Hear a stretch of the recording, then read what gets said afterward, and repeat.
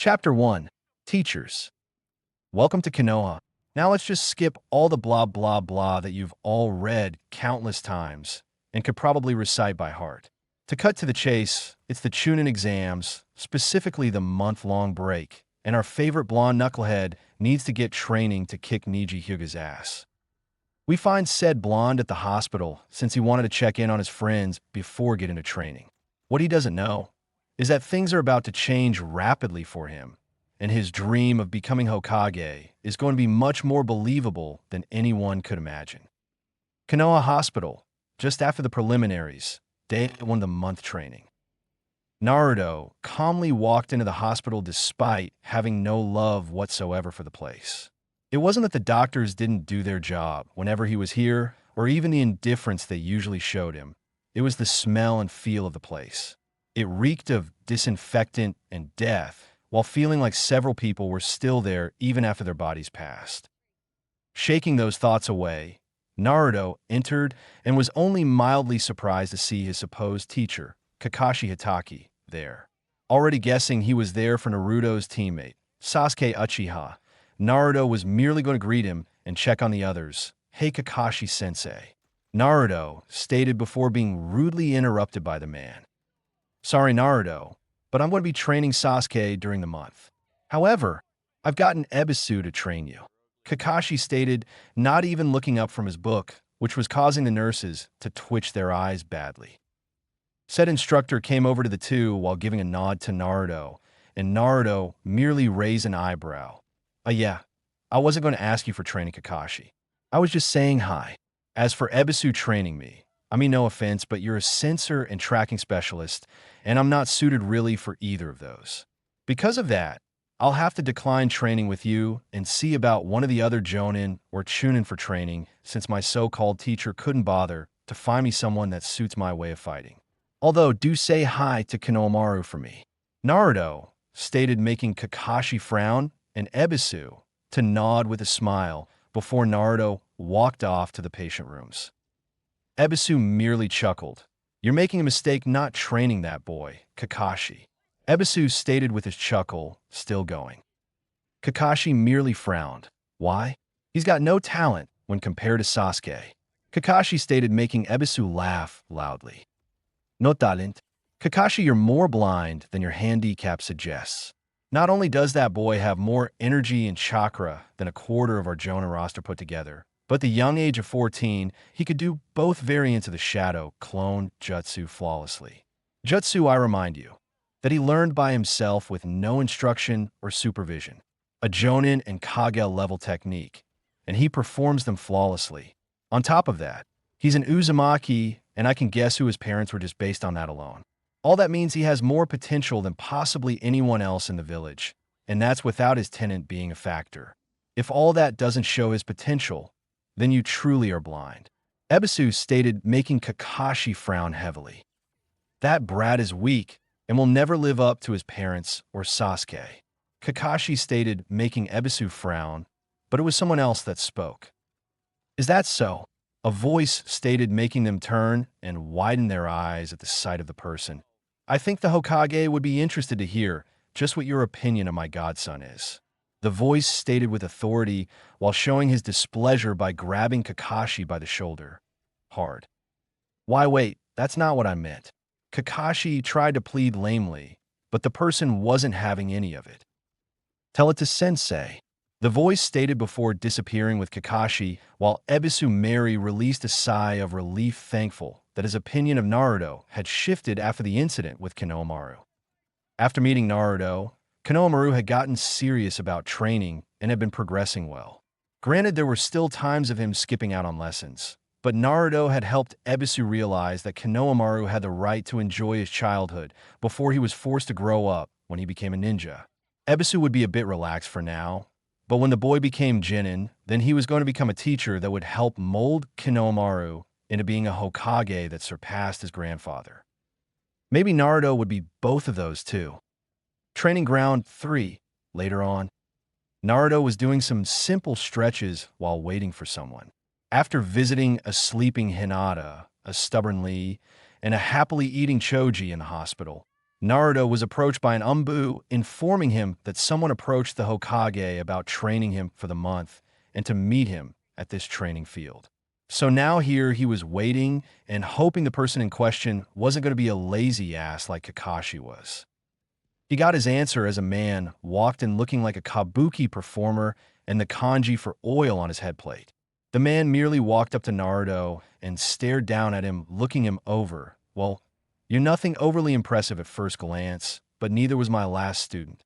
The man stated, making Naruto's eye twitch. I'm Jiraiya of the Three Sannin. I'll be training you for the month, and depending on how you do in the exams, I may become your permanent teacher. The now named Jiraiya stated, making Naruto blink. No offense, but are you a more offense-oriented fighter? I'm not really a huge tactician, defensive, or outmaneuver kind of fighter. My policy has always been a good offense is more useful than a good defense. Oh, and if you know anything about seals, could you check my seal? Your former snake teammate did something to it.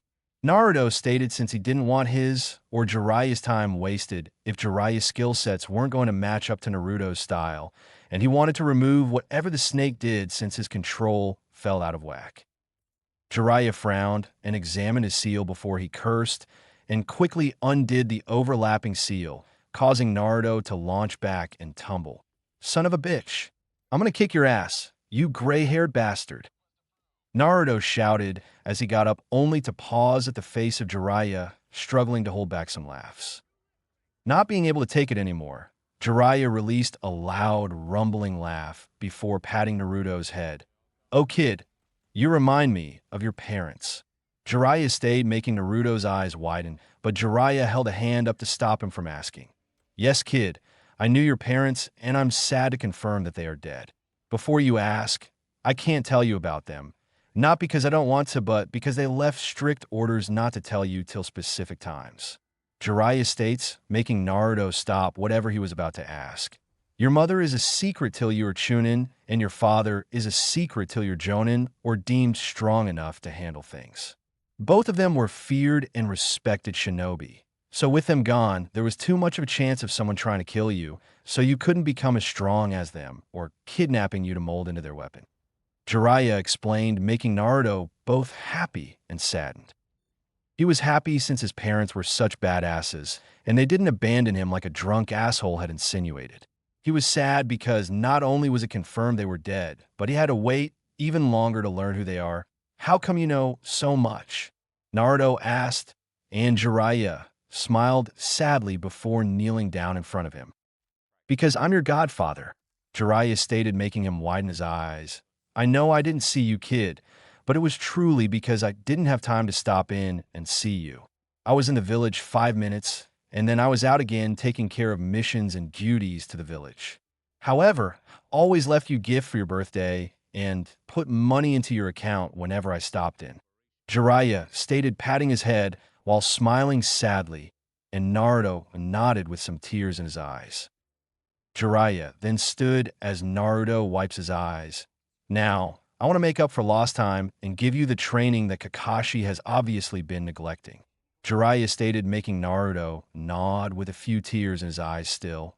All right, first we're going to go over everything Kakashi has trained you in, and then I'm going to give you a field test to fully see what you're competent in and what you need to work on the most.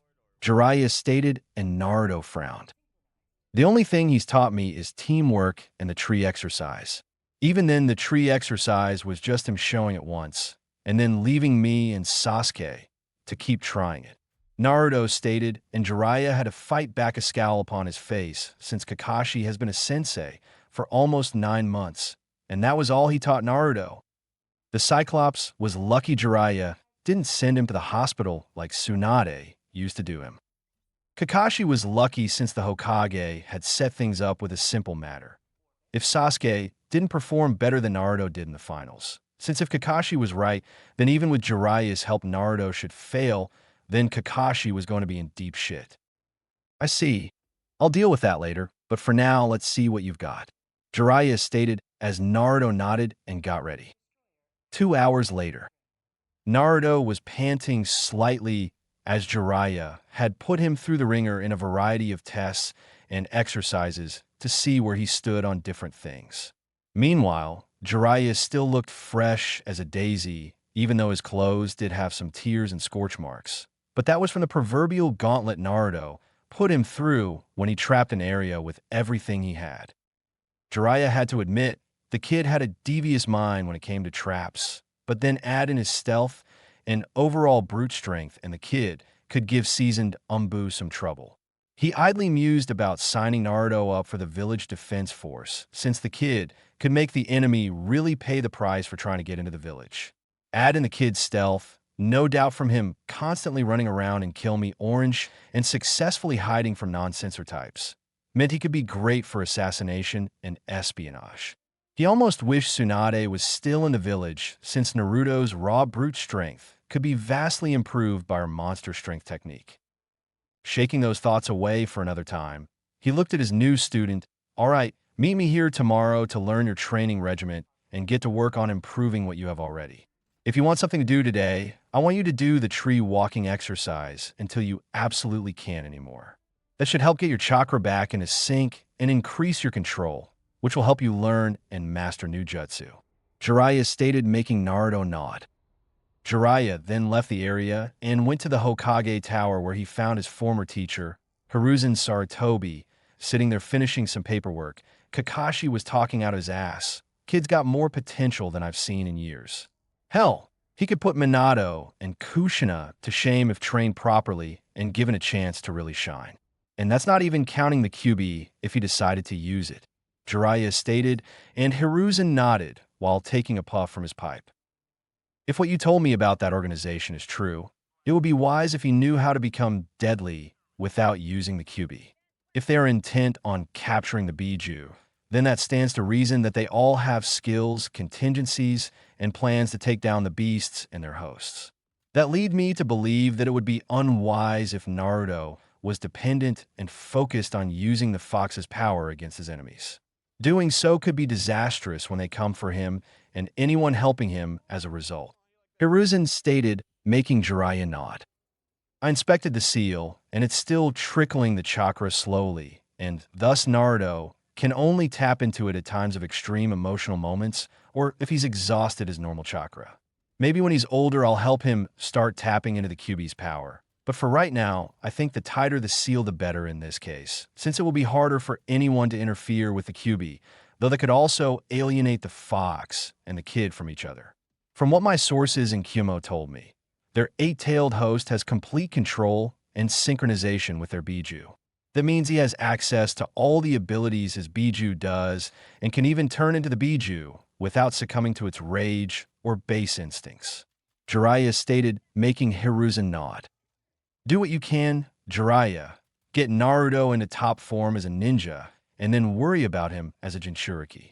Konoha has never had to depend on a Biju container to be strong, and both our two previous hosts were formidable without the Biju at all. I want Naruto to continue that legacy and not become a ninja that is only powerful because of the demon sealed inside him," Hiruzen stated, and Jiraiya nodded. "No problem. With the training regimen I have picked out, Naruto will crush everyone in the finals regardless of who he faces. Though I would like your permission to recruit some others to help with his training as needed, since there are a few things even I can't help him with, and if something pressing comes up, I want him to have someone to help him until I get back," Jiraiya informed, then requested, and Hiruzen nodded. "Do as you please, Jiraiya. Anyone is free to train Naruto, so long as there is no conflict of interest and it doesn't interfere in their normal duties," Hiruzen stated, making Jiraiya nod before he left to check in on some people he knew could help push Naruto in the right direction. Hiruzen merely leaned back, smoking his pipe, while thinking on the blonde bundle of energy that was Naruto Uzumaki. If it wasn't for the fact he had to be impartial and didn't have time, he'd contribute to helping Naruto with his training. Sighing slightly, he turned back to the last few pieces of paperwork that he needed to handle for the day. Day 2 of the training month. Naruto stretched at the training ground, waiting for his godfather/sensei to arrive, and was surprised when he did a few moments later with Kurenai in tow. "Ah, good. You're here," Jiraiya stated as he walked up to him with Kurenai, who seemed to be analyzing Naruto much more than she had done in the past. I've worked out some training with Kurenai-san here, as well as Mike Guy. However, any of the training won't take place till the second week, as I want to drill you in chakra control exercises, as well as finding your elemental affinity and getting your schedule set up for the following 3 weeks. Kurenai here can help you with chakra control, as she has to have near perfect control to use her variety of Jinjutsu. She'll also be helping you with breaking, escaping, and even casting Jinjutsu, since there are some Jinjutsu that just require you to overwhelm your opponent's chakra, which you can do easily. Jiraiya informed, making Naruto nod before thanking Kurenai, who merely smiled and nodded. Jiraiya then produced a slip of paper. Okay, what you've got to do is channel chakra into this paper, and the results will tell us your affinity. Depending on the results, I can train you or find someone who can train you in your affinity since, while I know the basic steps for each affinity, it's always better to have someone who's done what you'll be doing. Jiraiya stated, handing Naruto the paper, and waited for the results. Said results were surprising since the paper was cut into confetti, with a majority of the pieces becoming soaked and the rest crumpling up. Jiraiya and Kurenai were of course stunned, since it was extremely rare for a person to have 3 affinities right off the bat. Jiraiya was handling it better, since he knew Minato was a wind user with a minor in water, Kushina was a water user with a minor in lightning, and he could only assume that the small trickle of chakra from the QB had slowly formed a minor connection to the 3, or it could have been due to the fox's chakra circulating inside Kushina while she was pregnant with Naruto. QB was known to cause storms, hurricanes, and typhoons with a swish of its tails, and those bloodline elements were made of combinations of water, lightning, and wind. While normally a child took after the parent with the more dominant genes, or whoever the child took after the most, that wasn't the case with Naruto, since anyone who actually paid attention could see Naruto was a blend of both Minato and Kushina.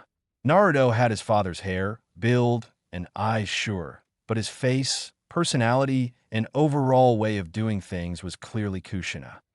He broke from his inner musings as Naruto merely raised an eyebrow and looked at Jiraiya. Well then, looks like you have a high affinity for wind with a lesser for water and lightning. Under normal circumstances, I would try to have you learn all 3, but for this month, we'll focus on the wind affinity since it will be the easier of the 3. If you show good progression in that, then I'll be able to help you with the other 2. Jiraiya informed, and Naruto nodded, since he had no idea how the affinities worked. Good. Now I need to go talk to someone that I know could help you with the wind affinity. While I'm gone, Kurenai here will begin your work with chakra control and Jinjutsu, and I expect you to be doing the work and not complain about getting cool jutsu. Your parents and all the Hokage always ensured they had full control of their chakra before they started worrying about using jutsu. Even then, they never focused on flashy moves over what they could use for a variety of situations. A well-used substitution can be just as effective as any offensive jutsu. Jiraiya stayed, making Naruto frown, but he nodded nonetheless.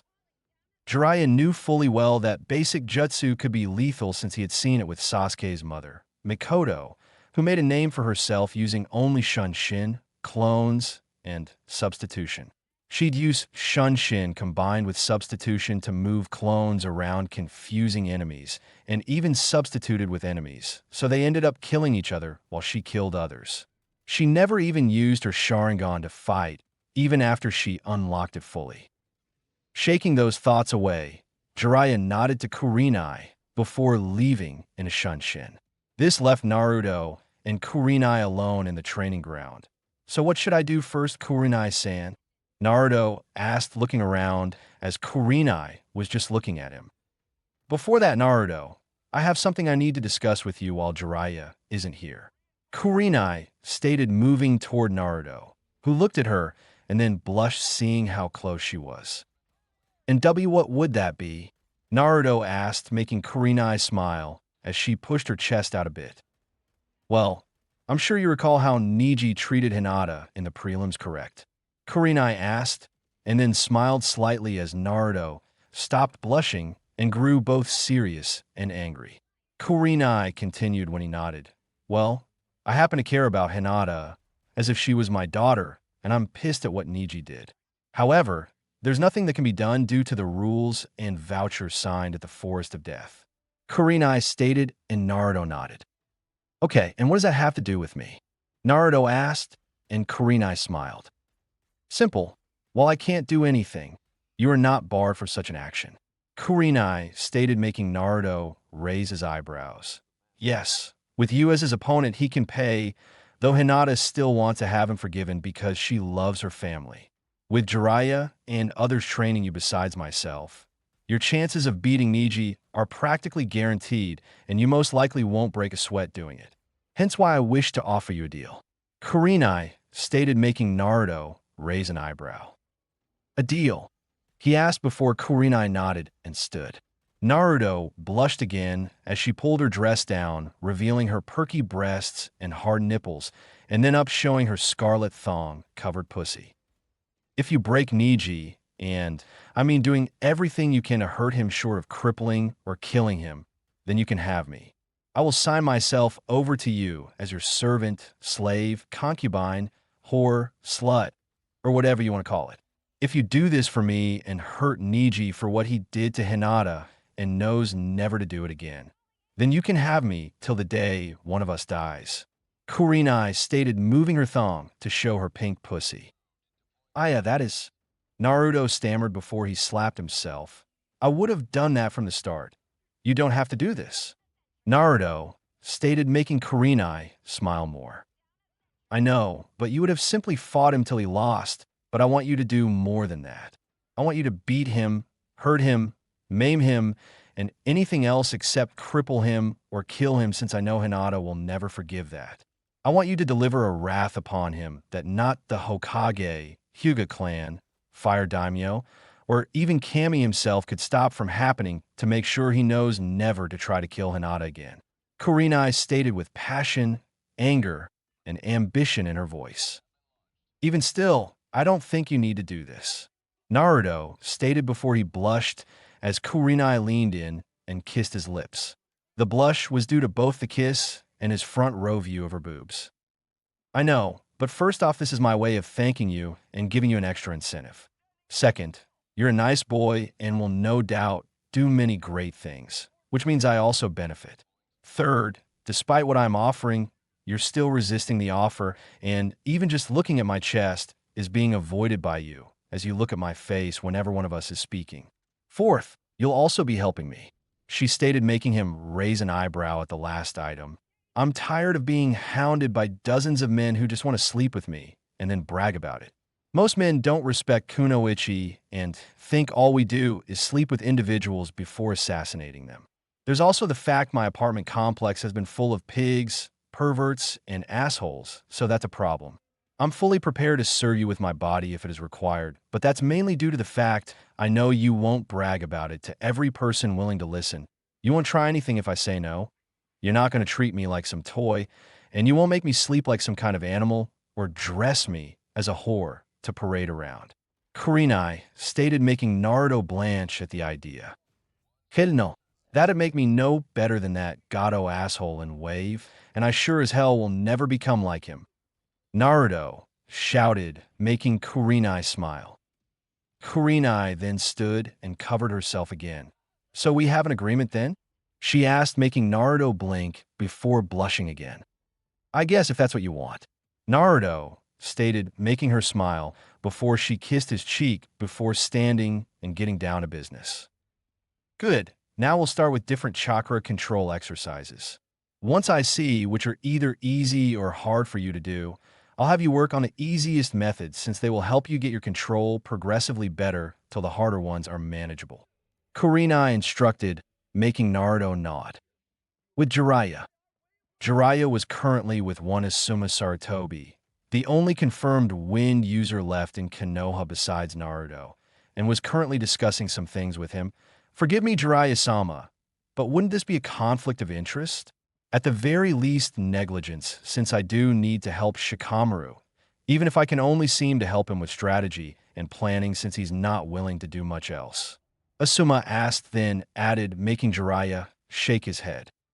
It's only a conflict of interest if you actively discuss Shikamaru's skills, training, or anything involving what he'd use in the exams, and same goes with Naruto's to Shikamaru. As for negligence, it would do Naruto good to try and learn some strategy by playing Shikamaru. Add in his shadow clones, and you could have Shikamaru playing multiple opponents, which would make him have to think even faster and worry about different opponents at once. Jiraiya stated, making Asuma nod a bit. Okay, and with his clones, I can work with him on his nature transformation while he plays Shikamaru, and the same could be said for... Oh my god, Asuma stated before widening his eyes in realization, making Jiraiya nod. The kid can make hundreds of clones without breaking a sweat, and all that memory accumulation means he can build up months, if not years of training within this 1 month, especially when he's motivated. Jiraiya stated with a smirk, and Asuma merely shook his head. Damn kid's gonna be stronger than us all by the time he's 16. Asuma stated, suddenly feeling old, while the two shared a laugh. So we got a deal? Jiraiya asked, and Asuma nodded. A chance to help train possibly the strongest ninja since the time of Madara and Hashirama? Sure. Plus it would do Shikamaru good to play against someone other than me and his father. Asuma stated with a smirk, and Jiraiya nodded. All right, I'll get together with you, and the others I plan to have help train Naruto, since I can guess how many other teachers have just decided to wash their hands of him in the academy, so he may need some extra help. Jiraiya stated, and Asuma nodded with a chuckle. If it were any other kid, I'd say you were trying to work him to death. However, considering his boundless energy and massive reserves, I think it would be easy to whip him into shape. We just have to get through his impatience and need to be doing something constantly. Asuma stated with a chuckle, making Jiraiya nod and chuckle as well. I have to ask though, do you plan on training him with it? Asuma asked, wanting to know ahead of time, so he could have others stand down if the chakra from Kyuubi was ever felt. No, aside from the fact he's too inexperienced to truly use it, circumstances have made it clear to both myself and Sensei that it wouldn't be wise. Konoha has never had to rely on Jinchuriki, and we shouldn't start, especially with the fact there are rumors about a group looking to find and possibly collect all the Biju for themselves. This leads Sensei and I to believe they have to have a means or plan for each Biju to bring them down and capture them. Jiraiya stated, knowing Asuma would hear about this sooner or later from Hiruzen, since Asuma was technically an Umbu. He just wasn't given the rank due to the fact he already had a huge reputation after guarding the Fire Daimyo and being Hiruzen's son. Asuma nodded with a frown. That just means I have to train the kid into the ground even harder to make sure his skills are up to par with everything that he'll be facing. Asuma stated, making Jiraiya laugh. He'd probably want that of you regardless. The kid is motivated to train, he just needs the guidance to understand why he needs to be doing the training. Something I'm sure Kakashi neglected entirely. Jiraiya stated before becoming angered at the end, and Asuma frowned. We all warned him, Jiraiya, but he wouldn't listen. He was too obsessed with training Sasuke to care about his other students at times, and he had no faith in Sakura or Naruto's abilities to be ninja. Asuma stated, and Jiraiya nodded. I know, Kakashi has already been handled, and depending on how his two students do in the finals will result in his punishment. Considering what I've been setting up for Naruto, Kakashi will get what is coming to him, and hard. Jiraiya stated in a no-nonsense tone, and Asuma nodded, already guessing how much shit Kakashi will be in when his screw-up is shown. Back with Naruto. Naruto was currently standing upside down on a tree branch with a leaf stuck to his forehead, while several clones were spinning multiple leaves on their palms. Another group was water walking, another was running up and down trees, and still another group was spinning kunai on their fingertips. Kurenai knew fully well that shadow clones couldn't be used as effectively for chakra control, or rather she knew that was the belief many had. Because he distributed his chakra evenly, the clones would then work on controlling their smaller amount of chakra. Then the combined control would go back to the original. The overall control would increase as time went on. It wasn't as fast as other training could be with shadow clones, but it was still faster than doing the exercises normally. If nothing else, his skill doing the exercise would increase, thus allowing him to use the exercises easier. If he could use the exercises easier, then he could maintain his control better and begin reigning in all that chakra he had. In another hour, Kurenai planned to have him try some different Jinjutsu to see what his level of control fully was, and then go from there. She broke from her musings as Jiraiya returned. "How's he doing?" Jiraiya asked, seeing the different clones doing exercises. "Better. He struggled with a couple, but he had water walking down on his first try. The kunai spinning is also going better, while I increased the difficulty of the leaf spinning and then combined the leaf sticking and tree climbing exercises for him." Kurenai stated, making Jiraiya nod, since if this was kept up, then he'd have enough control to handle the Rasengan and other jutsu easily before the month was out. "Good. I'll leave him with you today to keep this up along with any Jinjutsu training you think he's ready for. I need to get some supplies and some information that I can use to help him both in his physical training and with his chakra control. I don't know how long it will take, but it shouldn't be any longer than a good portion of today," Jiraiya stated, and Kurenai nodded. "I'm not working with Shino on anything until next week, since he wants to get better control of his bugs by learning with his father and clan. Even then, we are only working on helping his bugs be better immune to Jinjutsu, and me helping him achieve better chakra control," Kurenai stated, while Jiraiya held back a frown, since from what he was hearing, many of the clan heirs only knew their clan techniques and knew nothing outside of it.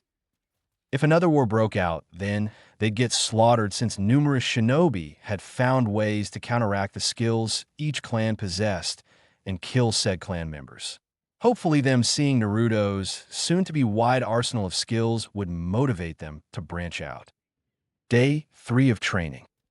Naruto stood in front of Jiraiya, again only this time without his jacket and shirt, while more of his clones were doing the chakra exercises.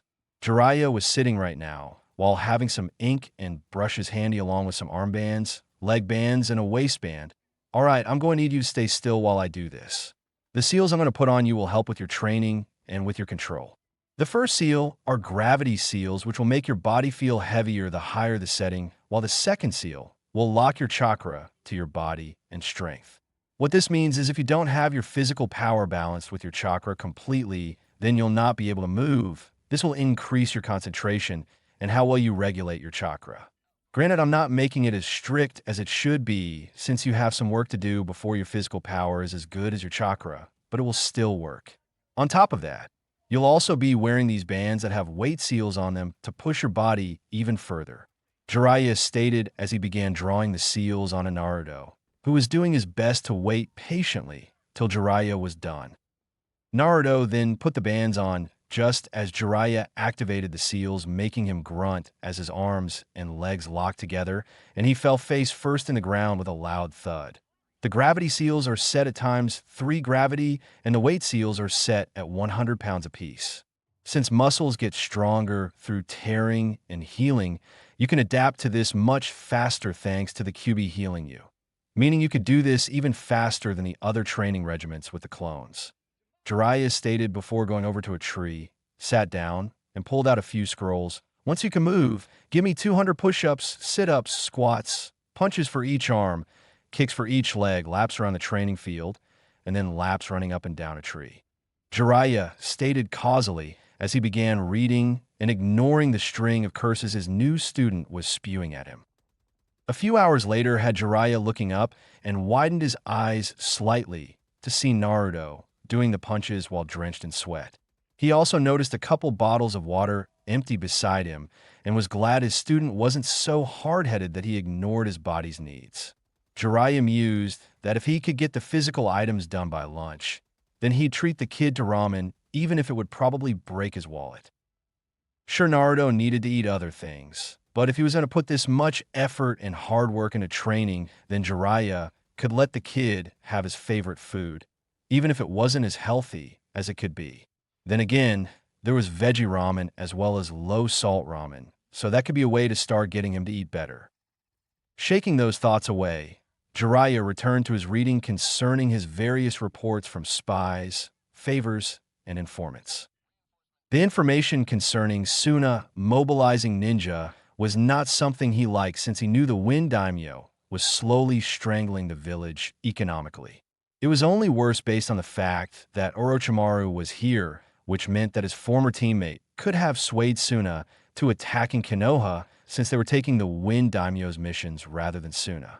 Adding in the fact that Suna's own Jinchuriki was here, and it clear that Konoha needed to expect trouble. Jiraiya sighed slightly since he'd have to look into this personally, which meant he'd have to change up his plans for training Naruto and maybe have the others start pitching in sooner rather than later. It wasn't necessarily a bad thing. He just didn't want the kid feeling like he was being ditched again. He'd explain it to Naruto after the kid finished his physical exercises. Lunchtime. Jiraiya could honestly say he hadn't been too surprised by any of his students over his years teaching. Sure, Minato's ingenuity in creating his 2S-rank jutsu was astounding, but it was a small mention compared to the lack of surprise throughout his training otherwise. Naruto, however, Naruto had gone through the entire training regiment he had given him to help adapt to the change on his body. A regiment that Jiraiya hadn't honestly thought he'd complete, let alone by lunch. Yet, not only did he complete it, but he had actually added to it by adding handstand flips, back flips, front flips, cartwheels, and tree hopping to help ensure his agility matched his new weight and restriction. The tree hopping was the most impressive, since to do it one usually used a burst of chakra from the feet, which could throw off the balance of physical power and chakra. Right now, said Blonde was eating the veggie ramen that Jiraiya had a clone pick up. It took some doing, but Naruto relented after Jiraiya explained that it was due to Kyuubi's chakra was fixing the issues his body was receiving, that Naruto's body wasn't weaker than it was.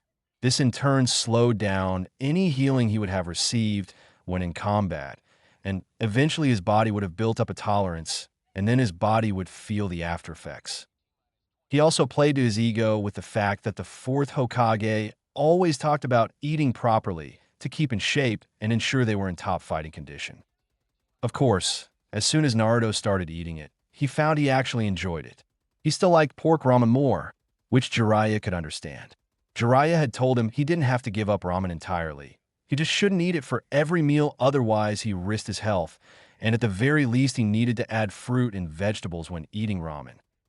However, now came the discussion of Jiraiya having to leave for a few days. Naruto, some things have come up, and I'm going to have leave for a few days.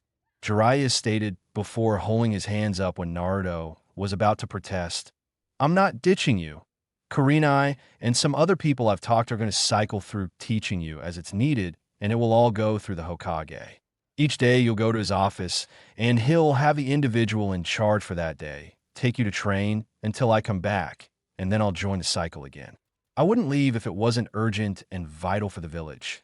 Naruto, I may have my own quirks and laziness, but never when it came to training students.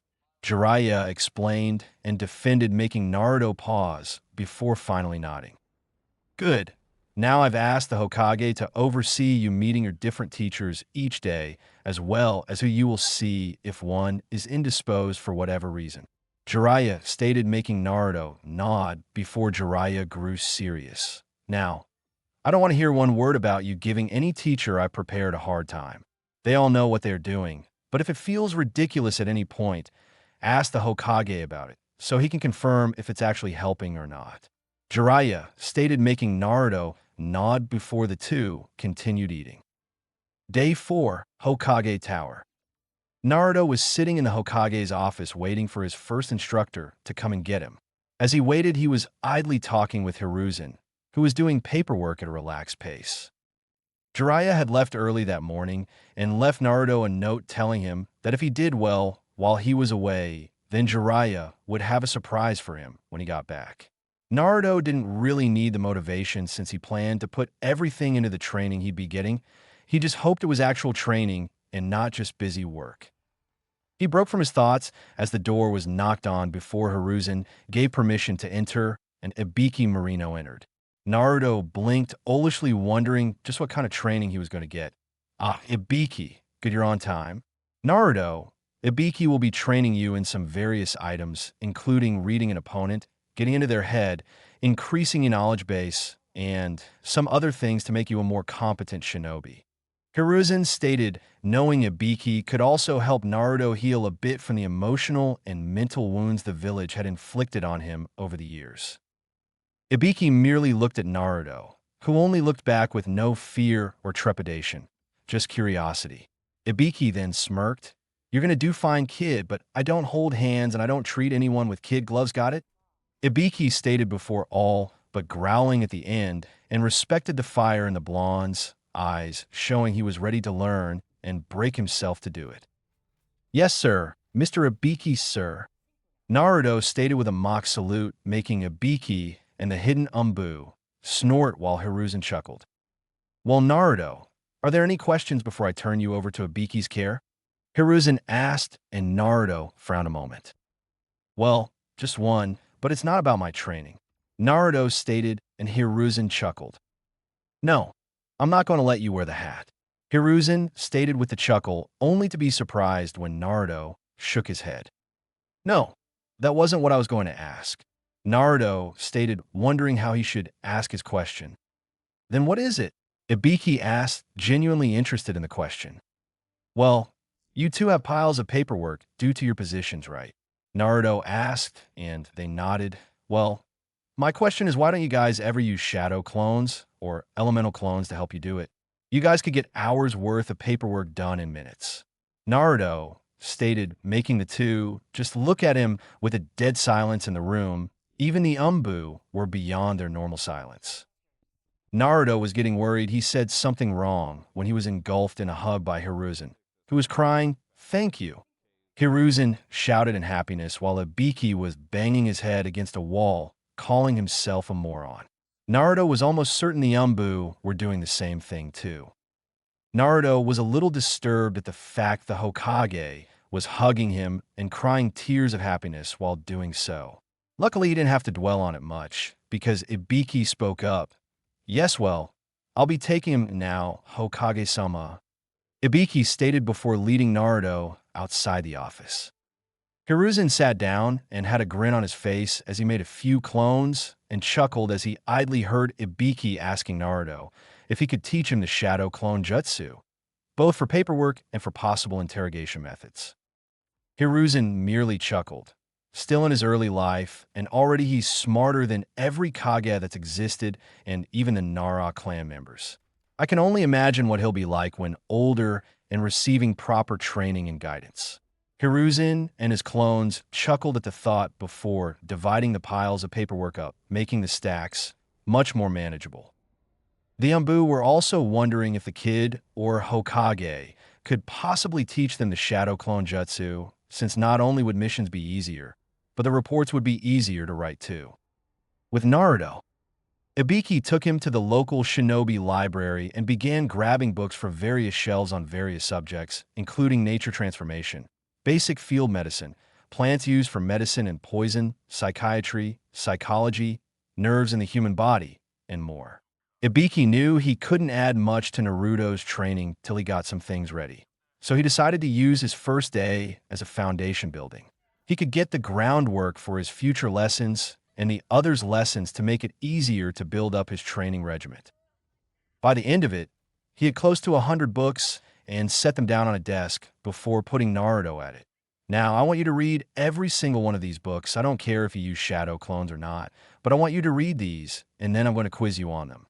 If you fail, you'll have to read them all over again and again until you pass." Ibiki stated having been informed that Kurenai told Naruto about the shadow clones transferring memories when they dispersed and helping with training. Naruto grimaced since he didn't like reading much. "All right, but Jiraiya-sensei mentioned once, I'm more of a practical learner than a theoretical one," Naruto stated, making Ibiki smirk since he knew a few people like that. "I know, but trust me, having a handle on this information can help you in a lot of situations. Plus, the Nature Transformation book will help you get a grasp on things for when you start elemental training." My old teammates were the same way with learning, and it took some time, but they started becoming more into reading books if for no other reason than it gave them ideas for new attacks and methods of fighting. Ibiki stated, making Naruto nod a bit, before he quickly called a clone for each book and took one himself and began reading. Ibiki was about to go look up some old report books since he wanted to check some information on a few places and people, but paused as a thought occurred to him. Naruto, don't dispel all your clones at once. The backlash of information will either cause you to pass out or at the least give you a serious migraine. Ibiki stated, making the Naruto's nod before Ibiki went looking for the items he wanted. Hours later, Ibiki had been patient with Naruto, knowing that when dealing with an impatient person, being impatient was not the way to go. He had done well the first quiz and that he got 12 questions right before he had to read again. By the end of it, Naruto only had to read the books 3 times before he got through the quiz completely. It was actually impressive, since most would need to read all those books 4 or even 5 times before they could get through half the questions. He was also pleased to see Naruto send a few clones to look for more books to read, while Naruto himself stayed with Ibiki. Alright, you've got a grasp of the different basic knowledges and some of the advanced. Now it's time for some practical work. Ibiki stated before he produced a stack of 5 folders. These are reports and analyses on 5 different ninja within the village that I know for a fact that you've met. Ibiki stated and Naruto frowned. But just because I've met them doesn't mean I know them well enough to know who this is. Naruto stated and Ibiki smirked. Tough. In the field, you can't get to know your opponents through talking casually and the like. You'll have to analyze their behavior, speech patterns, actions, and anything else you can see, hear, feel, and so on. At the best of times, we can have a basic profile of an enemy, and you will have to go off of that alone, such as any entries in the bingo books. Being able to get inside your opponent's head, knowing what they will do before even they do, being able to essentially control your opponent by making them act how you want them to, all of this can be used to your advantage. Ibiki stated and Naruto nodded slowly. Good. Now, your job is to read through and see if you can decipher who each one is and then defend your choice against me. I will do everything I can to convince you that you're wrong, even if I know for a fact that you are right. You have to get the argument in your favor and stay there. Ibiki stated, and Naruto nodded before taking one of the folders and began reading it. Subject exhibits a wild personality to cover pain from a betrayal. Regularly acts wild, crazy, and impulsive to cover the pain of loneliness, and wears clothing that draws attention, whether negative or positive. Competent in shinobi work. Subject tends to enjoy work a bit more than usually seen, and if not for the few friends a subject has, it could be a sign of mentally unraveling. That was part of the profile as Naruto kept reading while mentally going over who he could have met that fit this profile. He noted that he fit a part of it, but the only person he could even remotely think of that fit this kind of thing was second Proctor Anko Mitarashi. He didn't know much about her, but if his read from this profile was correct, then he and her were similar in a few ways. Setting aside the current folder, he went to the next and read it over. Ibiki suppressed a smirk at that, since it meant Naruto had an idea of who was in that first file, but wanted to read the others to help raise his chances of being right. Identifying any of the folders was one less person he had to consider for the others. The drawback was that if he was wrong on any of them, then he'd discount someone who very well could fit perfectly. Ibiki was honestly curious about how he'd do. Day 5. Naruto sat in the Hokage's office waiting for his next teacher to come in. Yesterday had been eventful since Naruto had gotten into some heated debates/arguments with Ibiki over who the first 4 profiles belonged to: Anko, Guy, Hiruzen, and Kurenai. The biggest came when Naruto argued that the last file was Ibiki's own, and Ibiki stood his ground in the argument to the point of threatening Naruto with being disqualified from the Chūnin exams and being sent back to the academy if he didn't stop. However, Naruto persevered and called his bluff since he'd need the Hokage's approval for that, and Naruto hadn't done anything wrong and had done just as he was instructed to. Consequences he damned. Ibiki could honestly say he'd never had anyone tell him to go fuck himself, and actually mean it entirely. It had made him laugh when he told Naruto he had passed another test, since he couldn't just go about being told he is wrong and just accepting it and seeing through deception no matter how much it could be risky to disbelieve it. Ibiki did warn about doing such a thing to the Hokage, but Naruto also had to understand even people in a position of power can be wrong. However, proving them wrong could be just as dangerous as letting them simply be wrong. If lives were endangered, then he should speak up, but he had to be ready to accept the consequences of such an action. Naruto understood, and from there Ibiki began picking his brain on different ways to torture someone. He didn't like doing it, but there were missions where interrogation was needed and not planned. Naruto recalled the demon brothers and even the two thugs that went to kidnap Tsunami. If he had interrogated the latter two, then he could have learned that Gato was going to betray Zabuza, and thus he and Haku could have lived. Naruto shook those depressing thoughts away since it wasn't going to do him or anyone else any good to dwell in the past. Who would voluntarily do that? A certain Cyclops, large-breasted gambler, fate-believing asshole, and half of IW suddenly sneezed violently while wondering who was talking about them. Anyway, Naruto had helped Ibiki as much as he could, including some simple things that Ibiki was surprised they had overlooked. By the end of it, Ibiki had offered him a place in the T/I department if he ever wanted to vent or maybe even improve his psychological and interrogation skills. Ibiki did inform him he'd be getting a practical lesson in using it once he cleared some things with the Hokage.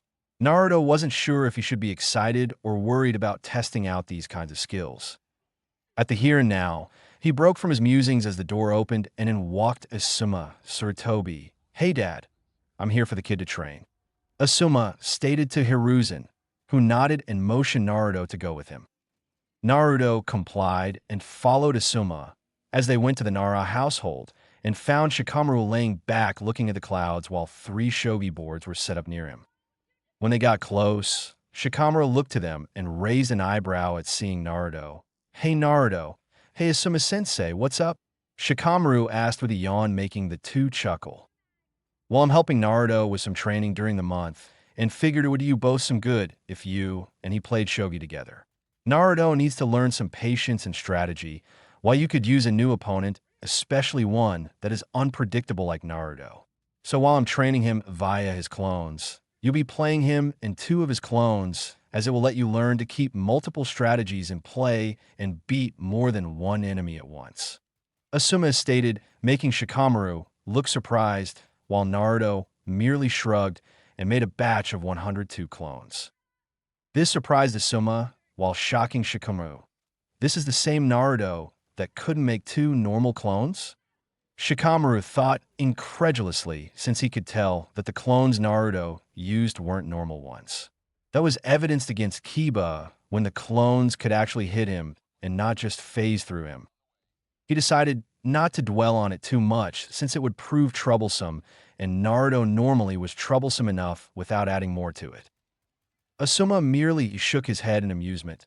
"Well, come on, you lot. Let's get to work."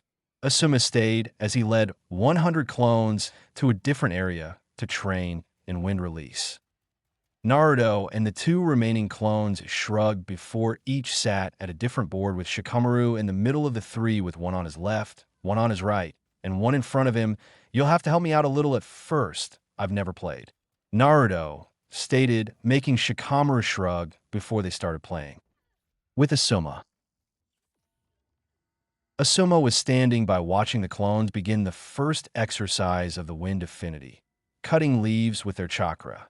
After he had shown what the primary attribute for wind was, via coating one of his trenching knives in wind chakra, and then letting it cut through a boulder and 2 trees, Asuma began explaining that it was like splitting your chakra in half and then grinding the 2 halves together to make a refined, sharpened edge. After that, he had them pluck leaves from a nearby tree and get to work cutting them with his chakra. Asuma then told him he was to continue doing so until he could cut the leaf in half in an instant, since in combat, he wasn't going to have time to focus and try to make the chakra begin doing what he wanted. He needed to have it get to what he wanted/needed quickly and effectively, which meant cutting the leaf instantly when he made wind chakra. Naruto and his clones took the challenge to heart, and Asuma was a little surprised when the kid was already getting a cut started on the leaf after 5 minutes. He would have been very surprised if not for the fact that Naruto told him he read up on nature transformation. And then there was the sheer volume of chakra Naruto possessed made it easier for him to just hit the leaf with a great deal of chakra. More chakra meant more friction, which meant more of a cut. However, the downside was that he was using way more chakra than he needed, but that was to be expected due to his reserves versus his control. From what Jiraiya informed him, both he and Kurenai were working on that problem right now, and his control was better than it was since he was easily doing Chūnin level exercises. The reason for that being a sign of progress is because Chūnin exercises were designed for small reserves while the higher level ones were for larger pools of chakra or to add even further refinement. Naruto could do the Chūnin and Umbu exercises due to his astounding reserves, thus a Chūnin level 1 was like trying to direct a raging torrent of water with a pebble. The added benefit of the nature exercises was that they were a form of chakra exercises in themselves. So the more progress Naruto made on the leaf-cutting exercise and the other ones, the better control he'd have overall. This kid, he's going to be deadly and powerful when he's older. If he can do this kind of training level now, then I can only imagine what he'll be doing once he gets his chakra under control and grows up a bit more. Asuma thought, knowing full well that Naruto's biggest limitation right now was his lack of control, and it was a limitation that was quickly being taken care of like it should have been when Kakashi was teaching him. There was also the fact Naruto was still growing and had yet to hit full maturity. When he reached adulthood, his chakra and skill could surpass the first Hokage when he was in his prime. He idly wondered when Jiraiya would start teaching him jutsu, since Asuma could easily add onto it with quite a few ninjutsu. Shaking those thoughts away for later, he decided to voice something to Naruto. Naruto. He called, making the 100 blondes look at him. When you've each cut a leaf, come to me and wait for permission before dispelling. I don't want the original to pass out from exhaustion because groups of you decided to dispel when finished. I'll have you each dispelling at intervals so the backlash won't hit as hard for you or the original. Asuma stated, making them nod. Yes, sir. They chorused before going back to work, making Asuma chuckle a bit. He idly wondered how Shikamaru was doing with Naruto. With said lazy genius, Shikamaru could honestly say that Naruto was indeed every bit as troublesome as he thought he was. He had gotten the hang of the game quickly, though his strategy left much to be desired at the beginning.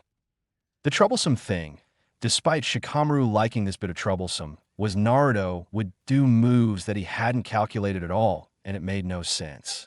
However, it always threw Shikamaru's game plan off, and he had to reorganize and replan almost every turn. It was made only worse by the fact he had to handle 3 of the same opponent, all doing things different from each other, and making him constantly have to keep multiple plans going at once for just a simple game.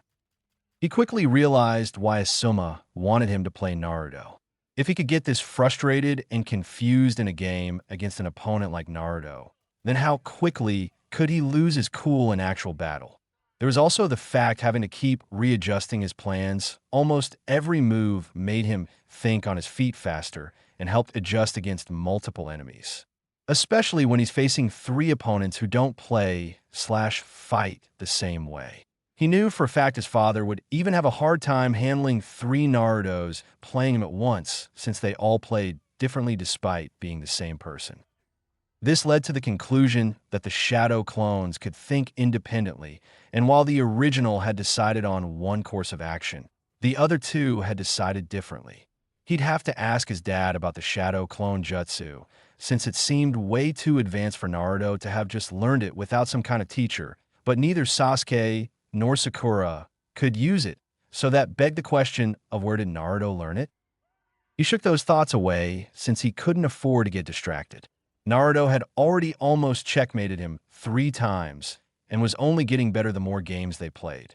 It was both annoying and fun since he actually had to try to win instead of just doing the normal sluggish playing that he did against Asuma when they played. The 2-4 were so wrapped up in playing, both to win and for enjoyment, that they failed to notice how much time was going by. There was no real indicator for them other than Naruto and his clones, occasionally twitching from one of the other clones dispelling since they were either done or out of chakra. They were informed, though, when Choji came over. "Hey, Skika, want to get some lunch?" Choji asked before seeing Naruto. "Oh, hey, Naruto, you can come too," Choji stated, waving, while Naruto waved back before taking his turn. Choji, knowing the game Shikamaru played didn't usually take long, sat down on the side and merely watched. He was actually surprised to see Shikamaru lost quite a few pieces along with Naruto, since Shikamaru usually owned anyone besides his dad at shogi. It took another 10 minutes before the 3 games were over. Shikamaru had won, but any observant person would see that it wasn't a hands-down victory, but a hard-fought one. With that said and done, though, Naruto had his 2 clones pop and then waited a moment before some of his other clones popped. "Asuma will be here in a minute. He's just managing my clones into groups to dispel before coming here," Naruto stated, making Shikamaru shrug and Choji to be confused. "Asuma is helping me with some training for the month, so I sent a batch of clones with him to train while I played Shikamaru," Naruto elaborated, making Choji blink. "What good does sending the clones do?" Choji asked, and Naruto smiled. "Because the shadow clones are solid. Whatever they learn or experience, I get the memories of. Thus, using them, I can cut training time down quite a bit, depending on how many clones I have doing the training," Naruto explained, making them widen their eyes. "Wow, that sounds handy. Do you think you could teach me?" Choji asked, and Naruto frowned while scratching his head. "I can't teach you one version, because according to another teacher, it takes way too much chakra for the normal person. Even the Hokage couldn't use it. The other I might be able to, but it would be draining since apparently you need Jonin-level reserves to make even one. I'm just lucky since I naturally have a ton of chakra in me, which I'm told comes from being an Uzumaki," Naruto explained with a shrug, making Choji deflate slightly, while Shikamaru was curious now. How can someone still in their teens have that much chakra? If it takes Jonin reserves to make one, and Naruto can easily make more than 100, he'd have to have more chakra than a good portion of the Konoha shinobi roster put together, Shikamaru thought before Asuma entered the clearing. "So let me guess, barbecue," Asuma stated and chuckled when Choji gave him a look that said, "Of course," as if it could be anything else. "Hey, Asuma, do you think Choji could learn the basic shadow clone jutsu? I was telling them why I sent clones off to train with you, and Choji seemed interested," Naruto asked, then explained as they walked to one of the better Akamichi restaurants. Asuma frowned. "Unfortunately, no, he can't right now.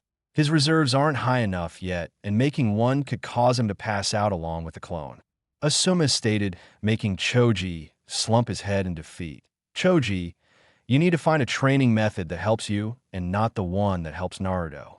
While I'll admit, using shadow clones to train can be useful, if you can't make enough of them to really matter, then you're just tiring yourself out. What Naruto may have forgotten to mention or you fail to realize is that all the exhaustion, stress, pain, hunger, thirst, and other negative things get sent back to the user as well. Naruto can take it better since he has stamina and endurance in spades, since as you've seen, he can outlast and outrun Umbu when needed. If Naruto wasn't the way he was, no one would let him train like he is," Asuma explained, and reason making Choji frown and nod. "Okay, though still it would be cool to do that, even if it's just for during really hard training. Being able to cut the time down for it would be awesome. Though I think Shikamaru would just end up playing shogi with his clones or watching the clouds with someone who can sympathize with him fully," Choji stages with a chuckle, while Shikamaru honestly didn't think that idea was all bad. He'd never do it, of course. It'd be too much work to get his reserves high enough that he could make a clone. Arriving at the restaurant, the 4 saw Ino already at a table relaxing and raised her eyebrow at seeing Naruto. "Naruto, what are you doing here? Shouldn't you be with your own sensei and teammates?" Ino asked, and Naruto shrugged. "Kakashi ditched me and Sakura to train Sasuke, so I found a different teacher, and I haven't seen or heard from Sakura since the end of the prelims, so I assumed she was busy with her parents or hanging out with you. My other teacher had to handle a mission, so he asked a couple others to help out. Today was Asuma's turn, so I trained with him while playing Shikamaru and Shogi by using shadow clones. Naruto stated as they sat down. Isn't that a conflict of interest or cheating? Ino asked with her eyes narrowed, and Naruto shook his head before Asuma could answer. No, it's only a conflict of interest if Asuma tells me or Shikamaru what the other is training in. And it's only cheating if I was spying or Shikamaru was spying on the training. Since I was technically with Shikamaru helping the both of us with strategy and patience, and Asuma isn't telling either of us what the other is doing when we aren't together, there's no issue. If Shikamaru or I choose to tell the other what we are training in, then it's our own fault if it is used against us later. Naruto stated calmly as he looked at the menu, making the four blink at his intelligent and thought-out answer. There's also the fact it's unlikely Shikamaru and I will end up fighting each other anyway, so there's no real advantage to knowing. Naruto stated, making Choji and Ino raise their eyebrows in curiosity. Why's that? Choji asked, and Naruto chuckled. Because for me to be in a position to face Shikamaru, I have to beat Neji, which I will, and then beat either Sasuke or Gaara. Though fighting Gaara is more likely because of Kakashi. For Shikamaru to be in a position to fight me, he'd have to beat either Temari or Dosu, and then beat either Kankuro or Shino. Since Shikamaru isn't that highly motivated, my guess is he'll have his first opponent in a spot to be defeated and then give up. The second most likely option is he beats the first opponent, just so you and others will give him a break about what he did for the month, and then give up against the next opponent. Naruto stated having improved his analytical skills by working with Ibiki and clones spamming his reading. It was also for this reason that his mind felt that he was missing something that he should have noticed, but he couldn't for the life of him think of what. He then looked back at the group and saw Ino and Choji blinking olishly at him. Wow, Naruto really has been working hard since the academy. Choji thought, seeing the change in his friend since their days causing mayhem at the academy. Ino was a different matter entirely. Is this really the same knucklehead that could barely get through the academy? When did he change so much? Ino thought while remembering her first surprise when he beat Kiba. Granted, it wasn't smooth or skillful, but Sasuke's wasn't either. Her second surprise came in him being so angry over what Neji did, and then even swearing a blood promise to win against him. It was both cool and kind of romantic when she thought about it. Shaking those thoughts away, they all gave their orders and just talked peacefully. As they ate, Naruto noticed Ino was barely eating anything. Ino, why aren't you actually eating? Naruto asked curiously, since both Jiraiya and the health books he read stated you needed a steady amount of food and nutrients to stay healthy and train. The males groaned slightly. Don't bother Naruto, we've all tried to talk her into eating more, and she won't listen. Asuma stated, making Ino puff her cheeks out and glare. Well, Naruto, I'm on a diet to lose some weight. She stated, only for Naruto to look at her in confusion. Why? You're not fat at all, and you can't get much skinnier without harming your body and taking away from how pretty you look now. Naruto stated, while making Ino blush a bit at the unintentional compliment.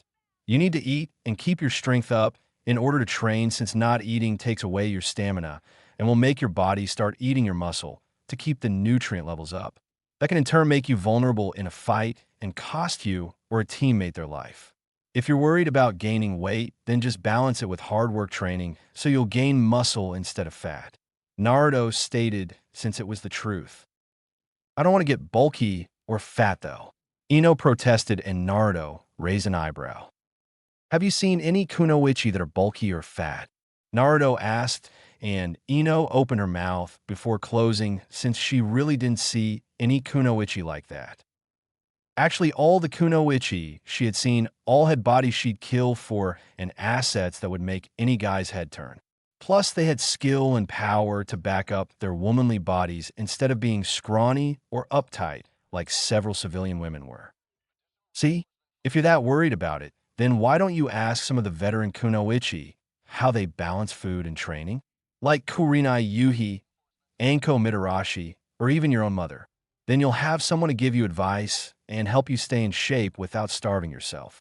Naruto stated, making the other three males blink, wondering why the hell they hadn't tried that argument. Ino frowned in thought for a few minutes before she nodded. All right, I'll do that. Thanks, Naruto, she stated with a smile, which Naruto returned.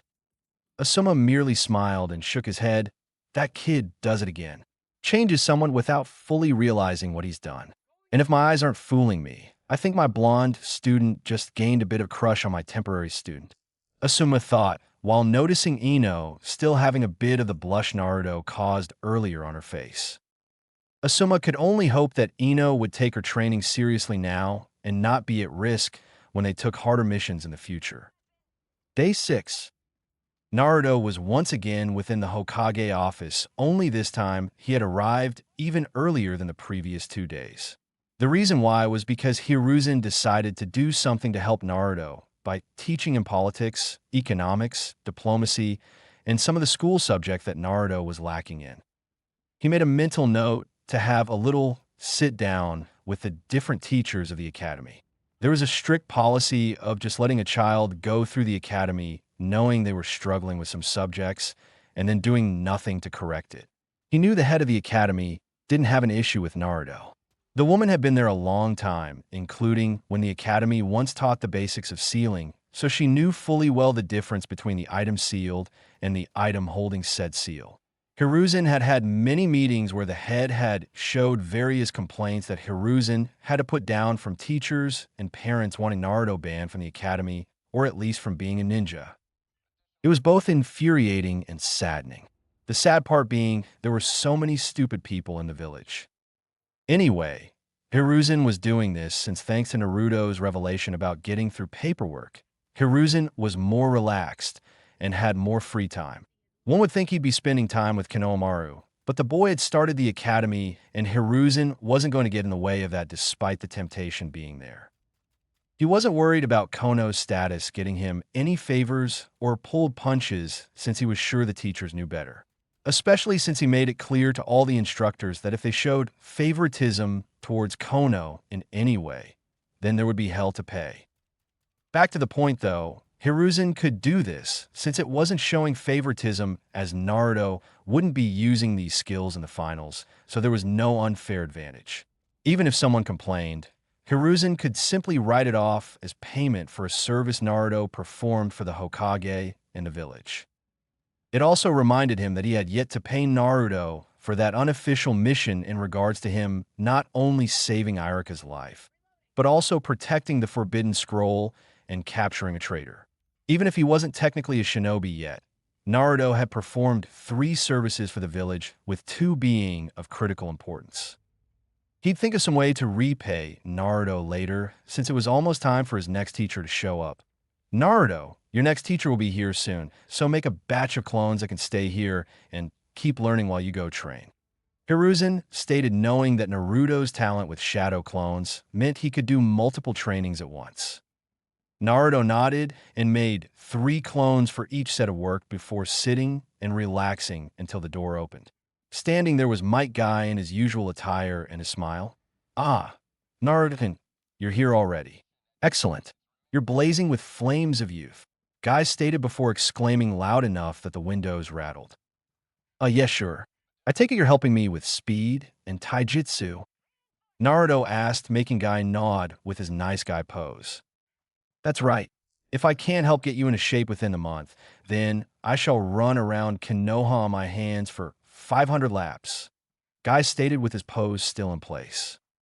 Whatever motivates you and makes you stronger, Guy-sensei, Naruto stated, making Guy smile further, if possible, before he led Naruto to the training ground he picked for this. Hiruzen merely watched them go with a foreboding feeling about him. One of the clones saw it and spoke. Don't worry, Gramps. Guy already promised Jiraiya-sensei that he wouldn't try to put Boss in a green spandex suit like him and Lee.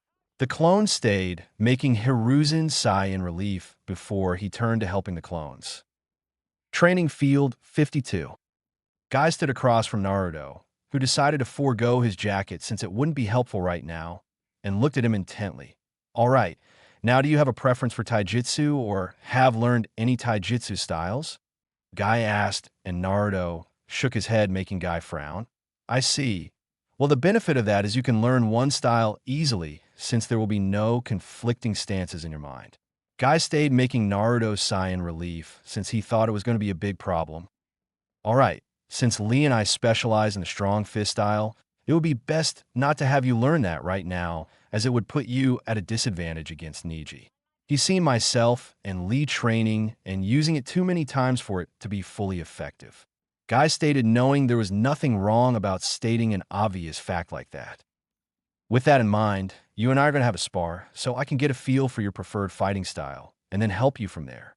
Guy stated making Naruto nod before taking his own form of ready stance. Later, Guy could honestly say he had never been as out of breath as he was right now. What Naruto lacked in precision, speed, and technique, he made up for with a lot in raw power, determination, and stamina. Not even Lee had as much raw strength and determination when fighting, and that was saying something. Guy knew fully well that Naruto was wearing weights and gravity seals, but still, the way he fought with everything he had and kept going after being knocked down or away was something else. As for the style to train him in, Guy was definitely training him in the strong fist at some point. While the different Lotus techniques were probably not going to work for him, the basic style of fighting would fit him perfect, especially with his speed increasing steadily.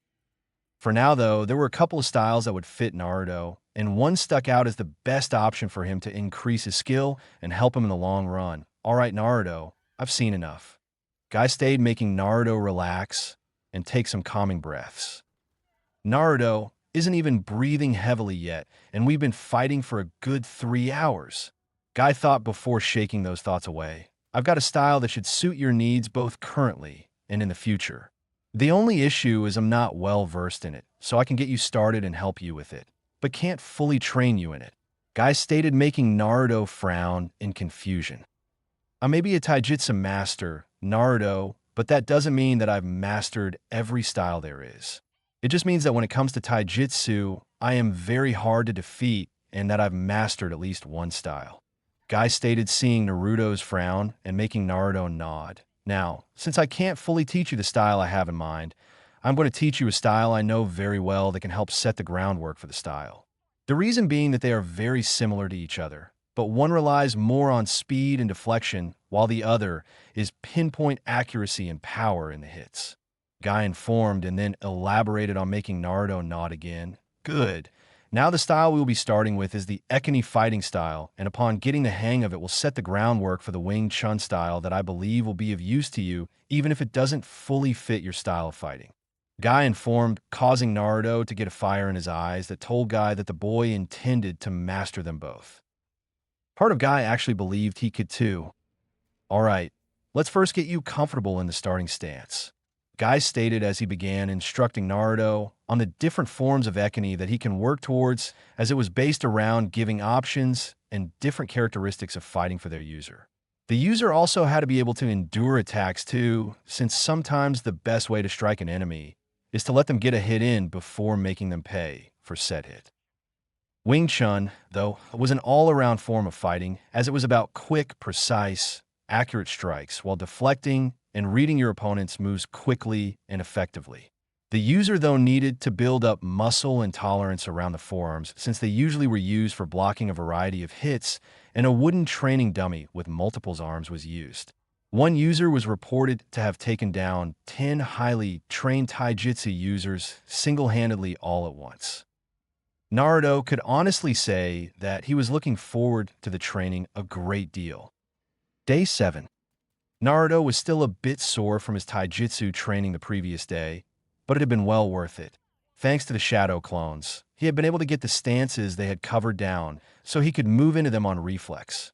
While the clones trained in the stances, Naruto was sparring with Guy and a batch of his own clones to better get acclimated to the way of fighting. As an added bonus, he had his clones remove their weights and seals so he'd have to adapt to fighting opponents that were faster than him. When Guy asked why, Naruto merely informed him that he couldn't take the chance that someone he faced would be faster and not be able to somehow keep up. When Lee fought Gaara, Naruto couldn't follow him at all, so what would happen if Naruto ever fought someone that was as fast or even faster than Lee?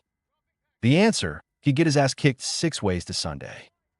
Hence why he wanted to start training to be able to track, follow, and react to opponents of that speed. Even if he never fully achieved the speed that Lee did, Naruto wanted to be sure he could at least keep up with his eyes and brain so his body could possibly react in time. Guy had agreed and even suggested that next time they trained that he himself would remove his weights and fight Naruto and his clones while a set of clones would sit off to the side, focusing on watching the fight. If they could follow the movements from an observer's point of view, then it would help to follow it from a fighter's point of view. Naruto broke from his thoughts as the door opened, and he was surprised that Anko Mitarashi came in with her usual attire. "Come on, kid. I got 3 weeks to help whip you into shape, and I'm not going to waste a minute of it," Anko stated, making Naruto quickly follow her, leaving a chuckling Hiruzen behind. Naruto was idly surprised as they were back at the Forest of Death. "Listen up, kid. I'm going to be helping you with accuracy, agility, my own style of taijutsu, poisons, quick herbal remedies, and fighting unfairly. We're ninja, that means we sneak in, slit our enemies' throats, and then sneak out. If you want honorable or the like, then become a samurai or challenge someone to an honor duel. Otherwise, you play and fight to win always," Anko stated, making Naruto nod as he stood straighter. "Good. Now I plan to work you to the bone, and I better not hear any whining or complaining about it, or I'll send you to the hospital faster than you can say Hokage," Anko stated, and Naruto nodded again with a fierce look in his eyes that actually impressed her. "Okay, first up is agility training, which is easy. You're just going to have to dodge," she stated with a sickly sweet smile as she started throwing kunai, sunbon, and shuriken at Naruto, who yelped before dodging and weaving through the sharp metal instruments of death and pain. The whole time Anko just kept her smile and laughed viciously at him. 3 hours later, Naruto was panting slightly while his clothes were a bit cut up and torn in some areas, as Anko was smiling at him, pleased with both herself and him for doing so well since she didn't draw more than a few drops of blood from him.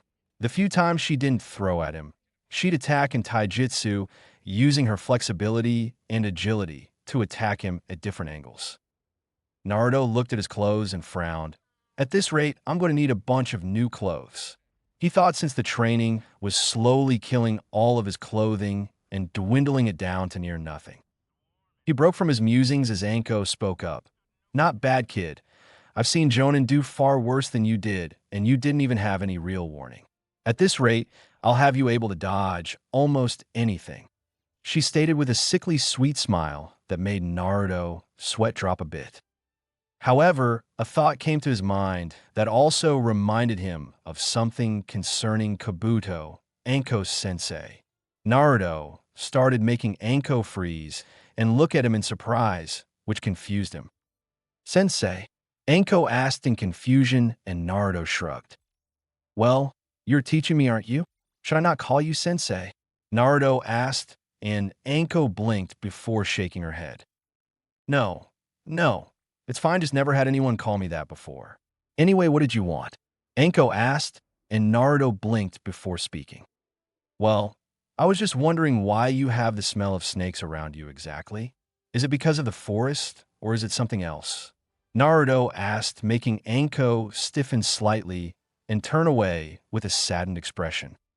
"It's because I have the snake summoning contract, something my bastard of a former teacher let me have before he betrayed me in the village."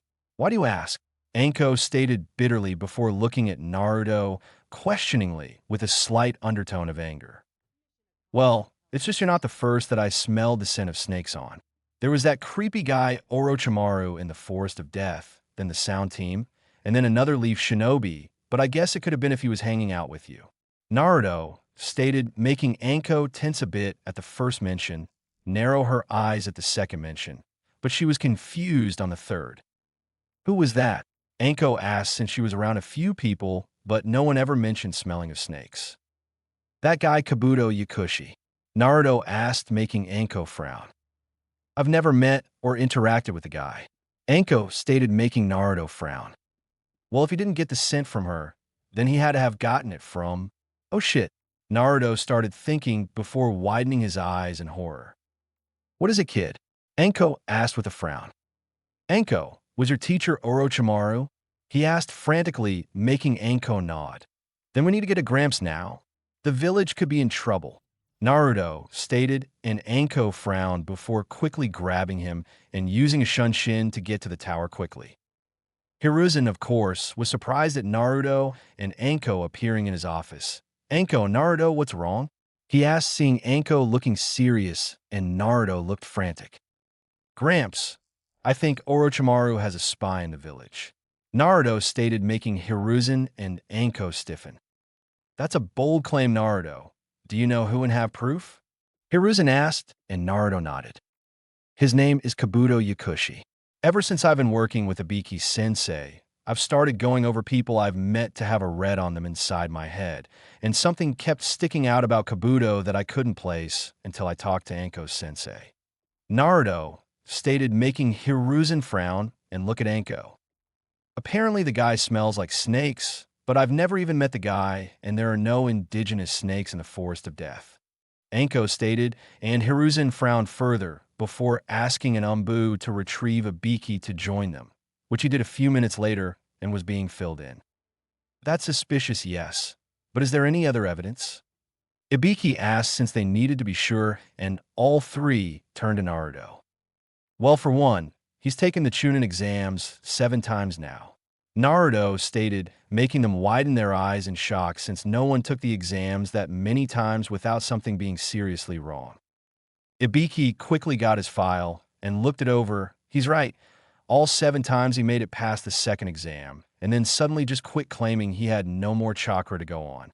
It also shows that he's been staying by the hospital and hasn't been out on many missions besides C-rank border patrols. Ibiki stated with a scowl, knowing that this had slipped past his notice, and it would be easy for Kabuto to get information out of the village because the Hokage sent him outside it. This is serious. Naruto, what other evidence do you have to further your case? Hiruzen stated, since they needed as much ammo as possible in order to ensure they got the right person. Well, he also had information on native and foreign shinobi like Gaara, but he had detailed information down to how many of each rank mission they had taken. He knew that Gaara had taken B in a rank missions without even getting a scratch. He knew how many missions Lee had been on, who his teammates were, what their specialties were, and everything else too.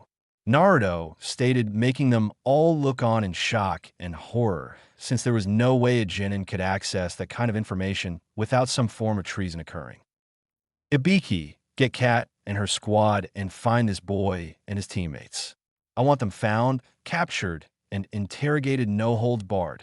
If they can't be captured, then I want them seriously wounded to ensure they can't make it far. If needs be, then eliminate them to keep from reporting to any possible enemies. Hiruzen stated, going into full military mode, making Ibiki nod, and was about to leave when Naruto interrupted. Wait, those sound genin. They smelled of snakes too, and I think Sakura mentioned they worked for Orochimaru when they attacked us in the forest. Naruto stated, making them stiffen in fear. If Orochimaru had a village at his beck and call, then there was no telling how much trouble the Leaf could be in. Get them as well, Ibiki, but do it as quietly as possible and do not tell anyone what you are doing or why. If they ask, tell them it's a Hokage mission and a prize to be tried with treason. Hiruzen stated, knowing this was indeed serious, especially with Jiraiya sending news about Sound having recruited a lot of missing Nin and Ronin within the past few months. That could only mean Hiruzen's former student was gearing up for something big.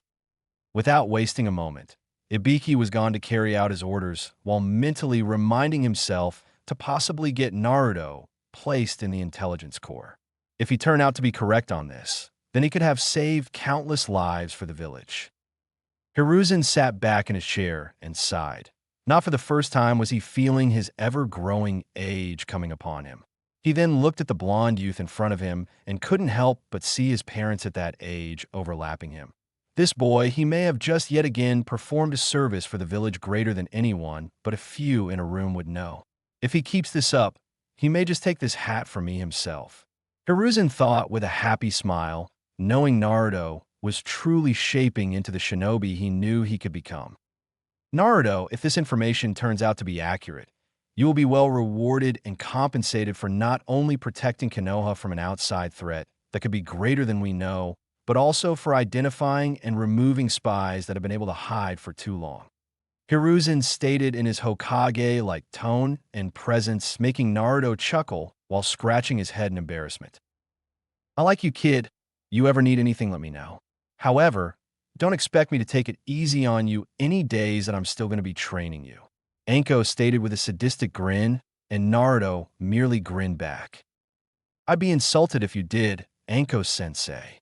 Naruto stated, making Hiruzen chuckle at the two. He truly hoped he got to live long enough to see how much Naruto would grow. 3 days later, 10th day of training.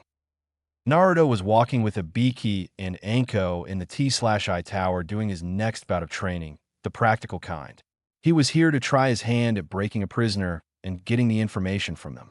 His targets were Zaku Abomi, Kin Tsuchi, and Yoroi Akato, the two remaining sound shinobi, as Dosu was found dead the previous day and one of the spies that couldn't get away from the hospital. As for the others, Misumi Tsurugi was dead from a poison that Kankuro had on his puppet's arms, and Kabuto was in the wind, but every available Umbu was on the lookout for him. Ibiki and Anko both had approached the Hokage about having Naruto do it under supervision. When asked why, they explained not only would it be good experience for Naruto, but it would also help him grow as a shinobi. He had already been on a mission where interrogation was needed and had no idea what to do. So what if it happened again? Kakashi clearly wasn't teaching effectively, and where else would Naruto learn? Better that he try his hand at it in a controlled environment than trying first in the field where screwing up can ruin things. If he made a mistake in a normal interrogation, then it was at least fixable thanks to the medics they had on hand and the experienced interrogators and guards. Hiruzen had relented, but he wanted guards and both of them in place should something go wrong. The two agreed before informing Naruto and telling him to think of ways to extract the information himself while giving him what info they had in the three targets. Ibiki and Anko made it clear they weren't going to help him in getting the information, and he had to think of the ways to torture/interrogate them himself. He had agreed and spent the previous 2 days thinking of what he could do to them and what would be most effective against each person. Of course, Naruto's main job was to extract information and get details on what Orochimaru was planning, since it wasn't hard to deduce it was going to take place during the finals for the Chūnin exams. While breaking one would be enough, there was the likelihood that each only had a piece of the plan, so having the 3 different accounts would help get a better idea of the whole plan. However, regardless of if he failed or not, it was good practical experience for him. He then stopped at a room where Yoroi was tied down to a chair, and Ibiki let him in before closing the door. Ibiki and Anko would be watching and making notes of anything that came out, as well as Naruto's methods, since he could be as cruel or kind as he pleased so long as he got the results and didn't cross a specific line. Naruto walked in and pulled a chair in front of Yoroi. Really? Out of everyone in this piece of shit village that they could have sent, they sent the loudmouth ninja wannabe from the Chūnin exams. Yoroi mocked before he was forced to turn his head as Naruto backhanded him, making him lose a few teeth. You don't talk unless I ask you a question, Naruto stated coldly as he sat in his chair in front of Yoroi. Now let's make something clear. You're a traitor to my village, which means I have carte blanche to do whatever I please to get you to talk, and I know how to do so while being painful about it. Naruto stated, knowing that he had to be serious and cold right now, since the safety of the village was at stake. Now, you're going to answer my questions about what Orochimaru is planning, and before you say you're not going to answer. Naruto stated before stabbing Yoroi in the foot, making him yell in pain. Naruto then placed his hands on the arms of the chair and looked at him. I will get the information from you, whether you decide to cooperate with me right away or not. Naruto stated before Yoroi started chuckling before laughing as he grabbed Naruto's wrists with his hands. Let's see how talkative you are when you don't have any chakra. Yoroi stated with a dark grin, knowing he'd try to pull away and thus help Yoroi get free of the chair. His plan was trashed, however, when Naruto started laughing. You think I'm worried about you stealing my chakra? You're mistaken. I have enough chakra that I could stand here all day and not feel tired at all, but I won't need to since you're just going to harm yourself doing this. Naruto stated with a dark smirk, making Yoroi frown in confusion before he screamed as his arms started to feel like they were on fire. What? What is this? Yoroi screamed in agony and Naruto just smirked. Apparently Kabuto or Orochimaru didn't tell you just who the fuck I am. Naruto stated before leaning into his ear, I'm the Jinchuriki of the Kyuubi. Naruto stated, making him stiffen and widen his eyes in horror. My seal slowly puts Kyuubi's chakra into my own to be absorbed and changed into my own, but it takes time to do that, and your body isn't accustomed to a Biju's chakra. So right now the chakra is slowly eating away at your chakra coils, and the pain will only get worse the longer you're draining me. Naruto stated before he grabbed Yoroi's hands when he tried to let go. Ah, ah, ah. You don't get off that easily. Looking back on how you acted with your teammates, you were always so careful not to touch them, which leads me to believe you can't control when you start draining chakra and when you stop. So until you tell me everything, I'm just going to hold on and keep letting you drain my chakra, thus letting your coils slowly deteriorate while your body is in agony. Naruto stated, making Yoroi panic as he tried to get free, only to scream as the burning reached his shoulders and started to travel down his back. This will end if you tell me everything you know, otherwise I'll hold on to you until the chakra starts getting to your vital areas. Then I'll let go and just leave you in the agony of having your coils burned out while your chakra starts to eat away at your own body and you slowly succumb to a painful, agonizing death with no way to fix it or numb the pain. Naruto stated coldly, and it didn't take more than another minute before Yoroi was spilling his guts about everything he knew about Orochimaru's plan, including his Misumi's and Kabuto's roles to play when the time came. When he finished, and swore pleadingly enough that it was all he knew, Naruto released him and left the room. However, no sooner did he close the door did he rush to the nearest trash can and empty his stomach. It felt wrong and somewhat sickening to do that and mean it. But Naruto knew he had to, since part of his career choice was interrogation, assassination, torture, resisting torture, and other dark aspects that civilians were better off not knowing about. He caught his breath as he felt a hand on his shoulder and turned to see Ibiki there holding a handkerchief, which Naruto took and wiped his mouth and face with. First one's always rough. Anyone tells you differently is a liar. Just take it one step at a time and you'll start being able to stomach it better, but you'll never truly be numb to it. Ibiki stated, making Naruto nod before he took a cup of water and splashed his face a bit with it to help him relax a bit. Once he was settled, he was led to Zaku's room while still hearing Yoroi screaming in pain for what the bit of Kyuubi's chakra had already done. Entering the room, he could see Zaku was already in rough shape since his arms couldn't be reattached and the nerve damage was making him be in constant pain. Of course, since being there, he had received no medication for the pain, and it was only making him move in the chair more. I see you're settled in nicely. Naruto stated, going to a table where a cloth over an item lay. Fuck you, Konoha trash. Zaku snarled before hissing in pain at the movement, causing his stumps to hurt. Yeah, save a tough guy act for someone who cares. Let's just cut to the chase of things, shall we? I know you work for Orochimaru. I know he has something planned concerning the finals of the Chūnin exams, and I know he sent your team to test Sasuke after getting the curse mark, meaning you were just cannon fodder for him. Naruto stated, bringing the object and cloth with him as he sat in front of Zaku. Now, what I want to know is what he has planned and what he's going to do specifically, since your ally Yoroi didn't have all the specifics. And from what you can hear, he wasn't treated nicely before he talked. Naruto stated, making Zaku scowl, but there was some fear in his eyes since he had heard how Yoroi was said to be fearless and had a high tolerance for pain thanks to Kabuto. Do your worst, fucker. I don't care if you kill me. I'll never tell you anything. Zulu stated, making Naruto chuckle before laughing. Kill you? Oh no, I'm not going to kill you. That would be too merciful. Naruto stated before looking darkly at Zaku. No, I'm going to use this for some of it.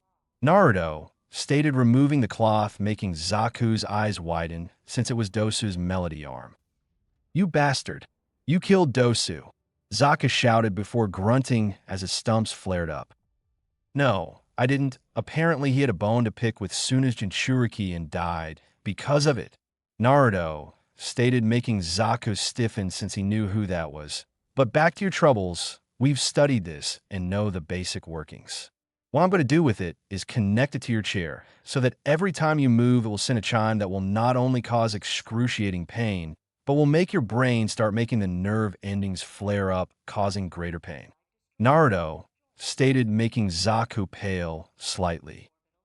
"Then I just won't move, you fucker," Zaku shouted, and Naruto merely smirked. "Who said that was all there was to it?" Naruto stated, making Zaku resist the urge to gulp. "The whole time this is set up, I'm going to be having one of our specialists cut off the rest of your arms, then your toes, your feet, then your legs, then we'll take your eyes, your nose, and your tongue. But not your ears. Oh no, that wouldn't do. After we stabilize you and ensure you're not going to die of infection or anything, I'm going to have you transported to a town in Fire Country asking people to take care of you and compensating them. However, the whole time you'll have to hear people talk about that thing, how that thing used to be a person, what happened to that thing to make them that way, what could have happened to that thing, look at that thing, and so on and so on. I'll have a ninja come by to check and see if you want to talk, and if not, we just move you to a new town where you'll have to hear it all again and again, since I can use this little trinket to make sure you hear every single detail and word spoken about you, but you'll never be able to do anything about it. Then, once you've broken and told me everything, will I be merciful and kill you? But if the info is wrong or becomes useless, then I'll leave you like you are for the rest of your life, as you drive yourself mad hearing everything," Naruto threatened, making Zaku pale considerably while looking sick at the thought of that. Needless to say, Zaku quickly spilled his guts, figuratively, as being in prison was better than that. Ibiki took down everything since Anko was, "Well, I think I'm in love," Anko shouted with hearts in her eyes. What she had witnessed was so cruel, sadistic, and unnecessarily brutal that it made Anko's heart skip a few beats and her body to heat up. She'd definitely be spending time helping Naruto now, if only to see if his stamina related to other matters too. Ibiki merely sweat dropped and kept writing down the information. "Right? Maybe keep taking the information since we need to know everything," he stated, making her pout before she started writing down things too. Within 10 minutes, Naruto had all that he needed and left Zaku to stare at the melody arm in fear, since it could still be used to inflict some pain just for the hell of it. Now, it was Kin's turn, and Naruto had an idea, even if it was a bit unorthodox and maybe a tad perverted. He honestly didn't like to hurt women that couldn't fight back, so he went with the other form of torture. Entering the room, he held down a blush since, unlike the other two, Kin was in her underwear, which were both black and showed her budding figure and nothing else. The reason being because Kunoichi typically had more areas to hide things with than males did. He also idly noted that she was a C-cup. Looking up, she snarled at him, already guessing he was her interrogator/torturer. "I see they made you comfortable," Naruto stated before going and grabbing a tray covered by a cloth before moving to sit in front of Kin. "Do your worst, pervert. I can take pain and torture," Kin stayed, making Naruto shrug. "Torture will happen, but it's not going to be painful," Naruto stated, making Kin stiffen and narrow her eyes. "Fuck you, bastard. I'll bite my own tongue off before I let you rape me," Kin stated before she was slapped hard and helped by the throat. Kin looked up and shivered in fear, seeing the dark look in Naruto's eyes, as well as them flashing red for a second. "Let's make one thing perfectly clear. I do not rape women. Is that clear?" Naruto growled out, and Kin mutely nodded her head before Naruto let her go. "Good. As for your torture, don't worry, neither myself or anyone else is going to lay a finger on you while I'm interrogating, but you'll still be enjoying it," Naruto stated, making her frown in confusion before Naruto took the cloth off the tray. Those are my bells," Kin exclaimed in shock while seeing there was something else on them that looked like weird scribbled lines. "Correction, they were your bells." After examining them and then working out how they operate, I had 2 teachers of mine help me change them to suit the need I have. Naruto stated as he took the bells attached to Senbon and stabbed them at different spots in the chair before sitting and showing he had ninja wire connected to the bells and his fingers. So what? You're going to put me in a pain illusion? Kin asked, not seeing what the big deal is. Naruto's reply was merely to smirk before he flexed his fingers, causing the bells to jingle. Immediately, Kin jolted in the chair with a squeal as her panties got wet and her nipples hardened. Anko and Ibiki were both surprised at the reaction since they didn't know what Naruto had planned, just that he did in fact have a plan. What was that? Kin panted as her whole body was hit with a wave of pleasure the moment she heard the bells ring. Oh, with the help of my teachers, I reversed the effects of your bells. Instead of pain, they give pleasure by taking some of my chakra and sending it to your brain via sound waves. It's only hitting you even harder since it turns out my chakra is actually a body stimulant close to that of an aphrodisiac, so it has even greater effects on women. Naruto stated as he jingled them again, making Kin release a long moan. And depending how hard I make them jingle and the order, then the various levels of pleasure you receive. Naruto stated as he jingled them again. And how is this torture? Kin asked, panting with a blush on her face. Simple. The bells are also wired so that no matter how much pleasure they give, you'll never be allowed release. Naruto stated, smiling as Kin looked at him in horror. Yup, I can give you as much pleasure as possible, but that knot and itch you feel will never go away. Stuck in a perpetual aroused state with no hope of achieving orgasm. Naruto stated, making Kin pale considerably. You fucking bastard. She started before moaning again as Naruto moved the bells. Also, before you go thinking that I'll be affected, the bells have a range limiter applied to them. Nothing outside of a foot radius is affected by them, meaning I can sit here all day relaxing as the bells ring and you get pushed to the edge of orgasm, but never able to achieve it. Naruto stated as he jingled the bells another 3 times. On the outside, both Ibiki and Anko were shocked at the plan Naruto had created since both male and female prisoners could be affected by that trick. Kid's going to make our jobs easier than before. Can't wait to see what he cooks up later. Ibiki stated, making Anko nod. Said woman was also in a daze, thinking of the other uses for those bells, specifically the bedroom uses. Whether on the receiving end or not, those bells could be a lot of fun. She also made a note to ask where he got the idea from. After about 5 minutes, Kim was a panting mess. Her panties were completely soaked, and her nipples felt like they'd tear through her bra at any second. It didn't help that, whether it was intentional or not, the bells were making her mind picture Naruto actually touching her and making her feel the pleasure. What she didn't know was that the bells weren't doing that at all. It was her own mind doing that, both because she wouldn't mind and because it was trying to justify the pleasure it was receiving. Naruto then stood and walked over to a few water bottles and brought one over. After opening it and taking a drink, he then offered it to Kin, who gladly took several drinks. She knew at the rate her nether regions were going that she was going to be dehydrated soon.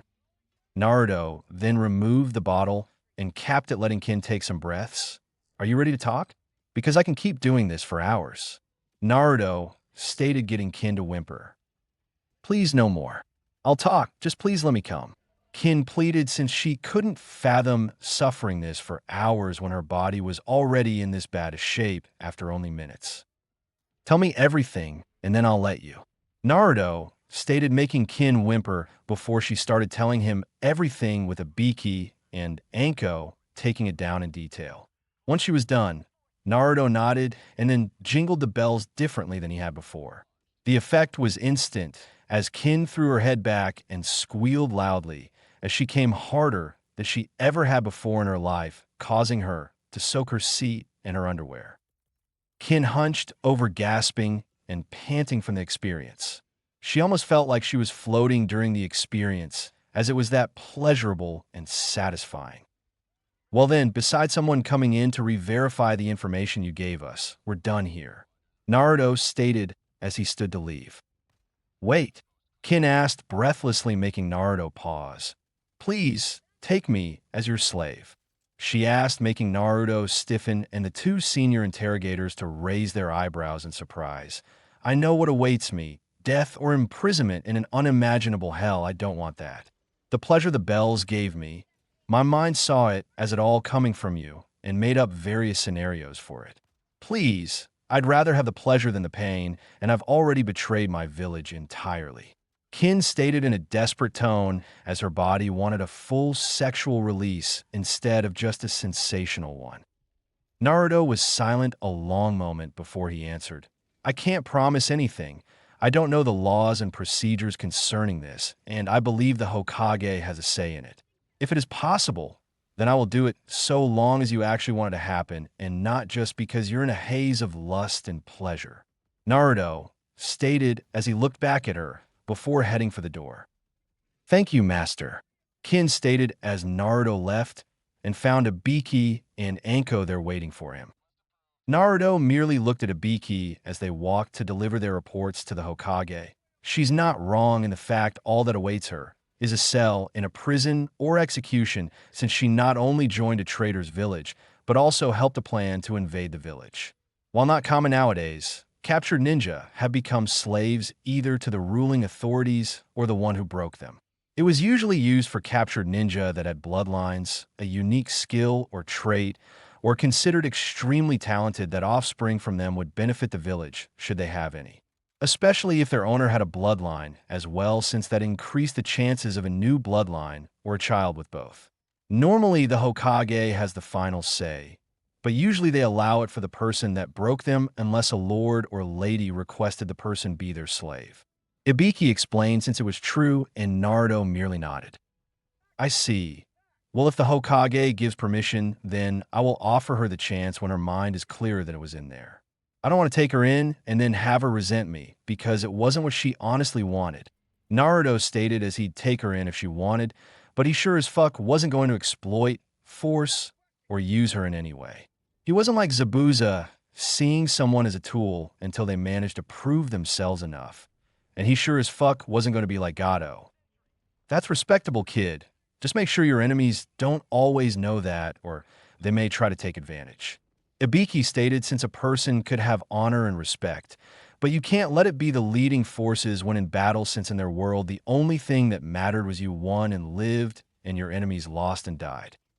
Granted, there were exceptions, since capturing enemies for information, bounties, hostage exchanges, double agents, spies, etc. were always a good thing to do/have.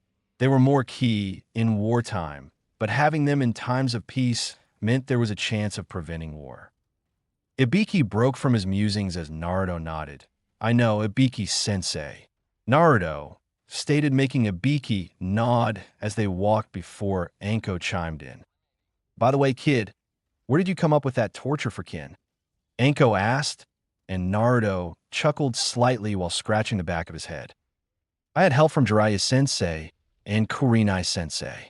I had the idea when I heard some women complaining that their partners were torturing them by never letting them finish. I hadn't fully understood what they meant until later, but I figured it out and then asked Jiraiya and Kurenai for help in making the bells able to do that for the Genjutsu 2 days ago. Jiraiya made seals, and Kurenai helped figure it out for Genjutsu related, thus the final product. Naruto stated, making them blink a bit, since it was an ingenious way to use the Genjutsu since it was bulked up by the seals. Okay, just one more thing. Any chance I could get my own set to play with? Anko stated, then asked with a grin, making Naruto and Ibiki sweat drop. I guess. I need Jiraiya to make another batch of the bells, though. Naruto stated, making Anko grin as they entered the office, seeing Hiruzen and Jiraiya there. The three then lost all relaxation and faced the Hokage seriously. Sir, we have a serious problem, Ibiki stated before they gave the 3 detailed reports on the matter at hand, as well as the situation Naruto just found himself in. By the end of it, Hiruzen looked and felt a decade older. I'm seriously getting way too old for this shit, Hiruzen stated, getting chuckles from the others. You could always hand the hat over to me now, Gramps. Naruto stated with a grin, making Hiruzen chuckle. Sorry, Naruto. While you are indeed improving and getting closer to that goal, you're still a ways off from getting the hat. Hiruzen stated, making Naruto pout, slightly getting more chuckles from the group. Hiruzen then straightened himself and grew serious. Regardless, I want all Umbu recalled to the village and heavier patrols. I also will want extra members disguised around the nobles and civilians. Jiraiya, the snake summons will be your primary concern. Hiruzen ordered, going into full Hokage mode. Jiraiya nodded. Got it, but I'd also like to enlist Naruto and his clones in setting up a trap field outside and inside the village. The kid nearly took my head and my arm when I tested him in trap making, and I can only imagine what he'll do if we give him better supplies. Jiraiya stated, making them raise an eyebrow and look at Naruto. My pranks kind of gave me an in-depth knowledge of Wire's subtlety, intricacy, and layers of attacks. Naruto chuckled, slightly scratching the back of his head. Very well. Naruto, you will have a few days before the finals to set up the outside traps. The inner traps will have to be done during the finals when we can have those not attending moved away from any potential fighting. Jiraiya, you work with him on the layouts, since we can have our forces lead the enemy into the traps, as well as know how to avoid them. Hiruzen stated, making the two nod before more specifics were discussed. 4 days later, 14th day. Naruto quickly moved his weapon to parry the attack aimed at him by his sparring partner, and then quickly pressed the attack back, pushing it into a deadlock. Said opponent was a beautiful woman with purple hair and rust-colored eyes. This was Yugao Yuzuki, Umbu's squad leader and swordwoman of the village and Naruto's sword trainer. While Jiraiya was away, he had stopped in Wave Country and heard about what Naruto had done. However, he also knew about certain traditions and rules the seven swordsmen lived under. With that in mind, he explained some things to the people of Wave, and they gladly helped move the 2 graves to within Wave's borders and had 2 proper headstones crafted and put in place while Jiraiya took the sword to give to Naruto. It was in the written report by Sakura, Tazuna, Kakashi, and Naruto himself that Zabuza stated Naruto had beaten him regardless of if Kakashi had wounded him or Gato's thugs had killed him. Because of this, under tradition and code followed by the 7 swordsmen, the Kubikurabocho belonged to Naruto now. Naruto had objected at first until Jiraiya informed him of the traditions and the fact that someone at any time could just walk up and take the blade, meaning that Zabuza's blade could end up in the hands of someone who wouldn't respect it like it deserved. Naruto had relented at that and began practicing with it while Jiraiya worked on something to help giving him more options in a fight, which partly led to the current situation as Jiraiya has placed had a seal engraved into the blade to allow it to shift in size. It could be its large and intimidating Zanbato appearance, or it could shift down to the length of a katana, or even further to that of knife. This was for practicality as well as usage, since if Naruto was in a tight corridor or in close proximity to allies, then the sword would be near useless. But if it could change size, then he could use it regardless of the setting or situation. The one thing Naruto had requested with the seal was that the weight of it wouldn't change unless he put some chakra into it. He didn't want to risk losing it while in the short version to an enemy. But if the shortened blade still weighed the same, then it would be hard for an enemy to steal it. Plus the added bonus of swinging it while light, then increasing the weight upon contact would be hard to match and fight off. Which now leads us to here and now, with Naruto training / sparring against Yugao when she wasn't on duty. Yugao had been happy to train Naruto since few ninja had a weapon of their own, let alone took up the sword. She also hadn't had an apprentice before, and from the reports the Hokage was getting, she wasn't sure if there was someone better than Naruto to have as an apprentice.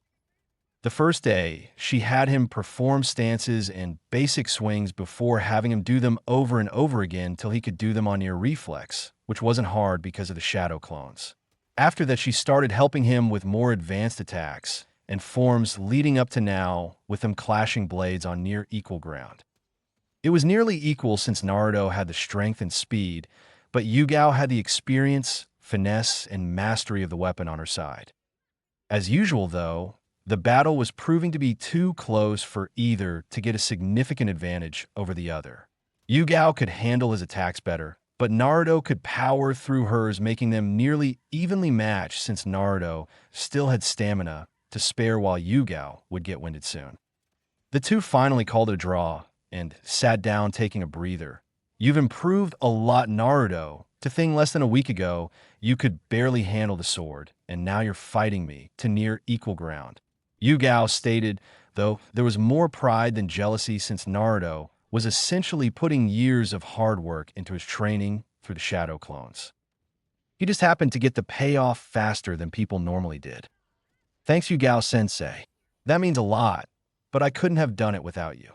Naruto stated, knowing that it could sting someone's pride a bit to see someone younger rising to their level quickly, but the fact that said person was their student helped ease the blow. How goes your other training? With the event coming up, I haven't had as much time to hear about it. Yugao asked, knowing they weren't supposed to mention the invasion and only call it the event, knowing people would think it was the Chūnin exam finals. It's going good. I'm working on cutting water with my wind now under Asuma-sensei's teachings, while he also has had me start working on making a cutting edge over weapons. He's also been helping me with strategy and planning by having me play against Shikamaru more. Guy-sensei says I'm progressing well with the Ekini fighting style and should be able to start the basics of Wing Chun soon. Kurenai-sensei has helped me get my chakra under much better control, while also helping me with breaking from Genjutsu, and we're trying to find a Genjutsu that could fit me better since the basic illusions are still being overloaded when I try them. Ibiki-sensei has been helping me grow my knowledge base while also teaching me how to get information both directly and subtly. Anko-sensei has been helping me improve my agility, aim, and knowledge of points to hit for pain, death, or incapacitation, as well as escaping traps. Jiraiya-sensei has been helping me with strength, speed, sealing, control, patience, and ninjutsu. Naruto stated, since it meant a lot that he was getting help from so many people to make him into a better shinobi. Yugao smiled. Well, you'll be making quite the impression during the finals then, won't you? She asked, and he grinned and nodded before they started working again. 1 week later, 21st day of training. Naruto could honestly say the past week could only best be described as busy, as he hadn't done much else besides sleep, eat, plan his traps, and train as much as he could. If one of his teachers wasn't available due to preparation for the final/invasion, then he was refining the different areas further and trying to expand on others. Today, though, was different. Jiraiya had informed him that he had something special planned, and it wasn't toad summoning. Naruto had done toad summoning 3 days prior and got to know a few of the toads before summoning the boss toad Gamabunta. It took some talking, but Naruto convinced the boss to let him summon the clan on the condition that if he made Chūnin, then he had to share a drink with Gamabunta. Since then, Naruto had been summoning the various toads, but he had summoned Gamakichi and Gamatatsu, the sons of Gamabunta, the most since they were actually around his age, and was bonding and working with them the most. Now, though he was standing before Jiraiya, who had 3 bags next to him filled with different balls, while a bunch of Naruto's clones were working on sealing arts. All right, now that your control is better and you have some jutsu, I think it's time you learned a technique that my best student created, the Rasengan. Jiraiya stated before forming said ball of energy in his hand, making Naruto look at it analytically. If he had been shown that move before Ibiki began helping him, then Naruto probably would have gone starry-eyed before jumping around, asking to learn it. Now, though, he was studying it and seeing what he could, which at the moment was chakra, swirling and battling itself while contained in the ball shape.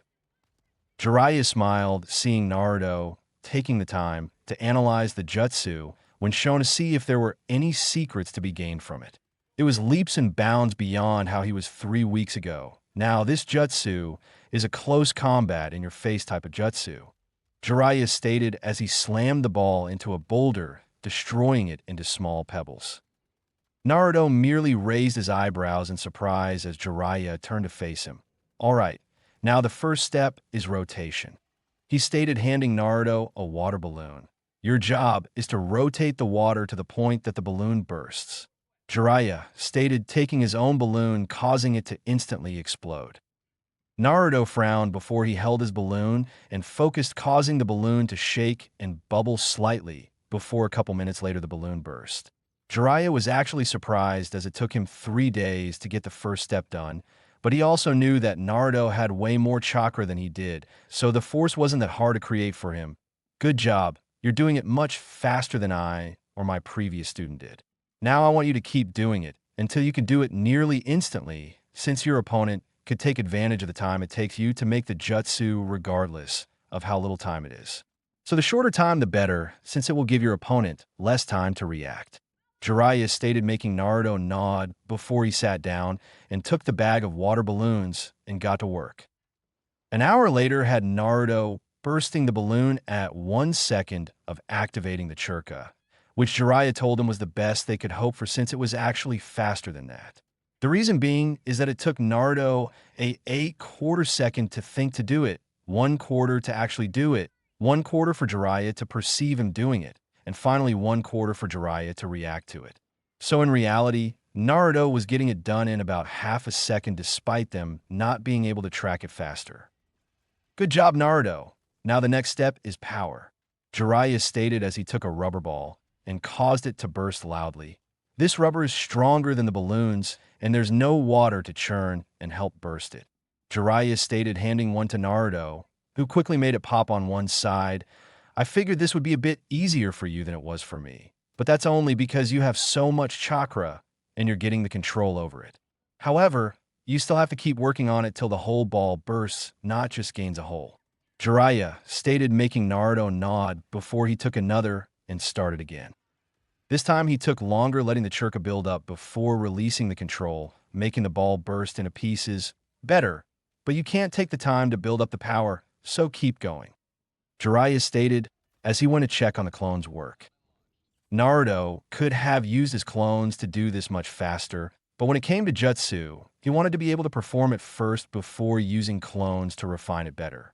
While it may seem naive or silly, Naruto wanted to get control of the jutsu himself rather than let the clones do it. He enjoyed learning and mastering the intricacies of jutsu and using them, and the clones would shorten that. Thus, it took another 4 hours to finally get the ball to explode quickly, and Jiraiya gave Naruto the third step. One of the balloons from step 1, but this time full of air. Step 1 was rotation, step 2 was power, and now step 3 is control. You'll be creating this spiraling and power in the balloon, but you must do it without the balloon bursting, since it means you'll have the sphere going and contained in your hand. This was the hardest step for both me and my student.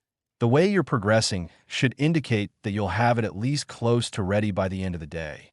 You'll know you've succeeded when the balloon is shredded while the ball of chakra is still in your hand. Jiraiya stated confidently, making Naruto smile, since he enjoyed having a teacher that was confident in his skills and immediately got to work. Just a bit of warning, if the balloon pops, the chakra contained within will be freed and cause a bit of a violent reaction. Jiraiya stated, making Naruto nod as he decided to take it slow. He did it with the others and got the basic concept down before working on decreasing the time it took him to do it. This proved to be the correct course of action, as is 3 hours, and one exploding balloon later had Naruto holding the ball of energy with the balloon shredding off of it. Well, that's step 3. Now, I just had to do it faster. Naruto mumbled to himself as he took another balloon and began the process again, intent to have the jutsu mastered before the day was done. 10 days later, final day of training before the finals. Naruto sat in a small courtyard meditating in perfect stillness as 2 of the toads and Jiraiya had instructed. Said 2 toads were Shima and Fukasaku, and they wanted him to learn this, as it would help with training he would undergo later on when he was stronger. At the time, he was slightly annoyed since his Uzumaki instincts despise sitting still for too long, but he was able to slowly get the time built up to where he could go hours without even twitching a muscle, which had the added bonus of building his patience. The side benefit was also the fact that Jiraiya informed him that meditation could help replace sleep, as the mind could relax along with the body, but your awareness remained, letting you be able to react quickly while feeling rested. At the moment, he had a small army of clones outside the village, setting up all of his traps while each of his teachers was with a regiment of clones making refinements, corrections, or adding something new to help with his training for the future. Jiraiya had put him through the ringer the past month, helping his taijutsu, sealing control, physical training, jutsu, summoning, patience, meditation, speed, agility, and other areas pushing him further and further. The Rasengan was by far the best jutsu, in Naruto's opinion, and he had mastered it within a day before he started having his clones working on making it with both hands at the same time, since if he missed with one, then he could hit with the other. Jiraiya had also helped him begin working on his other affinities, and Naruto surprised him by making a jutsu for his lightning affinity. The other surprise came in his seals. Not only was he wearing over 500 pounds on each limb and his waist, but he also had the gravity set to 10 times normal. Even with that, he could still move at high Chūnin speed when relaxed, and boost speed when he actually put effort into moving as fast as he could. The Toads had helped with control, water release, patience, swordsmanship, staff combat, collaboration jutsu, and taijutsu in the form of the frog kata. However, the latter, he was informed, couldn't be used to its fullest until later on when he had the training that would be used with meditation and the control he needed. Regardless, even without the training, the frog kata was still dangerous to be hit with, especially when Naruto worked it into his current styles of combat, making him much more lethal in hand-to-hand combat. Kurenai had helped him with control, some mid to high-level genjutsu that he could fully control, noticing signs of seduction, and even making a genjutsu, though he had yet to show her the finished product. He had in turn helped her improve her taijutsu, both to help her and as thanks for everything she had done. Kurenai had thanked him and given him a kiss on the cheek as well. Anko had helped with his accuracy, as well as learning to throw Sanbon with deadly or incapacitating accuracy. She also covered points to cause pain, death, and incapacitation while helping with his agility, flexibility, and taijutsu. She also showed her own brand of torture techniques and traps, which Naruto took note of to add to his already impressive repertoire of trap makings. With Asuma, he had gotten his wind affinity under control and had made progress to fully mastering it. Naruto had mastered the trenching knives, and Asuma had even surprised him by giving him a unique set that were a little wider and had spikes along the handguard. Thus, they were as much a punching weapon as they were a stabbing and slashing weapon. They were even more versatile as they had a small knife point on top of them as a way to block and stab. Naruto and Shikamaru also benefited from playing each other as they both grew as strategists, as well as planning and adapting. Ibiki had made him into an excellent psychoanalyst, as well as interrogator that was second only to Ibiki in the ways of torturing the prisoner without physical contact. Ibiki had helped him block out annoyances, taunts, emotions, and anything else that could get in the way during battle, and how to deal with the aftermath once it was done. He had also helped heal some of the psychological wounds Naruto had suffered at the hands of the village, since one could only be treated as a nuisance, less than human, something that shouldn't be in the village, or as a threat while being glared at constantly, without having some form of wounds to you, both psychologically and emotionally. It had actually made Ibiki want to drag half the village in and see how they liked psychological trauma being done to them and not being able to do anything about it. Anyway, Ibiki had also helped him with his method of taking pain and blocking it out, which was actually helping him with some of his taijutsu training, since Guy found another taijutsu that would fit him. Speaking of which, Guy had been happy and excited to train Naruto so extensively since outside of Lee. He hadn't really trained anyone in taijutsu. Naruto had mastered the Ekani style and had gained the experience to use it through his clones fighting him, more clones, and Guy. Another style that Guy had stated he'd help Naruto with in addition to the strong fist was the Iron Body style, which was designed for taking hits and lasting through them regardless of how damaging they'd be on others or even resisting damage altogether. It also focused on powerful strikes that could drop an opponent with one hit. In addition to that, through the Ekani style, he had learned parts of the Wing Chun and had used scrolls provided by Guy to fill in the gaps, and was even learning weapons for the two styles. His Ekani training came with staff combat, which helped him with the toads since he learned to use a Susumida's staff from them. He preferred the small pitchfork/trident head than the hammerhead or the wide fork style that was used for pinning/pushing. It also had the benefit of being made from a kanabo, so even if he couldn't hit with the head, the shaft would hurt like hell, if not kill. It even had a holder ring at the end to allow for increased range and swinging power. Wing Chun also had bow staff combat, but the harder weapon were the butterfly swords. The swords weren't much bigger than the trenching knives, but the thing about them was they could be sheathed together, making it look like one knife/blade. The problem with butterfly swords was that they required complete awareness of your body and the blades at all times, and an incredible speed to move and attack, while still using the Wing Chun principles with the blades. He had begun to get speed with them, but they weren't comfortable. Jiraiya had helped solve that problem by visiting a local weapon craftsman and making a pair, but instead of the normal large-bladed heads, they were a sleeker recurved version for better speed and control. Since the change, Naruto had gotten better with them and was fighting even more efficiently and progressing better.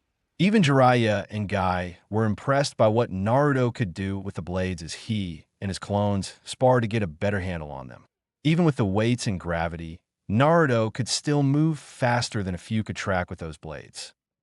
Speaking of blades, Yugao had turned Naruto into a truly accomplished swordsman to the point that Yugao was trying her hardest to keep up and at least match him. He had learned different moves for Yugao's style of sword fighting and was quickly getting the hang of the Kubikurabocho in its large form and its knife form. Naruto could also swing at the same speed regardless of the weight the blade had from the seal. This in turn made him dangerous and deadly regardless of the size and weight of the blade. Naruto broke from his reviewing as a voice reached him. "Naruto-sama, it's time for you to come home, as you requested," Kin stated, standing in a modest maid outfit that showed off her figure and midriff, yet not so much that she looked like a slut. She only wore it in private settings, such as in their home or the walled-off yard around said home. Which was another thing. Naruto had gone to Kin 5 days after her interrogation, and she still wanted to serve him over the alternative. So after filling out paperwork, Naruto had let Kin choose the methods to show how she would be shown as his slave/servant. Apparently, she not only had to have a seal upon her to ensure she never betrayed Naruto or Konoha, but she also had to have a physical marking to show that she belonged to Naruto. The choices were a collar/choker, a seal/tattoo visible, piercings with tags, or any combination of them. Kin chose a choker and belly button piercing, though Anko had talked her into piercings for her breasts as well.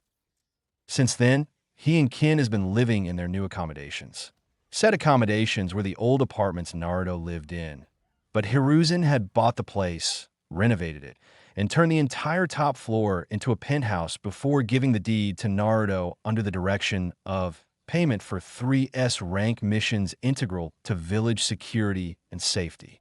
Even put the Hokage seal on the paperwork to make it official and unbreakable.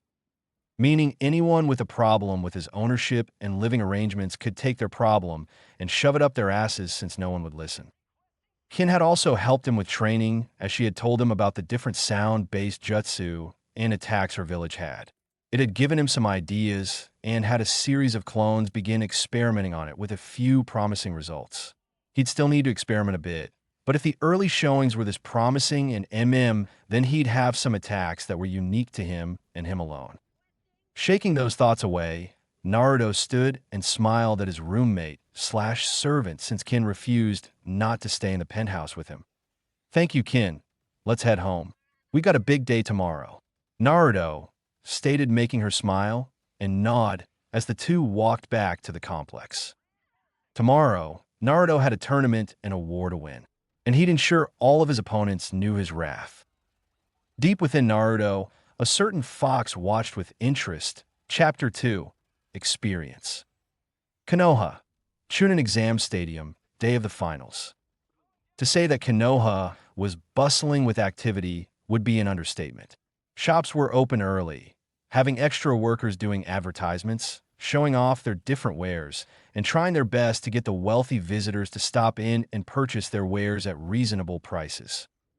Of course, as soon as the final started, all those merchants and shopkeepers would be rounded up and taken to various shelters for the coming invasion.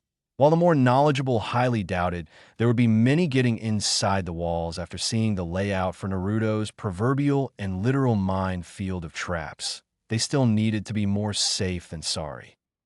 Said Blonde had been careful to give the full layout of his traps, and ensuring that dodging one meant you'd potentially set off 3 others if you didn't know where to move. Within the village itself, he ensured the traps were designed to inflict death and pain while not damaging the building themselves, though he did have a couple set up for capturing enemies since he knew information was vital. Outside was primarily the killing field, since with such large groups coming, it would be ideal for area of effect traps. While there would be some capture/incapacitation traps, the majority were killing traps. He was, however, very annoyed at various Konoha shinobi trying to mock him when he was detailing the different traps. Ibiki, Hiruzen, and Jiraiya had shut them up real quick with Kurenai, Anko, Asuma, Yugao, Guy, and even the Ino Shikicho trio backing them up. Inoichi had been at his wits' end with Ino, always complaining that training was too tiring and eating was going to ruin her figure to impress Sasuke. She was his princess and all, but she needed to take her status as heiress seriously, or he'd have to consider possibly naming someone else as the next clan head. Then a little over 3 weeks ago, she had talked to her mother about how to balance any food she ate with training and had then begun to eat better and train more.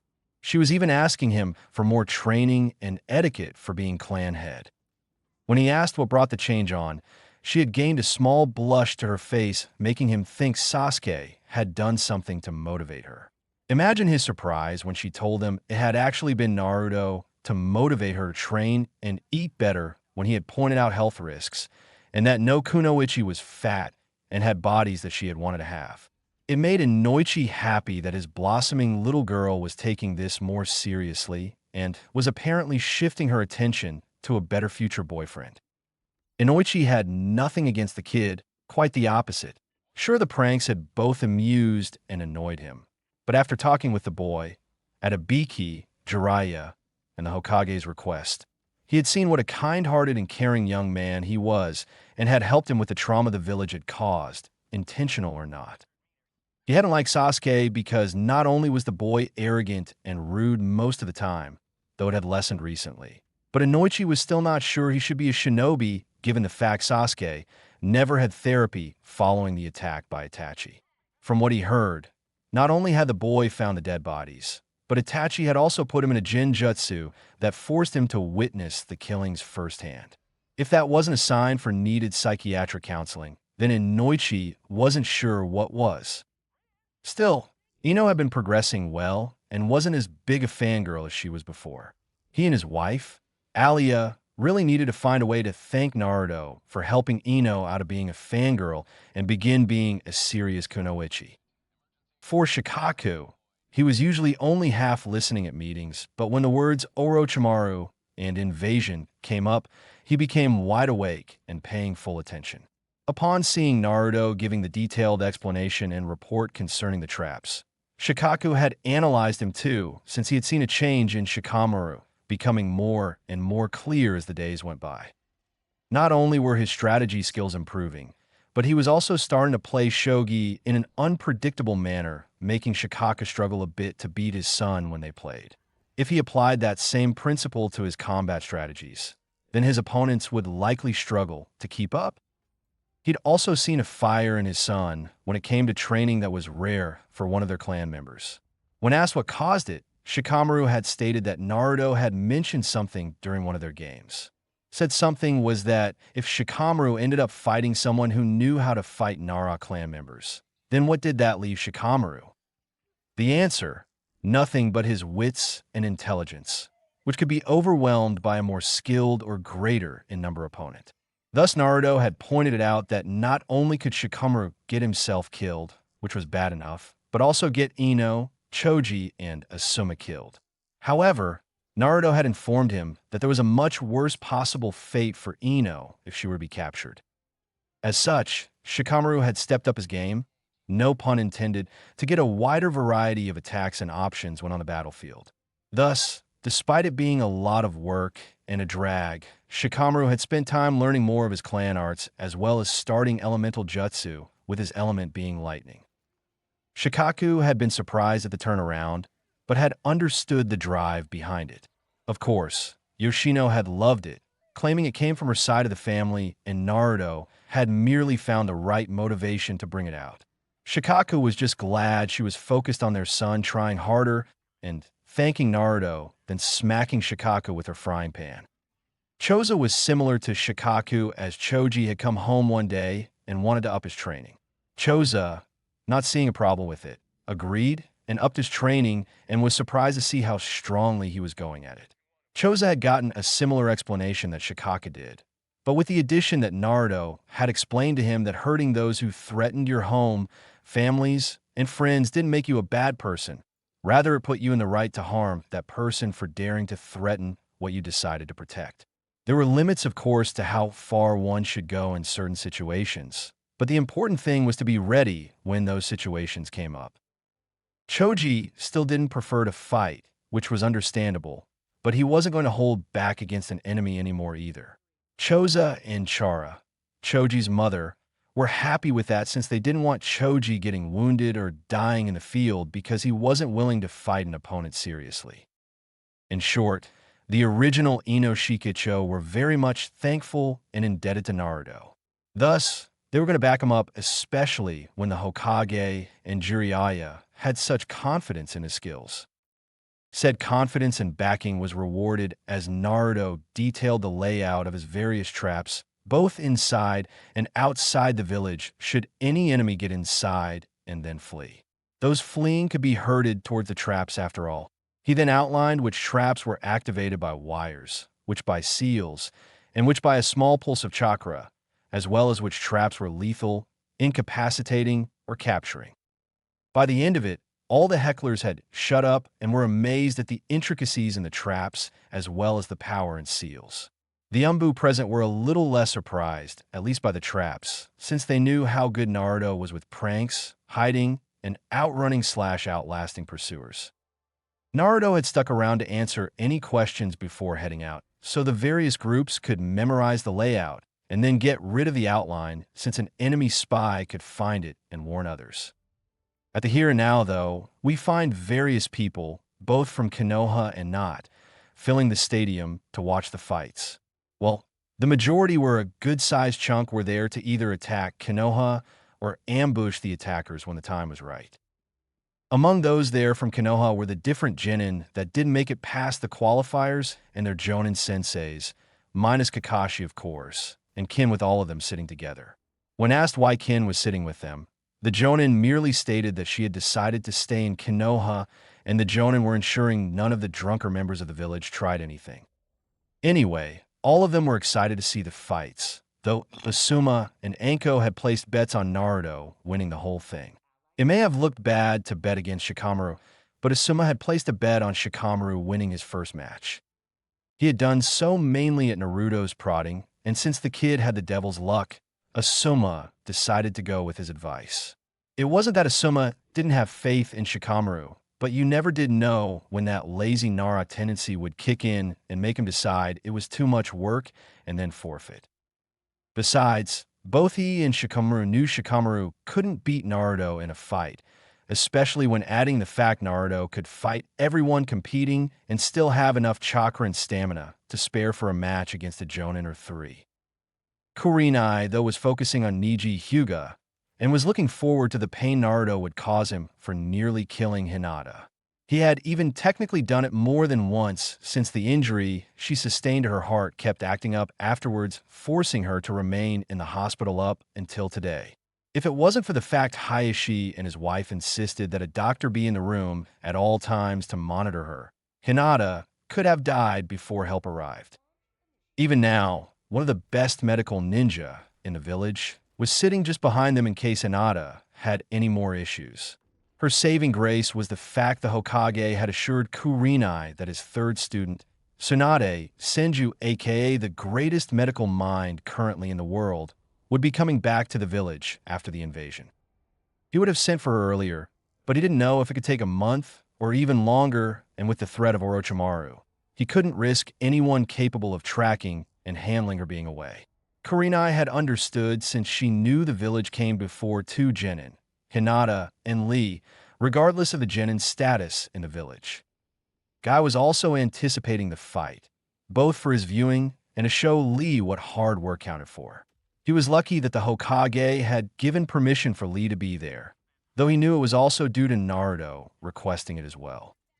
Like with Hinata, Naruto had wanted to show Lee what he was willing to do to anyone that dared to harm a comrade of his. Of course, Guy also had a bit of a grudge against Gaara, so he was looking forward to Naruto beating the boy, though he knew it wouldn't be as bad as Neji.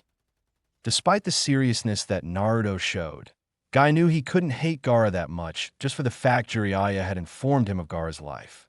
While Naruto had the emotional and psychological trauma of being hated and glared, Gaara had it intensified by constant assassination attempts that his own father condoned, and it was even worse when Gaara's own uncle tried to kill him. That had been the breaking point for Gaara's mind. As such, Naruto couldn't hate him as much since his village and father had turned him into what he was. Neji, however, was choosing to be like this. He was smart enough to realize that Hinata had no chance at all at defeating a Jonin-level opponent when she was only 3, let alone a Jonin with years of experience and training. So yes, Neji was in some deeper shit than Gaara was, but Naruto fully intended to make them pay for their transgressions one way or the other. The Jonin broke from their musings as Sakura spoke up. Where are Naruto and Sasuke? If they don't get here soon, then they'll be cut from the finals. She stated, equally worried about her teammates. Asuma merely hummed while not having a cigarette today. Sasuke, I don't know, but knowing Kakashi they'll be late and Sasuke will get disqualified. He stated, making Sakura slump her head before he smirked. As for Naruto, don't worry. He'll show up. He's got a lot to show and prove, and he's not going to miss a chance to do it. Asuma stayed, making the other Jonin smirk. You got that right. He's going to kick Neji's ass and any other opponent he faces. Anko stated with a grin, hoping to see the same brutal and cunning Naruto that had interrogated Zaku and planned out the traps. Yes, I don't think Naruto will have that much trouble against the opponents down there. Even Shino won't be able to keep up, I'm afraid. Kurenai stated, knowing Shino's insects would get full before even a quarter of Naruto's chakra was consumed. Yash, Naruto will show off his blazing flames of youth against all his opponents. Guy exclaimed, clearly excited. The Genin merely looked at the Jonin in confusion, since they had blatantly stated that none of the contestants down there had a chance of defeating Naruto. Sensei, shouldn't you have more faith in Shino? Kiba asked in confusion, and Kurenai merely smiled. I have faith in Shino. I believe he can defeat his opponent and the next person he faces. However, I know for a fact he won't be able to defeat Naruto. He's too dependent on his bugs, and such a thing is useless against Naruto. Kurenai stated, not looking from the arena floor. You mean because of his huge reserves, right? Choji asked, making the other Genin blink, as Kurenai nodded. Huge reserves? What do you mean? His chakra pool can't be any greater than any of ours. Tenten stated, making the Jonin and a few other ninja nearby chuckle. Tenten, Naruto has more chakra than any of us, including the Hokage. Guy stated, shocking the Genin there. That's why he struggled so much in the academy. He couldn't do a normal clone because he was trying to strangle his chakra to the point he could make 1 or 2. If he had just let it flow and made as many as possible, then he would have passed easily. Guy stated, since he had heard how Naruto had the opposite problem that Lee did, and the Hokage had taken it up with the different educators on just why no one thought to test Naruto or Lee on their chakra capacity to see if they could even attempt to do the standard graduation test. With Lee, they made the excuse that they figured the boy just didn't like jutsu, but what pissed Hiruzen off was the so-called excuses about why not for Naruto, meaning he was lucky enough to even be in the academy, and some other borderline law-breaking remarks. Needless to say, Ibiki had some new clients after that discussion, and Hiruzen made it a new standard that they had to test the Genin's chakra capacity every 6 months. No excuses. Guy broke from his musings at the sound of the Chūnin, gawking and chuckled to himself. It was a natural reaction to someone so young having more chakra than season a Hokage, but still amusing to actually see. And it's for that exact reason that Shino can't defeat Naruto. By the time his bugs will drain enough to affect Naruto, he'll be in the middle actually fighting Naruto. Shino is smart and skilled, but he focuses on his bugs too much and leaves his body weak to close combat. There's also the fact he has no defense against jutsu. Kurenai stated, since after seeing Naruto broaden his skill set, she had begun to do the same and had encouraged Shino to do so as well. The quiet boy had asked what brought the subject up, and Kurenai had replied that she was helping another genin with genjutsu, and had made her realize she overspecialized. She then hypothesized what would happen should she ever fight someone that was better in genjutsu, or one of the few that could be immune to it. The answer was obvious. Defeat followed shortly by death or capture. She then posed to him the question of what if he faced an opponent that had survived facing Aburame opponents before, or that had too much chakra for his insects to feast on, or faced an opponent like the Raikage who could coat his body in lightning. Again, the answer was obvious. Defeat followed shortly by death or capture, with the first and third opponent likely resulting in his hive being harmed. Shino has taken the discussion to heart and began working to improve his taijutsu and strategy, as well as getting a second hive of insects to add more variety and versatility to his choices, particularly a type immune to poisons and toxins that were harmful to other insects and even humans. She had told him to seek out Naruto after the finals for help, since if a Jonin wasn't available, then Naruto was the next best choice for helping him train. She broke from her thoughts as Sakura spoke again. "How come you guys know about this?" Sakura asked in confusion, and Anko grinned. "Because we helped train the kid for the past month." Anko stated, grinning, making the genin look confused. "Isn't that a conflict of interest?" Hinata asked, and Asuma shook his head. "No, we never talked with Naruto about what our respective student knew or were being trained in, and we never talked with them about what Naruto was training in or knew. Anko isn't in conflict since she's not the proctor for the third section. Besides, the Hokage signed off on it along with Naruto's new teacher," Asuma stated, since there was no point in hiding that fact. "New teacher?" Sakura asked in confusion. "Yeah, Naruto, depending on how he does in the finals, is being taken as a private student to Jiraiya of the Sannin. He was very unhappy about Kakashi not properly teaching Naruto, since Jiraiya was friends with Naruto's parents. Both he and the Hokage were also very pissed at the fact Kakashi had decided to train Sasuke for the month while ditching you and Naruto. So depending on how Sasuke and Naruto do, will reflect what happens to Kakashi for his blatant negligence." Anko stated, knowing Kakashi was screwed beyond all measure. "So what happens to Sasuke and I if Naruto is taken as a private student?" Sakura asked while feeling a little conflicted about this. "Well, you'll be put on the auxiliary roster until a third member for your team is available, unless the Hokage decides to send you with another team or Jiraiya has Naruto join your team for missions outside of D rank," Asuma stated, making Sakura frown in thought. "If such a thing happens, I would start looking for ways to improve your skills and talents if Kakashi doesn't, and that's if Kakashi is still a sensei after the Hokage's punishment," Asuma stated, making Sakura nod slightly. "Hee, I'm sure quite a few of the genin will start expanding their arsenals after seeing what Naruto can do. Well, the smart ones will anyway," Anko stated, knowing that comment would make the genin watch Naruto's fight much more closely. Before anyone could say anything else, they had to turn their attention back to the arena floor as the proctor, named Gunma, arrived and began the announcement for the start of the finals. Hiruzen, who had just welcomed the Kazekage to the Hokage booth, stood and walked to the railing. "Welcome everyone to the finals of the Chūnin exams," Hiruzen stated, making many in the crowd cheer. "I hope you all will be impressed with the skills and show that the new generation of shinobi will present. Let's begin." Hiruzen stated, making a good mini cheer while he smirked at seeing Naruto just relaxing on the wall on the opposite side of the Kage viewing platform.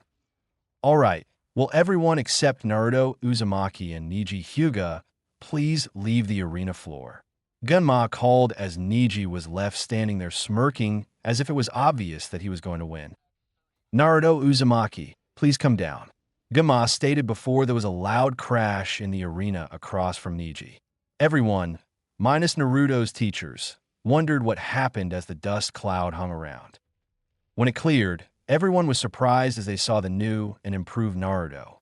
Over the last month, the extra nutrition had helped fend off some of the stunted growth he had, putting him at about 5 feet 10 inches. He was 5 feet 7 inches, which is the average height for a 15-year-old male. He stood there in a pair of black ninja pants with crimson stripes going down the outside of the legs, and what looked like 2 kunai holsters on his leg, while his feet were in a pair of black boots that went up his calf and had his pants tucked into them. Around his waist was a crimson belt with several different pouches with a fox skull belt buckle that had glowing crimson eyes. There were also tassels/streamers/flaps hanging either from the belt or his pants. The position of the belt made it hard to tell, with the 2 right over his legs having a ball bearing the size of a smoke bomb at the end of them. The curious thing was that the others all had small bells on the end of them, yet they made no noise even as the wind blew them around. His hands were in fingerless gloves with a metal plate on the back, while his forearms were in a set of metal bracers with the Uzumaki swirl engraved on them. His torso was in a tight-fitting black bodysuit similar to Guy and Lee's spandex.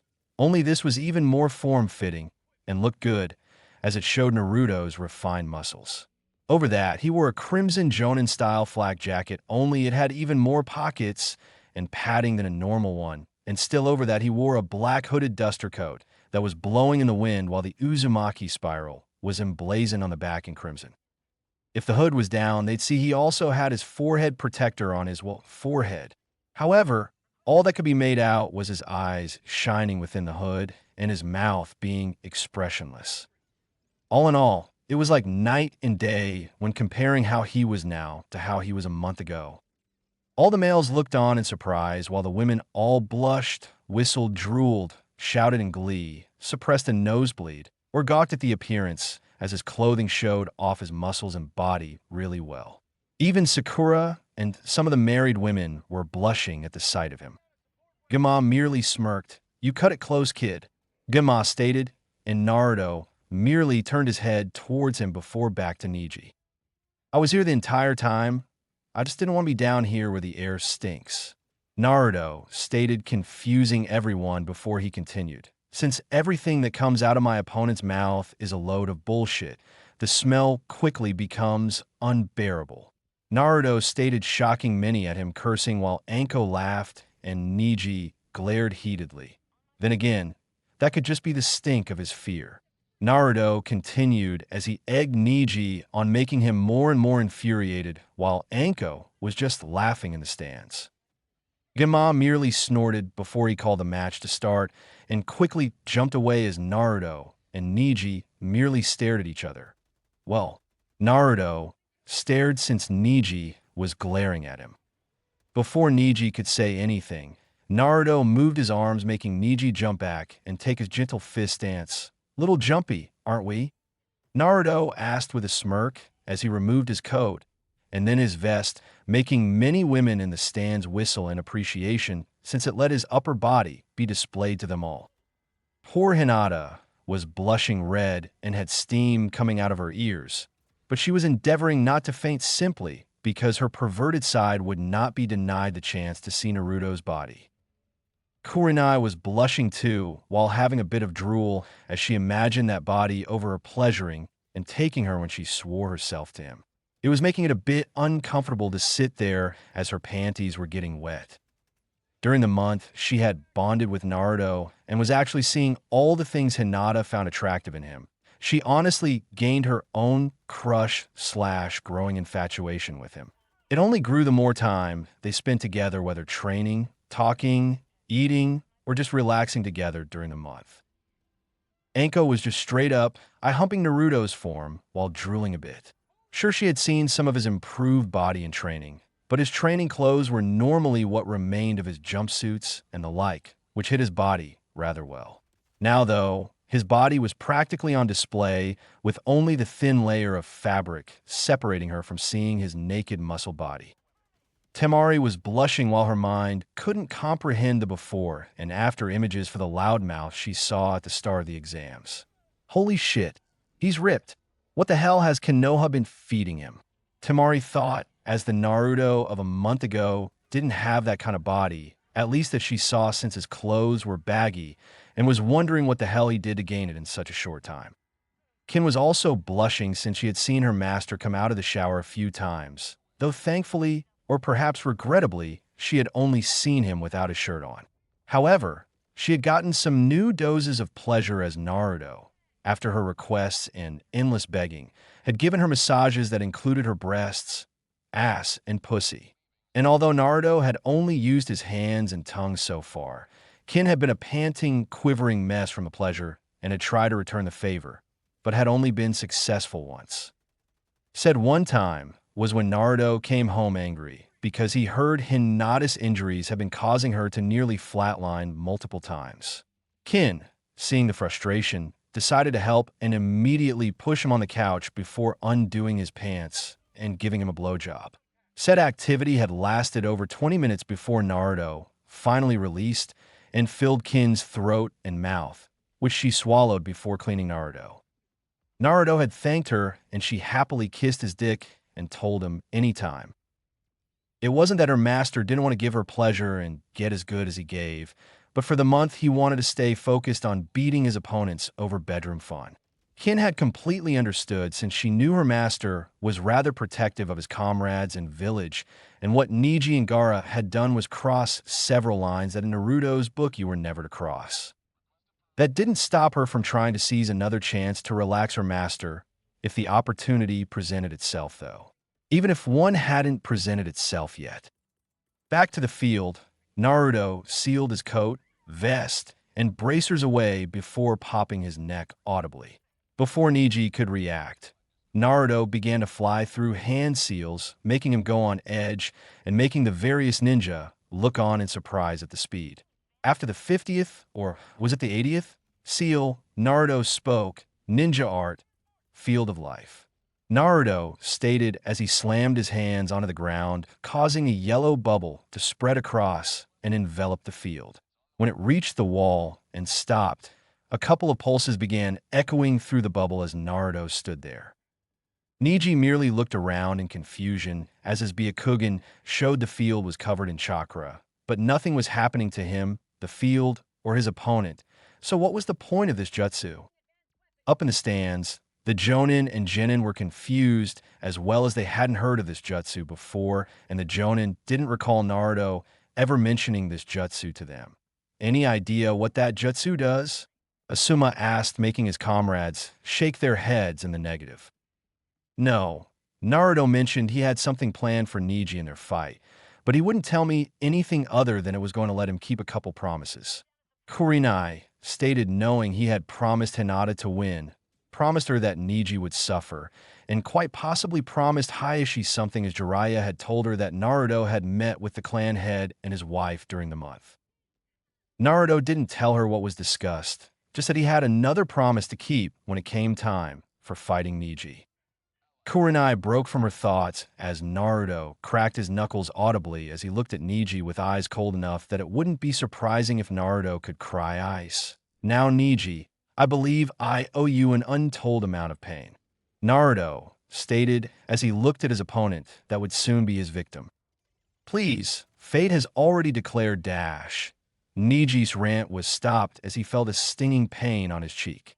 Feeling it, he found he was bleeding from a cut to his cheek, and he finally saw, thanks to his Byakugan, that there was a kunai embedded in the wall behind him. He also took note of Naruto's hand being out towards him as if he threw something. There's that arrogance and cowardice again. I'll inform you now that I intend to beat you in taijutsu. But since I despise the stinky release every time you talk, I'm going to inflict other forms of pain on you every time that stink arises. Naruto stated as he lowered his hand and began walking towards Neji without a care in the world. Niji glared as he was getting tired of Naruto running his mouth and charged at Naruto with a palm strike. However, all he hit was air as Naruto spun around his arm and then drove his elbow into Niji's neck, while Niji also felt the ball-bearing slam at his back, sending him tumbling forward from the force of the hit being added to his own rush. Niji stopped himself after a few feet and looked to see Naruto merely standing there still staring at him with the cold blue eyes. Niji was starting to despise that look, especially as it reminded him of how some of the main branch looked at him, as if nothing he did mattered, as if he was a lowly insect and they were an almighty being. It was infuriating. Niji stood up and charged right at Naruto, only for him to sidestep and stick his leg out to trip Niji, causing the Hyuga prodigy to fall face first into the dirt. Naruto merely stood there still looking at him as Niji got up and wiped the dirt from his face. Or rather, he tried to get up as once he got to his hands and knees, Naruto kicked him right in the ass, sending him back into the dirt. Get up. Come on, get up. You're the great Hyuga prodigy, so get the fuck up. Naruto stated before walking around and punting Niji in the ribs, sending him skidding away. I said get up. Naruto stated with coldness in his voice, surprising the few who had interacted with him, as the coldness was the exact opposite of how Naruto usually was. Naruto then walked around Niji, who was coughing and holding his ribs while still gazing at the Hyuga. The crowd couldn't help but match the scene to that of a predator circling its prey.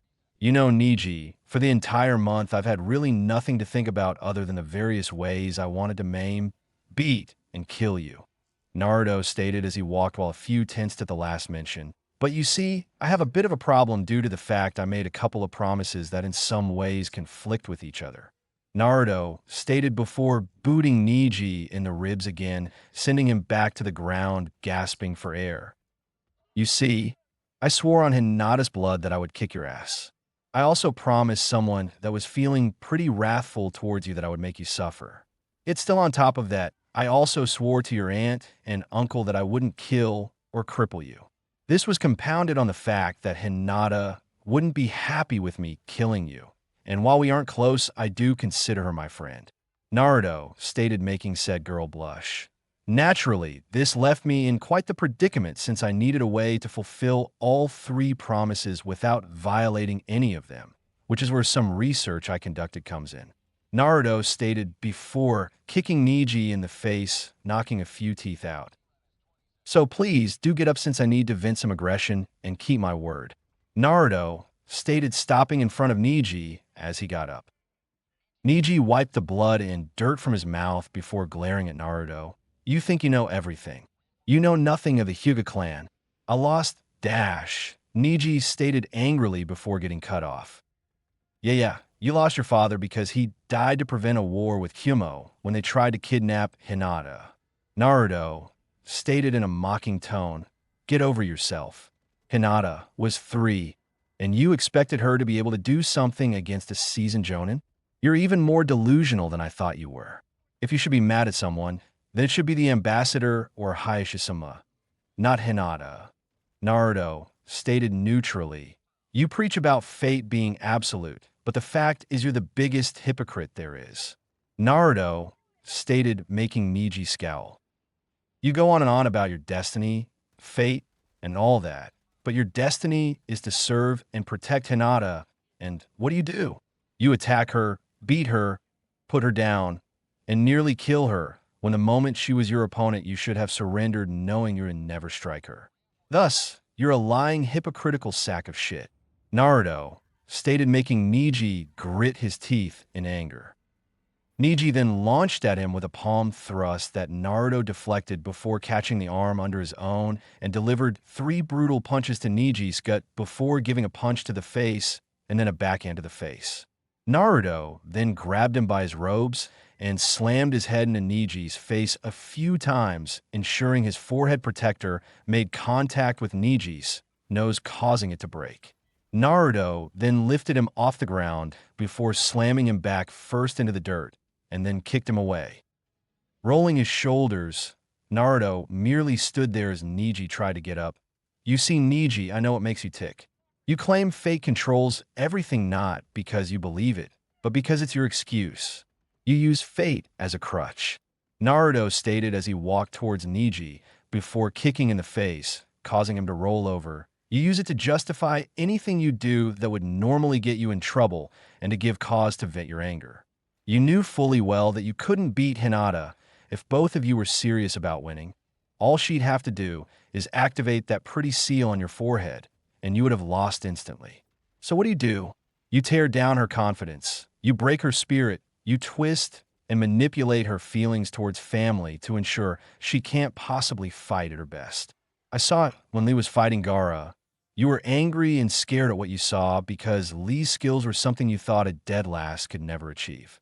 Seeing him not only surpass his handicap, but show that he was clearly a threat terrified you to the core because he was going to ruin your belief and excuse structure that you had painstakingly built for years.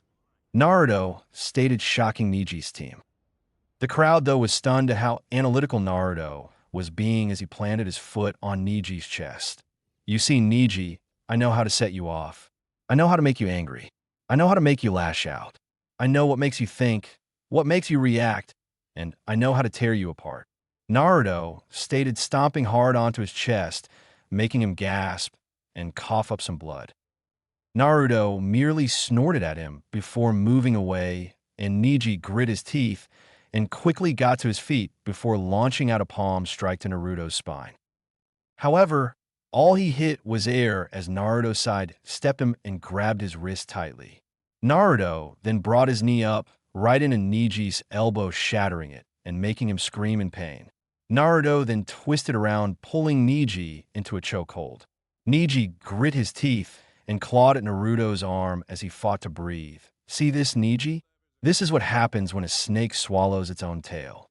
Just keep fighting, Niji, fight. Naruto stated as Niji tried to kick his legs out to get some kind of traction. That's what the rage is like. It just eats away at you when you've got nothing to believe in, when you have nothing to fight for. And that is why I will always win. Naruto stated as Niji sank to his knees as his body was shutting down unnecessary functions to conserve oxygen. Do you feel that need for air right now, Niji? Naruto asked casually as he kept the hold on Niji's throat and was making it tighter. You see, it's not your lungs that are screaming at you for air, it's your brain. That microscopic organism, walnut on a stick, dumber than shit thing you call a brain. Your brain knows it can't panic further by flaring that it needs air, so it makes your lungs scream for air instead. Naruto stated calmly as he kept strangling Niji. I bet I sound very far away now, don't I? Naruto asked before he frowned, and then grabbed Niji's head tight before snapping his neck. Up in the stands, those that had no hand in training Naruto could only watch in stunned awe as he dismantled Niji like he was an academy student fighting a seasoned Umbu. The dead last of the last academy graduation, tearing the former rookie of the year apart like he was nothing. For the other Genin, it was shocking to see the drastic change in Naruto's skill level, ferocity, and how willing he was to hurt his opponent. The loudmouth that only barely defeated Kiba was tearing Niji, the rookie of the year and Hyuga prodigy, apart like he was nothing. Such a massive spike in skill and change in personality in only 1 month was baffling to them all. For Gaara, though, it was making his bloodlust spike. The power, strength, bloodlust, rage, and brutality being shown were making him react even more than Sasuke ever had. The underlying power hidden underneath, combined with a threat that Naruto made, was making him react even stronger. 2 weeks into training, Naruto had gone to visit his friends in the hospital and found Gaara there trying to kill Lee and finish the job. Only Gaara found a blade right at his throat and his liver with Naruto there holding them. Naruto had warned him against doing such a thing, especially since all his precious sand was over next to Lee. When Gaara had stated he wouldn't be denied confirming his existence, Naruto called him a fool. Why kill Lee in a secluded room where no one would know it was him that did it? Why get a morsel when he could wait for the finals and kill multiple people for hundreds to see? Who would be able to deny his existence when they saw him crush and destroy opponents with such brutality and bloodlust? In short, why have a simple dumpling when you could have an all-you-can-eat buffet? Naturally, Gaara accepted the logic and warned Naruto that should he interfere again that he would die painfully. Naruto's reply had only spiked Gaara's bloodlust. "Well, don't worry, Gaara. We'll fight soon enough, and then you're going to know fear, pain, and loss as I tear you apart and show you why your demon is nothing compared to mine." Those have been Naruto's words, and it was only further punctuated by him using a sliver of Kyuubi's power to turn his eyes blood red and slit the pupil. Gaara knew right then that Naruto was like him, and the fact his demon was a higher number just meant he was even more worth killing. And now, his most recent actions were only heightening his bloodlust. When Gaara saw him kill Neji, his blood boiled at the prospect of fighting a fellow Jinchuriki that was willing to kill. Naturally, everyone else watching was shocked at Naruto killing Neji, especially when he had stated that he promised not to kill him and was going to fulfill the promise. Now, though, they couldn't help but wonder why he lied. Kurenai was biting her lips since she appreciated Naruto dishing out so much punishment, and part of her was glad that Naruto killed Neji, but the look of horror and pain on Hinata's face was killing her. She knew Naruto never broke a promise. So why did he kill Neji after promising not to? Sakura, Ino, and Tenten were horrified at the sight of Naruto killing an opponent, let alone killing a fellow Leaf Shinobi. What could have happened the past month to cause such a shift in his personality and fighting? Guy, however, was merely looking at the arena floor with an unreadable expression while Lee was horrified at the death of his teammate. "Calm down, Lee. Hinata, Tenten. It's not over yet." Guy stated seriously, since he knew Naruto would have only done that if he had something planned. But Guy-sensei, Naruto just killed Neji," Tenten stated angrily, and Guy merely gave her a serious stare that immediately shut her up. "I know what we saw, but we haven't seen the end of this match yet," Guy stated seriously, making everyone look at him. Naruto never breaks his word, and the fact he did that means something else must be going on, Guy stated, turning back to the field. "You mean whatever that bubble is?" Asuma stated, making them look at him as Guy nodded. Yes, Naruto ensured that the very first thing he did was create that bubble. He must have had a reason to do it, and we've yet to see what that was, Guy stated, making them turn back to look at the field, while Hinata was hoping that they were correct. Hayashi was the only one impassive in the stands, even as his wife comforted their youngest. While it was easy to believe Naruto had lied to him and wasn't ever going to spare Neji, it just didn't fit with the boy he had observed and gotten reports about. The boy prided himself on never going back on his word, which in some cases was a fault of his that people could take advantage of, but Hayashi knew the boy didn't care and gave his word that Neji would survive the finals. Knowing how unpredictable Naruto was, Hayashi could only assume it had to do with that bubble that was there since Naruto made it a point to activate it before the fight truly started. Turning to his youngest, he patted her head gently. "Calm yourself, Hanabi. I truly believe Neji will be alive before this is over," Hayashi stated, drawing his wife and daughter's attention. But father, Neji Nizan is dash," Hanabi started before Hayashi patted her head again. "I know what we are seeing, Hanabi, but you must learn and never take what you see as fact.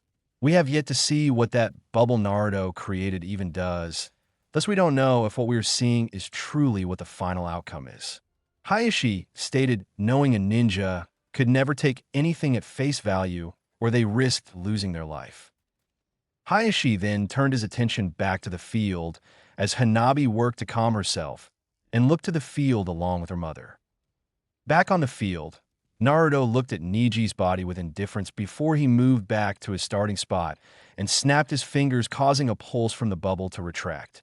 Everyone watched as Neji's body disappeared as the ring crossed over it, and once the ring full closed and hit Naruto, Neji's body reappeared.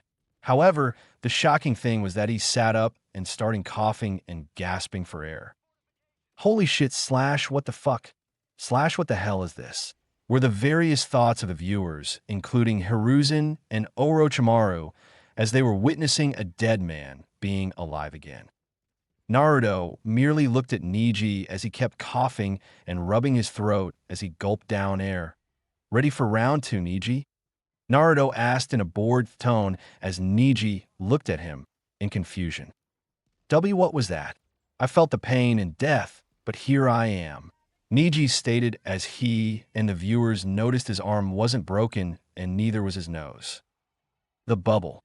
I'd explain the intricacies, mechanics, and subtleties of it, but there are foreign shinobi here as well as people I still have to fight after I crush you, so I don't feel like giving away the secrets to my first original jutsu.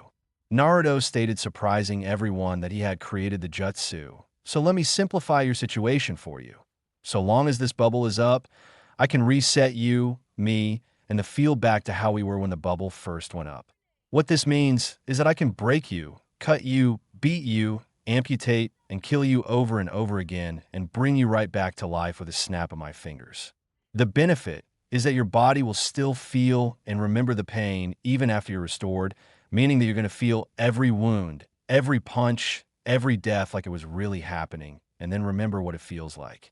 The only way out for you is to surrender, to just keep fighting, and I'll keep killing until I get bored and take the bubble down. Or, you manage to kill me, and the bubble will come down, and then I'll be back once it does. Naruto stated, surprising people, since the jutsu appeared to be very powerful, and those aware of his promises now fully understood why he said that he would keep all of his promises even though he killed Neji. That's not possible. No jutsu can do such a thing. Neji stated, gritting his as he tried to ignore the phantom pains in his nose, ribs, arm, and throat. There is also no jutsu that could let you teleport, but the fourth made one. There is no jutsu that could control trees, but the first Hokage had them. There was a point in time where there was no such thing as jutsu at all, yet here we are. All you really need is an idea, the inner workings of hand seals and chakra, and plenty of time to do trial and error. Thus this came to be, and thus you are in for more pain than you've ever felt in your life. Naruto stated, popping his neck and knuckles as he began walking towards Neji and then stopped a short ways from him. Since I'm feeling nice, I'll let you give the first strike. Naruto stated with confidence in his voice. Neji grit his teeth before smirking as Naruto got closer and got into a stance that made every Hyuga there widen their eyes. Gentle fist art. 8 trigrams, 64 palms. Neji stated before he launched at Naruto and hit him twice while Naruto just stood there with a bored expression. 2 palms. 4 palms. 8 palms. 16 palms. 32 palms. 64 palms. Neji shouted as he doubled the strikes each time before doing a chakra-infused palm strike to Naruto that sent him skidding back. Naruto merely stood there with his head down, while Hinata was worried for him, as were several others, with the only one being calm was Guy. Training him in one of the taijutsu arts involved Naruto taking a great deal of pain and punishment to his body, so he knew that attack, while strong, was nothing to Naruto. This proved true as Naruto stood straight and rolled his shoulders, shocking Neji and several Hyuga. Well, that felt nice. Maybe next time I can have you aim for my neck. I've had this bad crick there for a few days and could use some loosening up.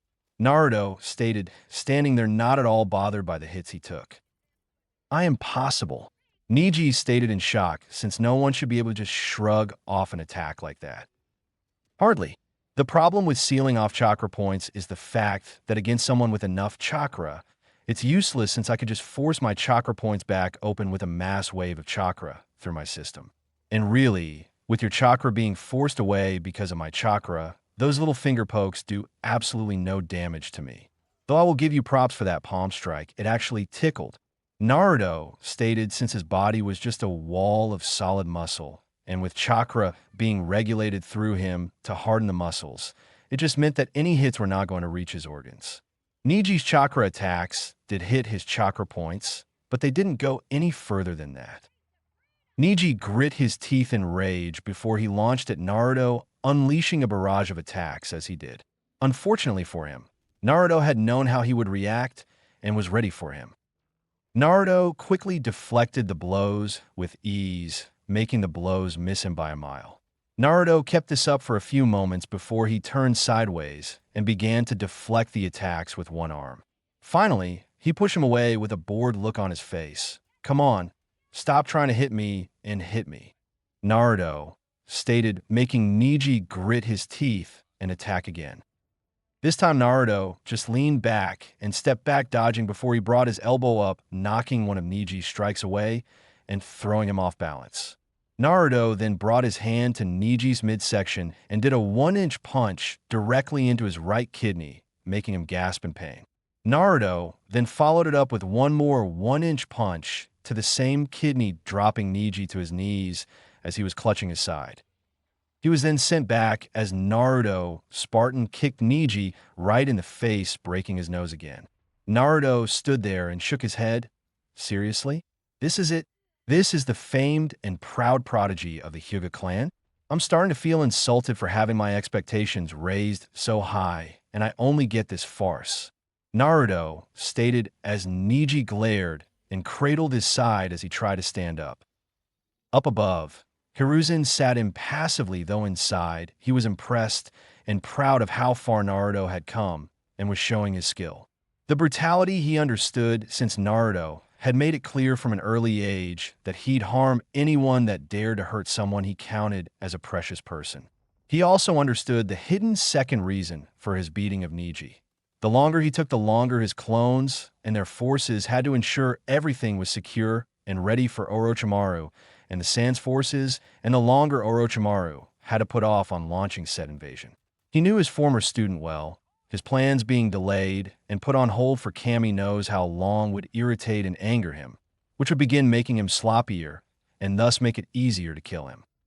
So all in all, while vicious and brutal, Hiruzen wasn't going to stop the fight. Back to Naruto, he began to calmly walk towards Neji, who was still shaky since the blows to his kidney were slowing him. However, that didn't stop him from trying to lash out with a palm strike, but Naruto merely sidestepped it and slammed his hand into Neji's throat, crushing it. Neji dropped to his knees, choking and gagging as he tried to breathe, but it was futile as his body started shutting down and he dropped to the ground dead. Naruto merely looked at Neji a minute before deciding it was enough and snapped his fingers, making the bubble come down entirely. Naturally, Neji appeared again, grasping his throat and coughing before he was sent flying to a tree via a kick from Naruto. The force was evident as the bark of the tree exploded when Neji collided with it before Naruto was in front of him, raining blow after blow on him as he used him like one of his training dummies. Elbow to the face. Kick to the knee, followed by grabbing his shoulder and picking him back up. Chop to the side of the neck. Multiple palm strikes to the torso and arms. Swipe to the face, followed by a backhand. Punches barraging his torso and face. Knee to the gut, elbow to the head. Hip check back into the tree, followed by another barrage, but this was chops and finger jabs. And all of this cycled again and again in less than a minute as Naruto and Neji were slowly covered in the blood leaking and splattering from Neji's mouth and nose. Then Naruto stopped and held Neji by his throat before lifting him off the ground as Neji just dangled there. His body too sore and battered to even try to resist. I want you to remember this moment, Neji Hyuga. This was the moment that insignificant spark you call life could have been snuffed out for good.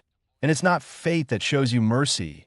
It's not the Hokage, not your sensei, not your clan, family, or teammates. You're only alive right now because I promised not to end your life. A promise, Neji, a whim, a mere exchange of words. That is all that stands between you and meeting the Shinigami face to face. Remember this moment, for it is the moment a failure who couldn't complete the graduation exam 3 times defeated you with you being able to do nothing against him. A prodigy losing to an orphan who never had anyone train or educate him truly until a month ago. Naruto stated, making Neji and others widen their eyes in surprise. Fate, if it even exists, will always side with the person who wants it more. Your father's fate was of his own making. He loved his brother and would never allow him to die for protecting his child. Your father chose to leave this world on his own terms, and you disgrace him and his memory by using it as a means to harm and hate. Naruto, stated as Niji, for the first time in years, let tears leave his eyes. You can still change and be a man worthy of you, father, but I warn you, should you ever commit such an act again, then I will look for you, I will find you, and I will kill you. And nothing, not your clan, your team, the Hokage, the Fire Daimyo, nor even Kami himself will stand in my way. That is my promise to you, Niji. Nowhere on this world or in the next will you be able to hide from me.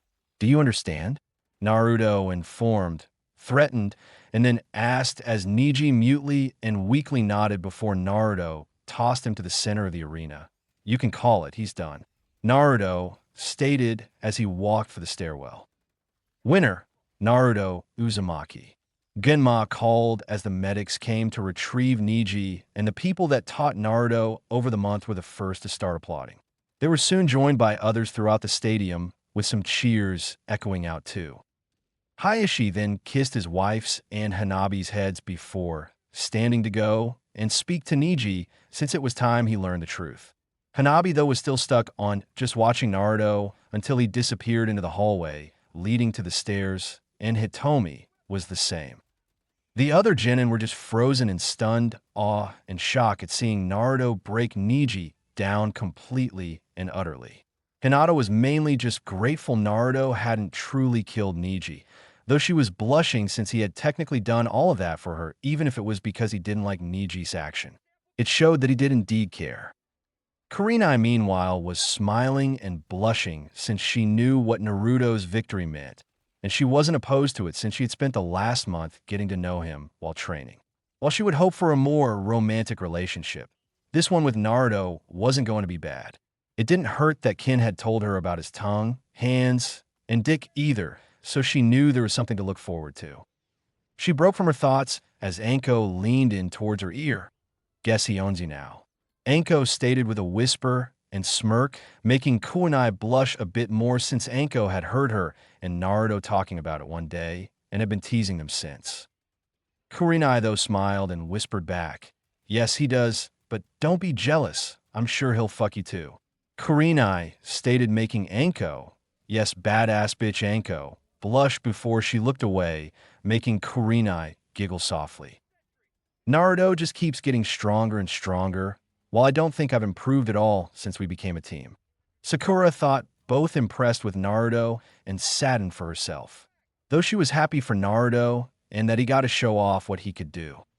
With said blonde, he walked up the contestant/participant area wearing his vest, coat, and bracers again, though Temari had to resist pouting at not seeing his muscles anymore, and leaned against the railing, not even acknowledging the others while Gaara was staring at him in bloodlust.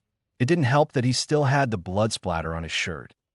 Naruto knew he was, of course. Tenant was grinning and telling him that Shikaku was no doubt howling for Gaara to kill Naruto after learning Kyuubi was inside him.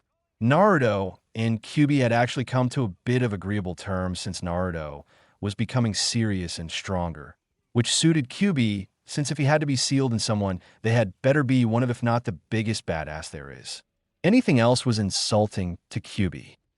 Essentially, it was, I'm the strongest Biju, so you had better become the strongest shinobi there is, or else.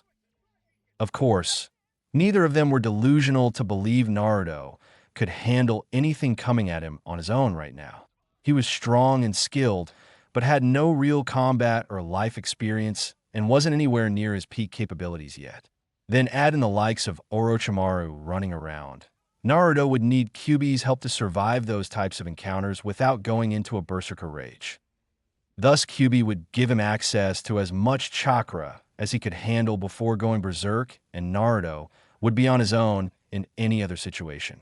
Naruto had also read up on mindscapes and altered his from the sewer. It was to better accommodate Kyuubi, and for the fact he didn't like the idea of his mind being a sewer of all things. Kyuubi had played it off, but Naruto could tell he was appreciative for the scene change, since it was a forest and mountainous area now, which let Kyuubi have room to move. Kyuubi's only complaint was that the seal had taken the shape of a collar around him, which he didn't like since it almost signified him as a tamed pet rather than a fearsome biju. Still, it was a minor thing when compared to being out of the sewer, cage, and water and able to move easily. Naruto broke from his inner musings and remembrances as Gunma called for the next match, while Sasuke Uchiha and Gaara Sabaku come down. Gunma called getting Gaara to come down, but there was no sign of Sasuke. Gunma frowned at this. Sasuke Uchiha, come down. Gunma called again, and still nothing causing Gunma to look up to the Hokage. Hiruzen sighed and leaned over to his subordinate and whispered before said man nodded and went down to Gunma and spoke to him. Gunma nodded with a sigh. All right, as is customary here in the Leaf, the match between Gaara and Sasuke will be postponed until the other matches have taken place. If by that time Sasuke Uchiha is not here, he will be counted as a forfeit, no exceptions. Gunma called, making many nobles and others murmur and grumble since they wanted to see the last loyal male Uchiha fight. Yes, you read correctly. There is a female Uchiha still alive and loyal to the village. Said female was Sasuke and Itachi's mother Mikoto. Said woman had only barely survived the massacre, and the village higher-ups never dared to try and touch her, since she knew why Itachi had done what he did, and both she and Fugaku were proud of him protecting the village above all. The only reason she was alive is because she had a rare condition called situs inversus, which meant all of her organs were on the opposite side of a normal person's. As a result, she had dextrocardia, which was another disorder, which could take place without situs inversus, that makes the heart point to the right side of the body instead of the left. Thus, when Itachi intended to give her a swift death of a straight shot to the heart with his sword, he missed and only hit empty body cavity. Mikoto had awoken and stumbled out of her home, where the Hokage and Umbu found her and took her to the hospital before she and the Hokage had a private chat with the old man, expressing his sorrow, since if he had known it was only the Uchiha elders stirring up trouble, he would have only executed them and not the entire clan. Mikoto has understood and warned Hiruzen that someone else had helped Itachi kill her clan, since Itachi, while giving the appearance of cold and calculating, couldn't have had it in him to slay multiple children ranging from infants to teens. This was confirmed by autopsies, since the wounds on some of the bodies were different from the others, meaning someone else was there that night killing Uchihas with Itachi. Naturally, that didn't bode well for them, since Itachi doing it was one thing, but someone sneaking in and killing the clan members without leaving any real trace was something else entirely. Anyway, after seeing Sasuke and a tearful meeting and a few months of rehab for her arm and shoulder, Mikoto worked to get back into shape, since she didn't need to become helpless with the other villages, no doubt seeing an opportunity to steal a breeder for Uchiha soldiers now that the clan was down to a lonely couple. She had let her training and exercise get too slack in becoming a housewife when she used to be Umbu material, and now she was going to fix that. Sasuke was only too happy to join her in training, since his mother was Umbu material and had helped Itachi with his training. So her helping him would help close the gap faster than training on his own. Mikoto had only been partially successful in pushing Sasuke away from revenge, since there had to be a reason for Itachi killing everyone, including civilian members, because Itachi could have killed the Umbu of the village if he wanted to test his prowess. Sasuke had understood the reasoning, but couldn't promise he'd not try to get revenge because the hatred was there and wouldn't be going away. So now here she was sitting in the stands with a frown, since she had heard about her son's run-in with Orochimaru and the subsequent curse marking. Naturally, she had demanded he be given protection and the highest grade seal that could be used to contain it, since Sasuke was still young and in a moment of anger could draw on the curse seal and succumb to the effects of Orochimaru's influence. Thus Jiraiya and Naruto, both for his own learning and any potential and wild ideas he had, were to look at it after the finals, since Kakashi and Sasuke had gone into seclusion for training, so there was no chance of spying or ambushing. She broke from her musings as she turned her eyes towards Naruto. She wasn't a fool. She knew who his parents were, since you'd need to be half blind, not paying attention, or just very stupid not to see the similarities and resemblances. It made her smile to see her friend's son showing his skill and power. It also didn't hurt that she liked what she saw of his body too. Mikoto had never been one to hide or be subtle about certain things. If she found someone hot, then she flat out admitted it and wouldn't be embarrassed about it either. Besides, it's been nearly a decade since her husband died. She could look and like what she saw without any guilt. Plus, he was showing off, so why not look and appreciate? Shaking those thoughts away, she idly looked to the two men in front of, beside, and behind her, knowing they were sound ninja. No doubt they would capture her, or at least kill and harvest her eyes for Orochimaru. Poor fools didn't know who they were fucking with, but they would learn soon enough. She then turned her attention back to the floor as Genma spoke. Will Shino Aburame and Kankuro Sabaku please come down? Genma called, making Shino prepare to head down, but he didn't need to. Proctor, I forfeit. Kankuro called, knowing he couldn't risk showing off his puppets before the invasion. Shino of course frowned, since why wait till the match was called a forfeit? He idly looked toward Naruto and saw him make hand signs. Watch him closely and don't drop your guard. Shino gave an almost imperceptible nod at Naruto and had a few of his bugs fly over to Kankuro and land on both him and his puppet carefully, just in case he was trying the same trick from the prelims. He then turned his attention towards Temari, who jumped the railing and floated down on her fan in a grand fashion, no doubt to take attention from her brother and keep suspicion to a minimum. Naruto, Shino, and Shikamaru thought seeing it was the only reason to do such a grand entrance unless you wanted to show off. Shikamaru then sighed and began lazily walking down after nodding to Naruto. No sense hurrying down when he had a couple minutes to get down there. He wasn't blind. He knew something big was going on, so why not delay it a bit by taking his time getting down there? He was still deciding if it was troublesome enough to prolong the fight itself, though. Upon arriving at the field, he saw Temari was a bit annoyed, which no doubt stemmed from him taking his sweet time getting there. But hey, what was she going to do? Try harder to hurt him? Uffed. He dealt with that daily with his mother and her frying pan and rolling pin. Why would he worry about a teenager with an iron fan? Shaking those thoughts away, Shikamaru merely reached his starting point. Both contestants ready? Genma asked, making Temari nod and Shikamaru to shrug uncaringly, which caused Temari to twitch her eye. Naruto, meanwhile, smirked and shook his head. Copycat. Naruto thought, since he saw that Shikamaru was using his laziness to piss Temari off so she wouldn't be focused, calm, and collected. It was arguably the easiest strategy for someone like Shikamaru, since he just had to be himself while looking like he was reacting to Temari.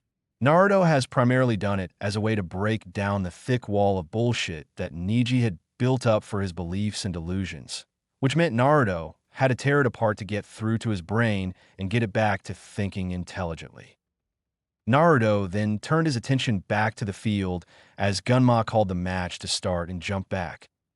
Temari ran at Shikamaru and leapt into the air to bring her fan down on his head, while Shikamaru merely looked at it coming at him. A huge cloud of dust occurred when her fan hit, and many held their breath in anticipation before everyone was surprised to hear Temari scream in pain before she was launched out of the cloud and rolled across the ground. When she came to a stop, everyone saw her body twitching, and she had some burn marks on her body, while her hair was a bit frizzy too. Looking back at the dust cloud, they saw it clearing and saw Shikamaru standing beside the fan, which was still partway in a crater when it hit the ground, and he had his hand on the fan. The main thing, though, his hand was coated in electricity, which meant that Temari had received a massive jolt thanks to her fan being a powerful conductor. Shikamaru may not have been able to progress very far in his elemental training, such as being able to do some of the jutsu, but he did know how to coat his hand or weapon in it, and it was useful for such an occasion as this. Shikamaru merely walked and looked at Temari as she tried to get up, but it was hard since her body was tingling and numb in some areas while the burns were also slowing her. You showed your cards in the prelims, you know? Shikamaru stated, making sure he didn't walk too close just to be safe. You're over-dependent on your fan, just like your brothers are over-dependent on their puppets and sand. It's not that hard to come up with a plan, no matter how simple, to make that dependency work against you. Shikamaru stated, making Temari grit her teeth. Why you p purposefully m made me mad. Why you knew I'd attack with my fan as a b bludgeoning T tool. Temari stated with her mouth twitching and making it hard to talk. Call it personal experience when it comes to pissing off a woman. Shikamaru stated before he pulled a kunai out and then had his shadow launch out and snag her. Now you can either surrender or I can come over there and either kill you or make things very painful and possibly embarrassing for you. Shikamaru stated seeing her flinch and twitch in pain as her body tried to mimic his movements, but the electricity was still making that hard and painful. Temari grit her teeth while being pissed with herself for letting this slacker play her for a fool and had to reluctantly give up. Winner, Shikamaru Nara. Gunma called getting applause as while short. It was impressive on Shikamaru's end. The Genin and even some of the Jonin were just watching in shock and surprise at seeing the usual lazy genius of a Nara winning a match and in less than 5 minutes of it starting. They were also surprised he could use lightning and was able to do shadow possession without the hand seal for it. Asuma merely smiled, both for Shikamaru showing some of his new and improved self and for the fact he just made a good amount of money from his bet. Though he knew he'd blow close to half of it just on barbecue meals with his team, it was still worth it. Of course, he and a couple others also bet on Naruto too, so he still had a good chunk of money coming his way regardless. Asuma turned back to the field as Genma spoke. Will Sasuke Uchiha and Gaara Sabaku come down? Genma called and Gaara came down again, and Sasuke was still a no-show. Sasuke Uchiha, come down now, or you'll forfeit your match. Genma called, and still nothing.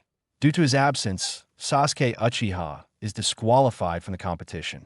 Genma called, making many groan at missing a fight, while Sakura slumped her head. The next match will be Naruto Uzumaki versus Gaara Sabaku. Are both competitors ready, or is a break needed? Gunma called, making Naruto appear on the field and pop his neck before both nodded to Genma. Very well. The match between Naruto Uzumaki and Gaara Sabaku begin. Genma called before jumping up onto the wall in case this got nasty. Gaara merely stood there as his sand popped the cork off his gourd and began funneling out around him. Mother wants her blood, Uzumaki. She wants it even more than she wanted the Uchihas. Gaara stated in his usual monotone. Yes, though I'm surprised Shikaku is willing to let you think he's a woman. Naruto stated, making many stiffen in fear, both in Naruto knowing what Gaara contained and the fact that Suna sent its Jinchuriki into the village. Naruto merely turned his gaze towards Gaara with no anger, disgust, or even pity, just understanding. Yes, I can see in your eyes, there's a voice in your head that really does make you feel safe and cared for like a mother. But there's also that voice demanding blood, death, and carnage to appease it. I wonder which one belongs to Shikaku. Naruto stated, then asked, making Gaara frown before he sent the sand at Naruto, who merely sidestepped and swiped through it, while coating his hand in wind chakra, causing the sand to scatter. See? The sand you attack with has to be told to attack, while your inner amount of sand protects you without you even knowing of a threat. Naruto stated as he had seen it in Lee's fight. Lee was too fast for Gaara, but the sand would still react and protect him. Gaara merely frowned further before gripping his head in slight pain. Shikaku's getting annoyed, isn't he? He doesn't like that I'm breaking down his little mother wants blood routine that he's been doing to get you to kill. Naruto stated before dodging the sand again, moving efficiently around the field with little trouble or issue. You know, I had to think this past month on why it was that some of your sand had to be controlled and the rest acted on its own. And for the longest time, I didn't have an answer till I learned about your sealing. Naruto stated, dodging another blast of sand and then some shuriken as Gaara was scowling as his head was hurting. Up in the stands, Kankuro was nervous since not only was Naruto surviving, he was actually egging Gaara on and messing with his head. The fact he apparently knew about the sealing and what Gaara contained and was still calm and collected didn't make him any more comfortable. In the recovery area, Temari was worried too since no one had ever talked to Gaara and analyzed him like Naruto was doing. She didn't know how Gaara would react or lash out. However, everyone's thoughts and the fight were interrupted by a swirl of leaves and two people appearing. Gaara merely frowned and recalled his sand, while Naruto stood there with a bored look as Sasuke and Kakashi stood there back to back. "Are we late?" Kakashi asked Ima with an eye smile, making almost everyone's sweat drop, scowl, or faceplant. "Not only are you late, but you're so late that we already went through the other first-round matches, disqualified Sasuke for being absent, and have already started the next match." Genma stated, shocking Kakashi, while Sasuke sighed and pinched the bridge of his nose before they saw Gaara there, and then turned and saw Naruto there and grew shocked at the change in appearance. What is Naruto doing here? There's no way he beat Neji. Kakashi stated, making the genin shocked that he had no faith in Naruto at all, and many of the ninja, Hiruzen included, to scowl at him. Not only did he beat him, but he didn't take any hits except for one that he let Neji have on him. "Now get off the field. You're interrupting a match," Genma stated, making Kakashi gawk at him, while Sasuke smirked and gave Naruto a thumbs up, causing Naruto to nod towards him, knowing he and Sasuke still had to have a fight later. #1. Kakashi, get off the field now, Hiruzen shouted, making Sasuke shrug and head for the viewing area, while Kakashi quickly left in a shunshin. It wasn't that Sasuke didn't want to compete, but to be honest, Gaara kind of freaked him out. Plus, he was honestly expecting to be disqualified since Kakashi wasn't exactly known for his punctuality and being prompt. So he was honestly expecting to be disqualified, which wasn't that bad since Kakashi had run him through a few drills before they left, so he wasn't 100%. Oh well, he'd talk with the others about the matches he missed, and then watch to see how his teammate had improved. Alright, let the match between Naruto Uzumaki and Gaara Sabaku continue, Genma called, leaving the field once more as Gaara and Naruto stared at each other. "See, Gaara? Doesn't matter the village we come from, those like us are all the same. At some point or another, village residents, whether they're civilian or ninja, despise us, hate us, and abuse us in some fashion. Granted, you had it worse, since your village actually tried to kill you while mine just wanted me to fall in a ditch and die. Still, unlike you, I refuse to become the thing they see me as. I refuse to stoop to their level, and I refuse to become anything other than what I want to become," Naruto stated, merely staring at Gaara, while the genin were all confused, while the older ninja were wondering if he was actually going to state he was the container for the Kyuubi or not.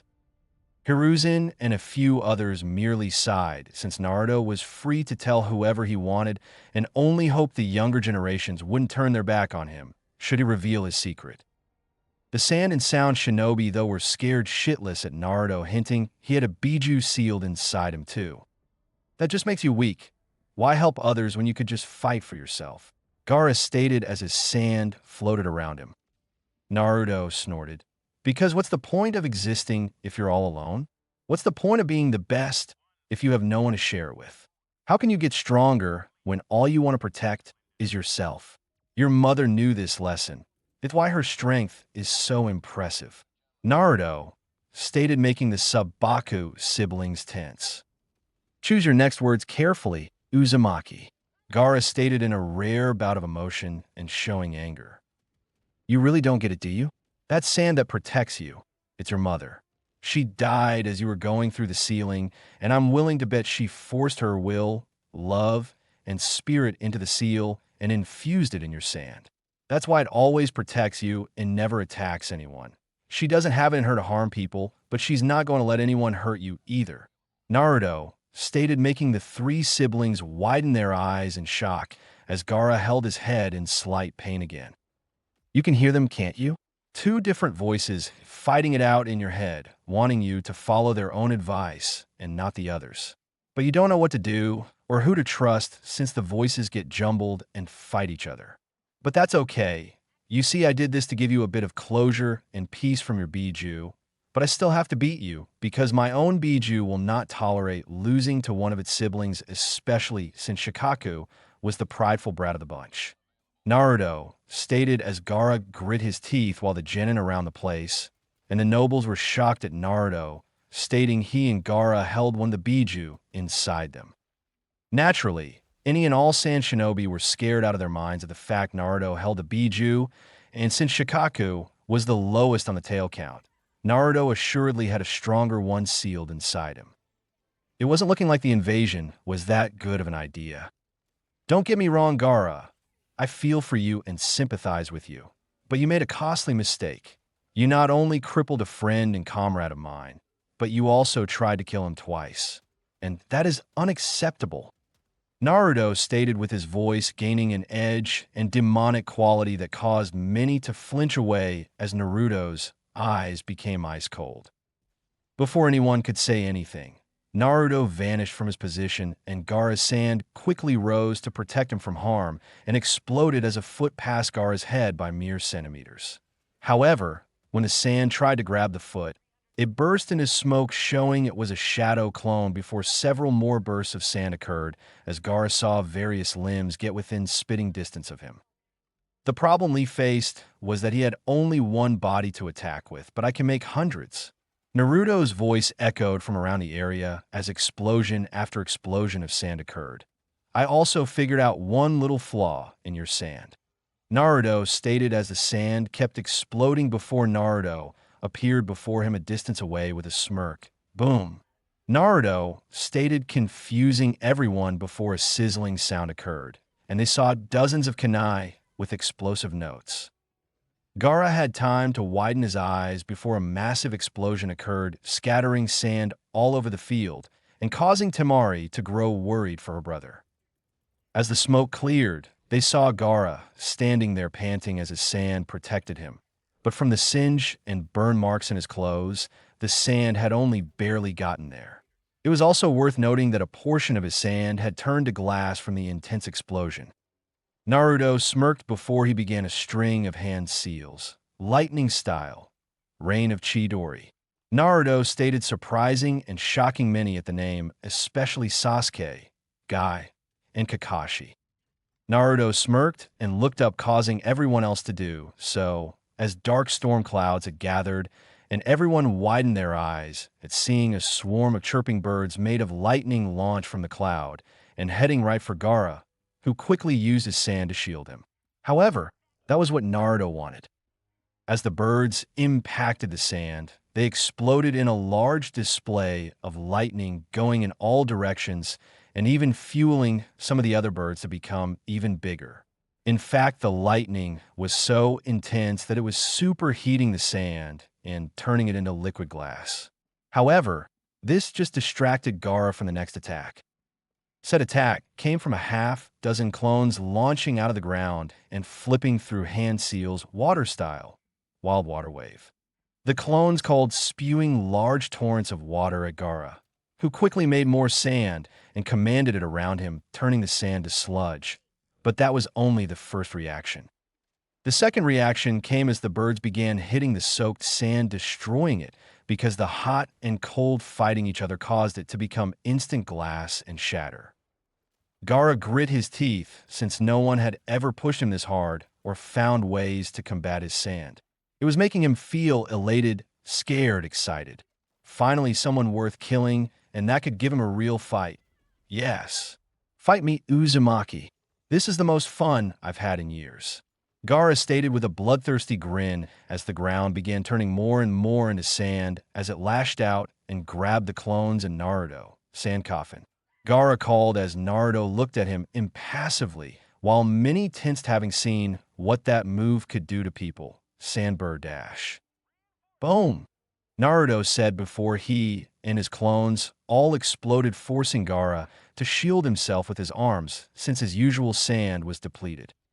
When the smoke cleared, Gaara began looking around wildly before the ground beneath him cracked, and he looked down wide-eyed as Naruto emerged holding a blue spiraling sphere. Rasengan, Naruto shouted, slamming the ball into Gaara's chest, making him scream in pain as he was launched back into a tree while also getting cut from the shards of glass that were everywhere. Meanwhile, all the adult shinobi were shocked at the Rasengan. Even Orochimaru was stunned. A boy not even 16 fully using the 4th Hokage's second most famous jutsu, and an A rank one at that. It was unheard of. Where did he learn that? and in such a short time. Kakashi stuttered out, and Kurenai smirked. Jiraiya-sama taught him it. Naruto had it down in under a week. Kurenai stated, shocking many others. What's so special about that jutsu? Sakura asked, and most of the adults smirked. It's an A-rank jutsu that the fourth Hokage himself created. Asuma stated, shocking the genin as they turned back to the arena and saw Naruto walking towards Gaara, who had his torso bare and it was both burned and bleeding. What is this? Blood? It's my blood, Gaara stated before freaking out only to be pinned to the tree by Naruto's hand around his throat and his sand armor was completely gone. No, stay away from me, Gaara stated in fear as he tried to summon some sand or any strength to resist. You have no more chakra. You have no more sand. You have nothing between you and meeting the Shinigami right now, except my whim, Naruto stated, lifting Gaara off the ground easily and holding him there as Gaara weakly clawed at his arm and grit his bloody teeth. I want to talk to Shikaku now, Naruto stated, surprising many. Even Gaara showed his surprise. Either let him out or I'll beat your face in until you lose consciousness, Naruto stated, making Gaara close his eyes, and slowly he slumped over. Just as sand erupted up from the ground, Naruto shocked everyone again by releasing a chakra chain from his back, and it quickly ensnared Gaara's body. Everyone who knew of Kushina Uzumaki was stunned and in shock at seeing Naruto use her fabled adamant chains. It showed to some of the slower people that Naruto had to indeed be a true Uzumaki to use it, while some of the smarter and in the know people quickly saw the resemblance. Gaara's head rose and showed his eyes were black with a gold shuriken design. Let me go, you fucking bastard, Shikaku stated with his own voice and Gaara's mixing since he couldn't get a true possession because of the damn chain around him. Shikaku then turned his head as Naruto backhanded him. Watch your mouth, Shikaku. With your partial possession, I can kill you simply by ending Gaara's life, and you wouldn't return in a year like you normally would, Naruto threatened with a glare as Shikaku, realizing that since he was technically only halfway out of the seal, he'd be utterly screwed if Gaara died right now. Good boy. Now, I want you to listen very carefully because I'm not repeating myself, Naruto stated, making Shikaku nod slightly. You're going to leave Gaara alone from now on and let him sleep. You're only going to possess him if the situation is life or death for him and he can't fight anymore. You're also going to let him hear and speak to his mother without your interference. If I hear even a whisper of you causing him problems again, I will slowly tear you out of your seal and imprison you so tightly you'll BG to be put back in the tea kettle, Naruto stated with his eyes and tone becoming so cold you'd think he had ice in his veins. Why, you're bluffing. Removing me will kill Gaara, Shikaku stated with some fear. That damn tea kettle was the worst, and now this guy was possibly going to seal him up even tighter? I don't bluff, and you're making the assumption I don't know how to extract you without killing Gaara, Naruto stated, making Shikaku and the gathered shinobi's eyes widen in fear and shock respectfully. Besides, if it came down to it, I think Gaara wouldn't mind dying to get payback against you and the chance to finally meet his mother in person and not what she was able to impart on his seal, Naruto stated, and Shikaku could tell Naruto was dead serious. There was no bluffing, hesitation, deceit, or anything that would give Shikaku hope in his eyes. A light. Fine, you win. Just don't seal me up like that again, Shikaku states, and Naruto nodded. Good. Now bring Gaara back out, Naruto stated, making Shikaku grumble, and Naruto raised an eyebrow. Kyubi, did Shikaku just complain about damn Kurama and his host? Naruto thought to his tenant, who was growling and grumbling. Yes, he did. Pain in the ass, idiot. I guess you know my name now, Brad, Kurama complained since he wanted Naruto to earn his name. Ah, well, be fair. I'll only call you by your name when you start calling me by mine, or at least stop calling me Brad, Naruto thought back, making Kurama grunt as Naruto turned his attention back to the awakening Gaara. Gaara gasped awake and looked at Naruto in both shock and fear. Why, you scared Shikaku, Gaara stated, and Naruto frowned before slamming Gaara into the tree, shattering the bark, and causing Gaara to gasp in pain. Remember this moment, Gaara, because if you ever try and harm a comrade of mine again, I will end your existence without hesitation, and I won't even flinch doing it. Naruto stated, making Gaara nod weakly before Naruto tossed him to the center of the field, though it also caused some more pain due to him hitting the ground and rolling over rock, dirt, sand, and glass. He's done. Naruto stated, walking away before he paused as feathers started falling. Naruto snorted before he built up his chakra and released it in a pulse, shattering the Jinjutsu around the stadium. Immediately, the ambushers were ambushed themselves and killed quickly, while explosions echoed out from the Hokage box and outside the village. However, the outside ones weren't from the enemy. They were from Naruto's traps, quickly removing several of the invaders charging for the walls and gates. Acting quickly, Naruto summoned his sword from a seal and immediately created and sent out hundreds of clones to help keep casualties on the village's side to a low quantity. A clone also grabbed Gaara and placed chakra seals and suppression seals on him to ensure no one could try and force Shikako out. Of course, his siblings and sensei tried to interfere. Only Kankuro was intercepted by Shino and his insects. Gama blocked Baki, and another clone blocked Temari, while the real Naruto jumped to the stands to help his team and classmates. "Give me back my brother," Temari shouted, swinging her fan at the Naruto before her, only for the clone to catch her fan and delivered a punch to her gut, knocking the air from her lungs and launching her away. The clone then showed the difference in strength as he bent her fan in half before throwing it and hitting Baki in the back, letting Gunma incapacitate him. And a clone quickly scooped him up and put seals on him, while another clone did the same to Temari. A clone near Shino saw Kankuro's puppet attempting to release a poison cloud on Shino as a last act of defiance and quickly flipped through hand seals. Wind style. Great breakthrough. The clone shouted, pushing the poison away from Shino and into a group of sound ninja that were moving to flank a few Jonin. Shino nodded to the clone as another came and took Kankuro after the seals were put on him. Shino then moved to join his father and carry out any orders given and tried to ignore the dying gasps and screams from the sound ninja.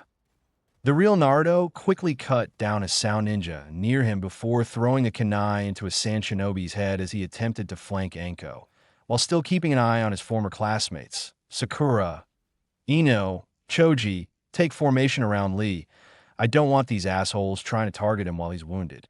Naruto shouted, parrying a kunai and head butting the offender before grabbing them and throwing them into a squad moving towards Kakashi and Guy. Right, Choji stated as he tackled a shinobi aiming for Lee and knocked him out. Ino and Sakura quickly moved with him to help before three kunai hit some charging Jonin, taking them out before Anko landed beside them. Keep your wits up, rats. I am not burying any of you, so look sharp. Anko stated, fighting off a few more shinobi. Just as another squad was going to rush them, Naruto appeared in front of them and bisected them with a swing from the Kubikurobocho before he twisted it sideways to block a hail of kunai. Naruto, that sword, Sakura started to say as Naruto kept fighting. Save it for after we live through this. We kind of have a war going on. Naruto shouted as he quickly launched another great breakthrough at a group of enemies, sending them over the railing to the field below. It took a few more minutes before the stands were clear, and a few more screams echoed out from outside the stadium. Naruto then created a few dozen more clones and sent them out to help the areas a clone had dispelled in before creating another 3. You 3, escort Lee to an evacuation area, then go further support the hospital. You see any straggling clones, send them to the academy, hospital, or Hokage Tower. Naruto ordered, making the clones nod before 2 grabbed Lee and took off with 1 following them. Naruto then turned towards the village and began walking off. Naruto, stay with the group, Kakashi ordered, and Naruto waved him off. I have my orders, Kakashi, and I intend to fulfill them, Naruto stated, glancing at him. Kin stay with Kurenai or Anko. Do not go anywhere alone. Naruto ordered, making her nod. Yes, sir, Kin stated before kissing his cheek, shocking the genin there, before Naruto jumped up onto the stadium wall and flipped through seals before slamming his hands on the ground. Summoning Jutsu. Naruto called as a cloud of smoke occurred, and two large toads came. One was a large blue toad with two swords on his back named Gamma Hero, and the other was a magenta toad with a Susumida's staff and a shield named Gammakin. All right, you two know what to do, Naruto stated, making them nod before jumping off. Naruto popped his neck before seeing Jiraiya, with Hiruzen facing Orochimaru and the first two Hokages in a fight. Naruto frowned before making a mental note to take care of the stragglers before coming back, since Hiruzen wasn't as strong as he used to be. Making a clone, he ordered it to stay and observe to ensure nothing went wrong before he took off. Jumping off the wall and running along the roofs, Naruto came across an Inuzuka female with 3 hounds fending off a squad of 6 jonin, but another group was coming in to flank her.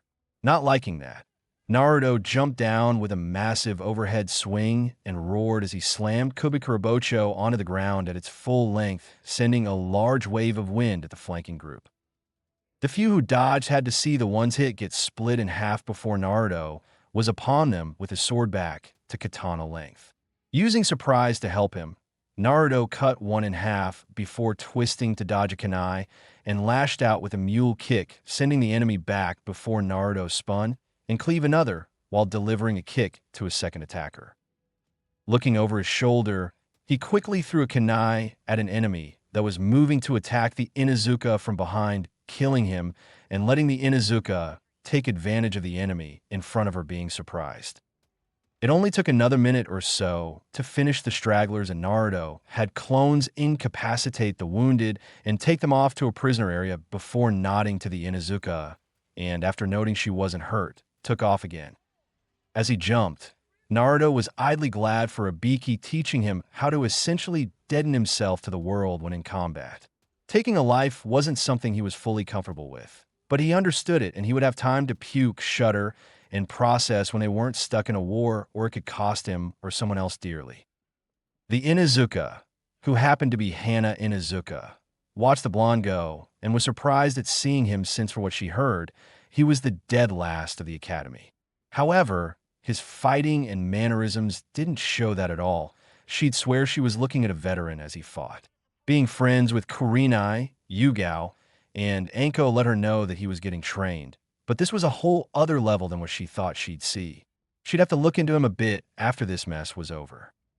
Off at the wall, Ibiki stood there with a smirk on his face as he saw the charging horde of enemies be reduced to a small few through various traps, including punji stick traps, both pit and swinging, pitfalls, exploding seals, electrifying seals, adhesive traps, gas bombs, flash bombs, swinging logs, kunai spring traps, razor wire traps, BOLO traps, spear traps, and more, all aimed to incapacitate or kill. The few the traps didn't get had to survive Konoha forces launching attacks, and then Jiraiya riding Gamabunta as well. This effectively made the defenders only have to deal with 10% of the invasion force on the outside, and any that tried to flee from inside the village would get caught in the remaining traps. Naruto truly lived up to his prankster king of hell nickname that the various ninja gave him from his early years. The different intricacies and layouts just made it impossible not to set off at least one trap if you didn't know where they were. He broke from his musings as a Chūnin came up. Sir, more than half of the enemy force that made it to the wall has been handled, whether through our own people or the different defenses that Naruto-san set up beforehand. The Chūnin reported, making Ibiki nod. Good. Once we handle the rest, I want a portion of our forces to help sweep the village. I don't want to risk enemies staying in the village causing problems for us for Kami knows how long. Ibiki ordered, making the Chūnin nod and leave to give the orders. In another part of the village, Hanabi Hyuga was having a bad day as she was trying to fight a Chūnin that was trying to capture her while guards were being attacked by a squad of Jonin and were having difficulty. Currently, she was against the wall panting, with her clothing having some cuts and blood on them, while her opponent was brandishing a kunai with one hand as the other arm was dangling by his side. The problem was that Hanabi was getting tired and wasn't going to last much longer. As the Chūnin jumped at her, she instinctively closed her eyes only to hear a gasp and the sound of flesh being pierced. The sound was soon followed by more of the same noises before several soft thuds occurred. When Hanabi tried to open her eyes, she felt a hand come over them. "It's all right, Hyuga-san. You're safe, but keep your eyes closed," Naruto's clone stated, making her relax a bit. "I'll be helping escort you to the shelter." The clone stated to the two guards, who nodded. "Now, miss, I'm going to remove my hand, but keep your eyes closed. Trust me." The clone stated, making Hanabi frown and nod her head before the hand was removed, and she was turned with the guards taking position next to her and the clone behind. Once Hanabi opened her eyes, the group took off with Hanabi, not seeing the dozen or so dead bodies, with some being dismembered, decapitated, run through, or stabbed in the head, and blood filling the streets slowly. The guards would make sure to mention this occurrence to Hayashi after this was all over.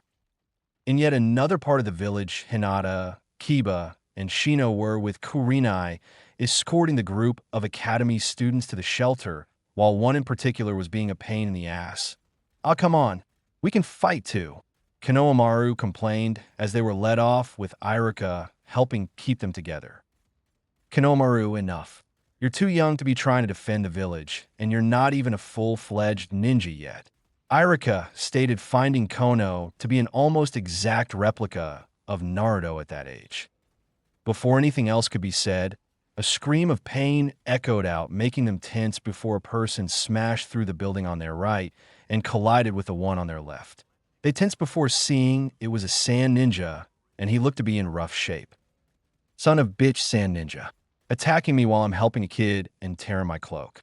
They heard Naruto grumble as he stepped out from the building on the right, and the bottom of his coat was a bit cut up, which only made it a bit cooler since it looked like a flame design on the bottom. "Boss!"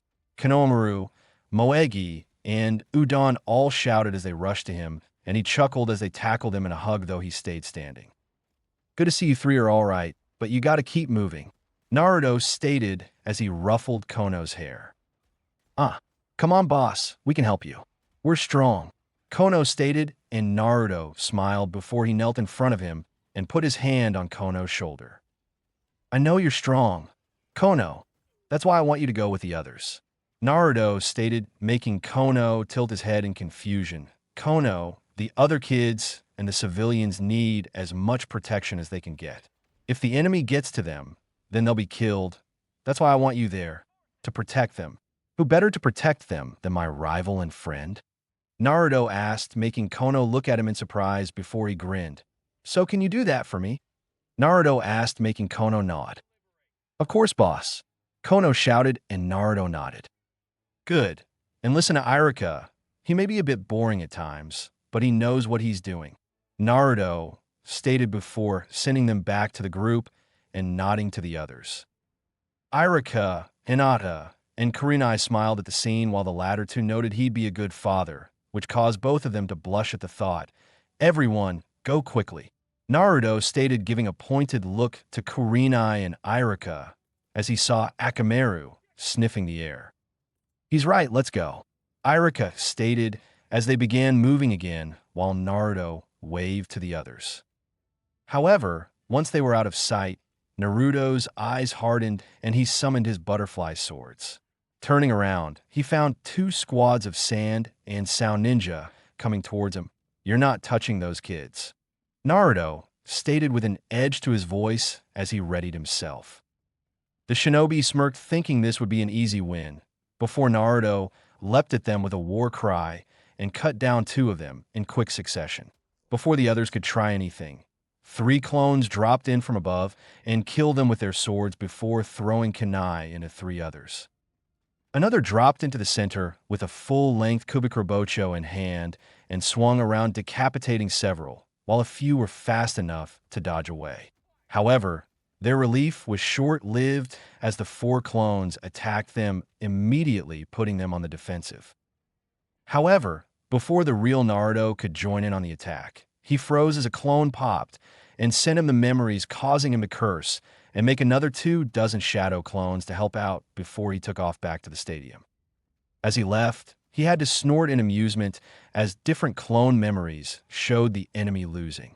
It was amazing how easily veteran and elite ninja could be taken down because they got cocky, arrogant, or just didn't bother to pay attention to their surroundings. Then again, Orochimaru probably just grabbed any and all ninja he could and didn't care about how strong they were. He just wanted bodies and cannon fodder to throw at his enemies to overwhelm them with numbers and surprise. Shaking those thoughts away for another time, Naruto pushed chakra to his legs and sped up his movements. Stadium, rooftop just above Kage's seating. Hiruzen was having a rough day. While it was good to see Naruto living up to his potential so flawlessly, it didn't help that an invasion was going to occur and he'd be fighting his old student again. However, thanks to Naruto's work, he knew of his student's plans and the way he was going to fulfill those plans, so he himself could plan accordingly. Hence why he had Jiraiya with him while a clone of the Sannin was handling the snake summons with Gamabunta. However, even that wasn't solving the problem that much, since the two of them had only stopped Orochimaru from summoning 3 of the 5 beings he was attempting to summon. Apparently his spies being exposed and 2 of his pawns being captured made him up his plans a bit, so he had prepared 5 summons for the Edo Tensei instead of the original 3. While certainly great that he didn't summon another entity, him summoning the first 2 Hokage wasn't that confidence inspiring even with Jiraiya going into Sage mode to help fight the 3 opponents. They couldn't get any support either due to Orochimaru's guards creating a barrier around the roof they were fighting on, which was supposed to be handled by 2 squads of Umbu, and only one showed up late. He could only assume that Kabuto or another pawn of Orochimaru's had thinned any nearby ninja, just in case things went bad. Lucky for him, reinforcement was arriving courtesy of the clone Naruto left to watch the situation. Naruto landed on the rooftop looking over the situation and then saw the Umbu standing there and blinked. "Why the fuck are you just standing here?" Naruto asked with a growl. "We can't do anything. The barrier destroys anything that touches it." The Umbu captain stated since Hiruzen had made it clear that Naruto was to be treated with respect thanks to his help planning the counter for the invasion. Naruto facepalmed for the love Kami. Naruto groaned before sighing. "Follow me and be quick about it," Naruto stated as he went to the edge, and they quickly followed as he went under the roof and had them go to the 4 corners. "All right, Cap, you should each be under the 4 guards. However, you're specifically under a redhead. Do not kill her. She's a valued capture target," Naruto stated, making them nod as he formed a Rasengan. "Give me a 40-second head start, then attack," Naruto stated, making them nod as they drew their weapons and readied themselves. Up above, Orochimaru was smirking as he stood before Hiruzen, who was panting and trying to keep fighting even as Hashirama and Tobirama prepared to continue. Jiraiya was also panting while keeping the 2 former Kage busy as long as possible. "Such a pitiful sight, Sarutobi-sensei. To see you in such a state, it brings glee to my heart," Orochimaru chuckled as Hiruzen readied for another round. "You'll find you'll be disappointed with how you think this is going to turn out, Orochimaru," Hiruzen stated as he was trying to catch his breath. He'd have been down for the count much sooner, if not for the fact him using shadow clones to do paperwork gave him more time to relax and get some old people sleep. However, right now he was fully prepared to sacrifice his life to take Orochimaru down with him. Orochimaru merely chuckled. "Oh, sensei, still the naive, sentimental foo dash," Orochimaru taunted before he widened his eyes in shock as the roof beneath him split open and Naruto was coming right at him with a Rasengan in hand. "Eat this, you bastard," Naruto shouted, shoving it into Orochimaru's chest, causing him to scream in pain as he was launched back and slammed into the barrier, burning him even further. "Lord Orochimaru," the sound force shouted before the ground under them caved in, causing them to fall and be met with Umbu attacking them, causing the barrier to fail. Naruto then had to duck as Hashirama attacked him. Only he surprised the Kage slightly by exploding, sending him tumbling back. Before he could clear the disorientation, Naruto slammed Kubikurabocho into his head, splitting it in two, and quickly jabbed his hands forward and tore the talisman from him, causing him to stop as he reformed.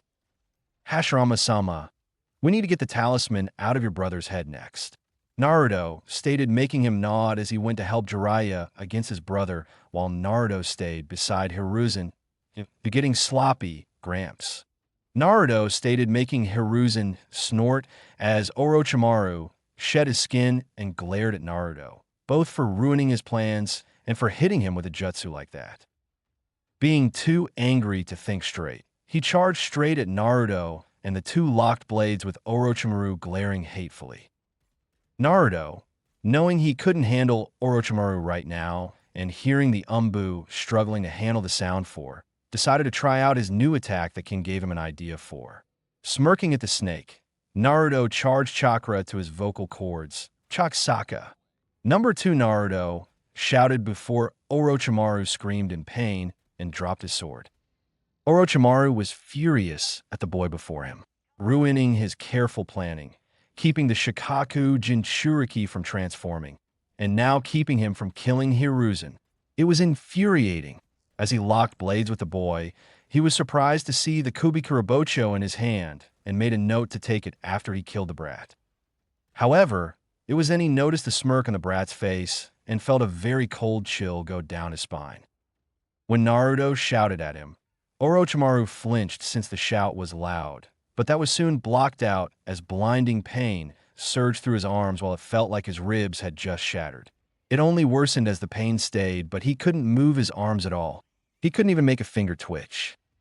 Naruto then Spartan kicked him back, making Orochimaru gasp in even greater pain, especially when Hiruzen swatted him with Enma's adamantine staff, form hitting him in the torso as well. Orochimaru hit the roof and rolled before coming to a stop as he tried to get up, and was joined by Kabuto and the 3 males of the Sound Four. However, they were a bit worse for wear, as the big one had a large cut on his chest, the multi-armed one was missing one of his set arms, and the 2-headed one had a stab wound through his stomach. Lord Orochimaru, are you all right? The big one of the Sound Four asked, only to get a glare from Kabuto and Orochimaru. Of course I'm not, you imbecile. Just get me out of here, Orochimaru ordered while gritting his teeth at the fact he'd have to leave Kusanagi behind, but with the brat Hiruzen, Jiraiya, and now the 2 former Hokage ready to fight, there was no way he could get the sword back, especially with his arms not working, so he couldn't even make it move from afar. Kabuto nodded and threw down several smoke bombs, just as Naruto threw some shuriken at them. As the smoke cleared, it showed a group of logs and nothing else. Damn it. Naruto cursed as he sealed Kubikurabocho away and sighed before seeing Kusanagi. Walking over to it, he picked it up and swung it a few times, finding he liked the feel of it. Kubikurabocho was a good blade, but it was limited to chopping and slashing since you couldn't really stab with it. Having Kusanagi would give him more options and give him a second blade if needed. Hiruzen raised his eyebrow in curiosity and surprise, since from what he knew, Kusanagi was a picky sword with who wielded it and yet didn't seem to mind Naruto using it all. His first guess was that since Naruto had disarmed and technically beaten Orochimaru, that the sword was all right with Naruto using it. That boy, who is he, Hiruzen? Hashirama asked, breaking Hiruzen from his thoughts.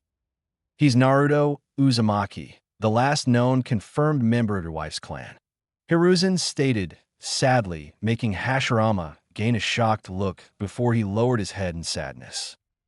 I see. That is unfortunate. From what I've seen, he will become a great ninja indeed. Just make sure he's able to do it, Hashirama stated as he saw him fighting in the stadium after he was summoned, and then being able to outmaneuver Orochimaru and even himself to a point was impressive. He broke from his musings upon seeing his body start to break apart. Ah, it seems our time is done, Hashirama stated, and Hiruzen nodded. It was good to see you again, sensei. I hope I have done you proud as the village's Kage, Hiruzen stated, and Hashirama nodded with a smile that Tobirama reciprocated. You've more than done that.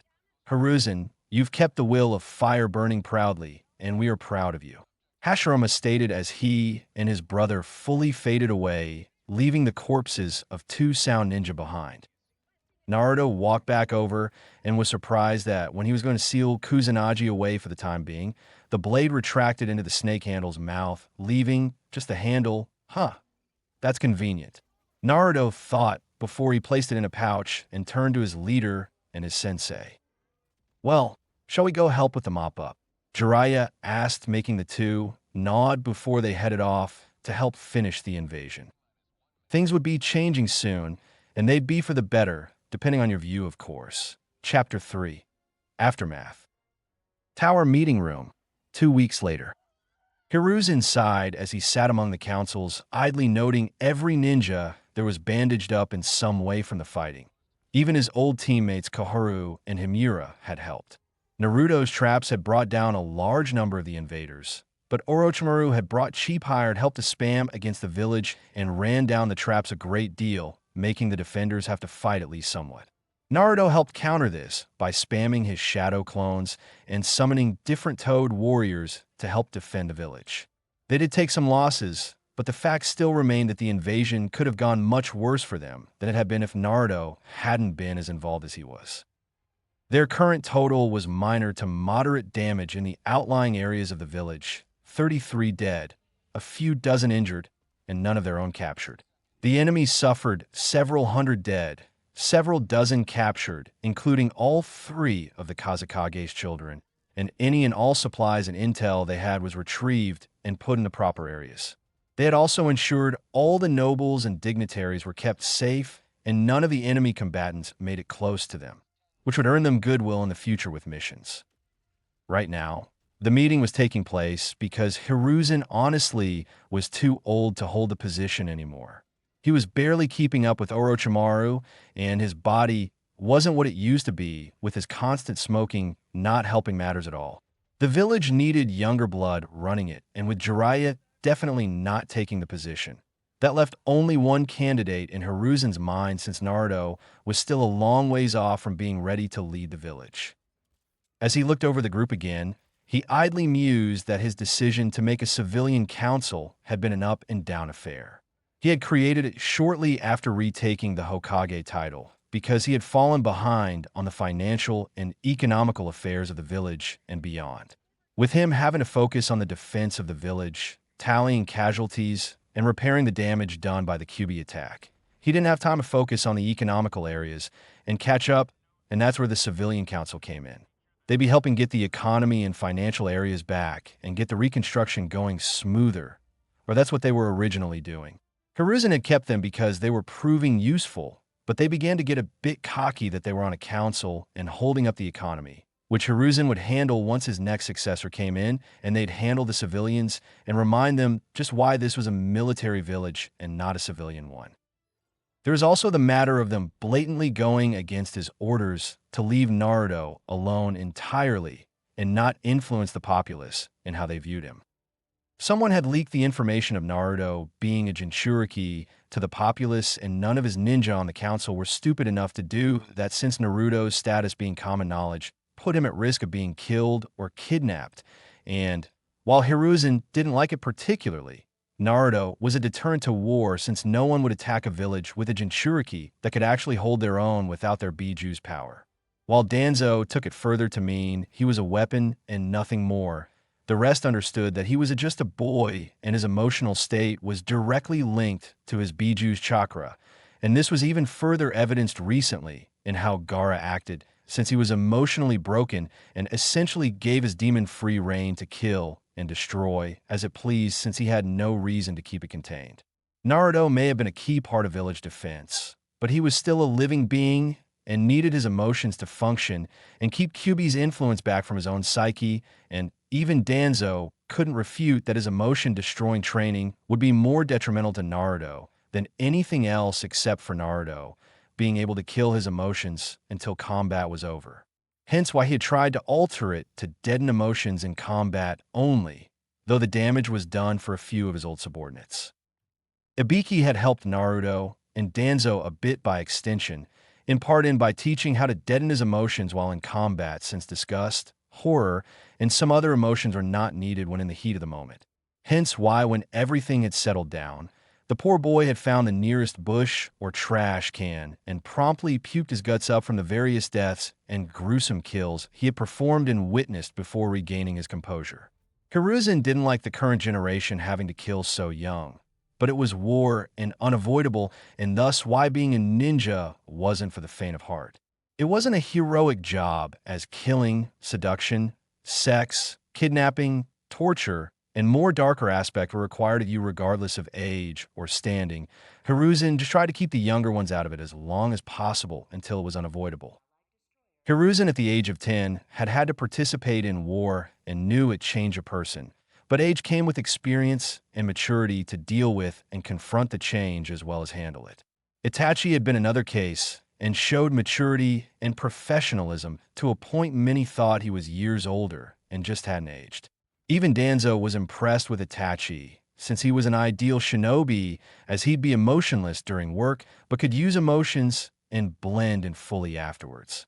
It was something Danzo tried to recreate, but his original breaking and stripping of emotions had been too successful, and reversing it was impossible now. Anyway, back to the point, Hiruzen knew it was at least one of the civilians on the council, but with no concrete proof, there was no real way to accurately punish them, though he was still going to kick them out once he had everything set up.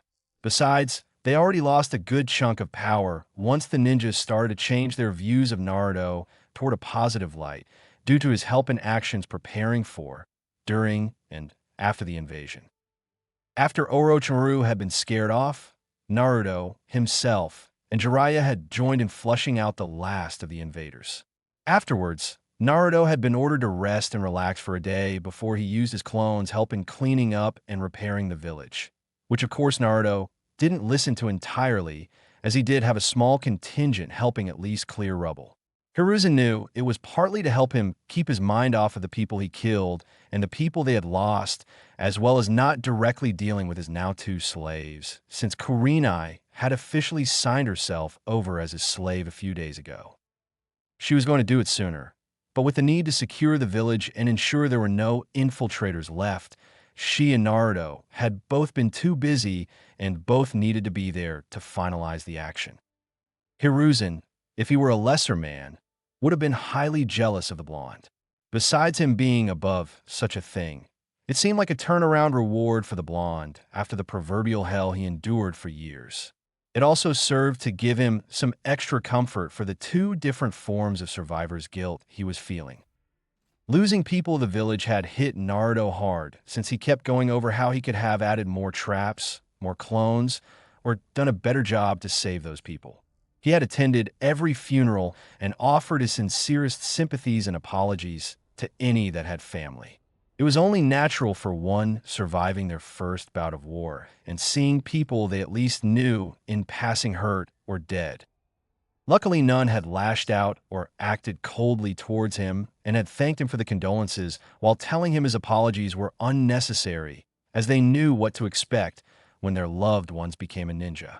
It had helped Naruto, if only a little, and Hiruzen hoped Jiraiya, the boy's two slaves, and any true friends he had would get him the rest of the way. This would not likely be the last time Naruto lost comrades and fellow citizens, and it was better that the boy learn a process and move past the sadness and pain. There was no getting over it, just not letting it dictate your life. The second bit of survivor's remorse came from an unexpected occurrence. Inoichi and Ibuki's therapy sessions with Naruto had the unintended and unexpected side effect of triggering early/late memories. That was to say, Naruto remembered his parents being impaled by Kyuubi the night of his birth. Hiruzen and Jiraiya didn't learn of this till a few days ago, when Naruto directly asked them if the fourth Hokage and Kushina Uzumaki were his parents. The two, despite their years of training, couldn't hide the surprise that came to their faces, which only confirmed it for Naruto. Naruto then revealed the memories of his birth, including a masked man with a Sharingan being the reason Kyuubi got free and Hiruzen lost his wife. Naturally, that made the two concerned since they had hoped it wasn't an Uchiha who released Kyuubi and caused the whole destruction and mess, as it was those rumors that had made the Uchiha clan so on edge and led to one of Hiruzen's toughest decisions in his entire time as Hokage. Naruto then informed them he had already guessed who his mother was since Konoha had only truly been home to 5 people of Uzumaki blood besides Naruto himself. It was then just a matter of narrowing it down, and with Mito Uzumaki, her daughter, and grandson being dead before Naruto was born, that cut the possibles by 60%. Then it was just a matter of the fact Tsunade Senju, Mito's granddaughter, had left the village before Naruto was born. That left only one possible candidate, Kushina Uzumaki. His father he had no clue on, and deservedly. So since there were no pictures of the 4th Hokage anywhere publicly besides Hiruzen's office, and Naruto had been focused on other things or simply didn't pay the pictures any mind when he was there. Once he took a good look at the picture, he saw the resemblance easily. Remove his whisker marks, lengthen his hair, and then age him up a bit, and he could pass for his father's clone or twin. The two had apologized for not telling him, but Jiraiya showed him a contract that was made through the Toads, swearing the two to secrecy unless Naruto reached a certain rank or showed the level of skill that Itachi Uchiha had possessed at such a young age. However, there was nothing in the item about Naruto figuring out on his own and digging for information. Hence why Jiraiya didn't directly tell him the identities, but he did give some little tidbits on them that could help guide Naruto to the truth. Of course, since Naruto had figured out his parentage, Hiruzen gave Naruto everything except for the Uzumaki compound and clan account, since he couldn't take possession of them until he became the Uzumaki clan head.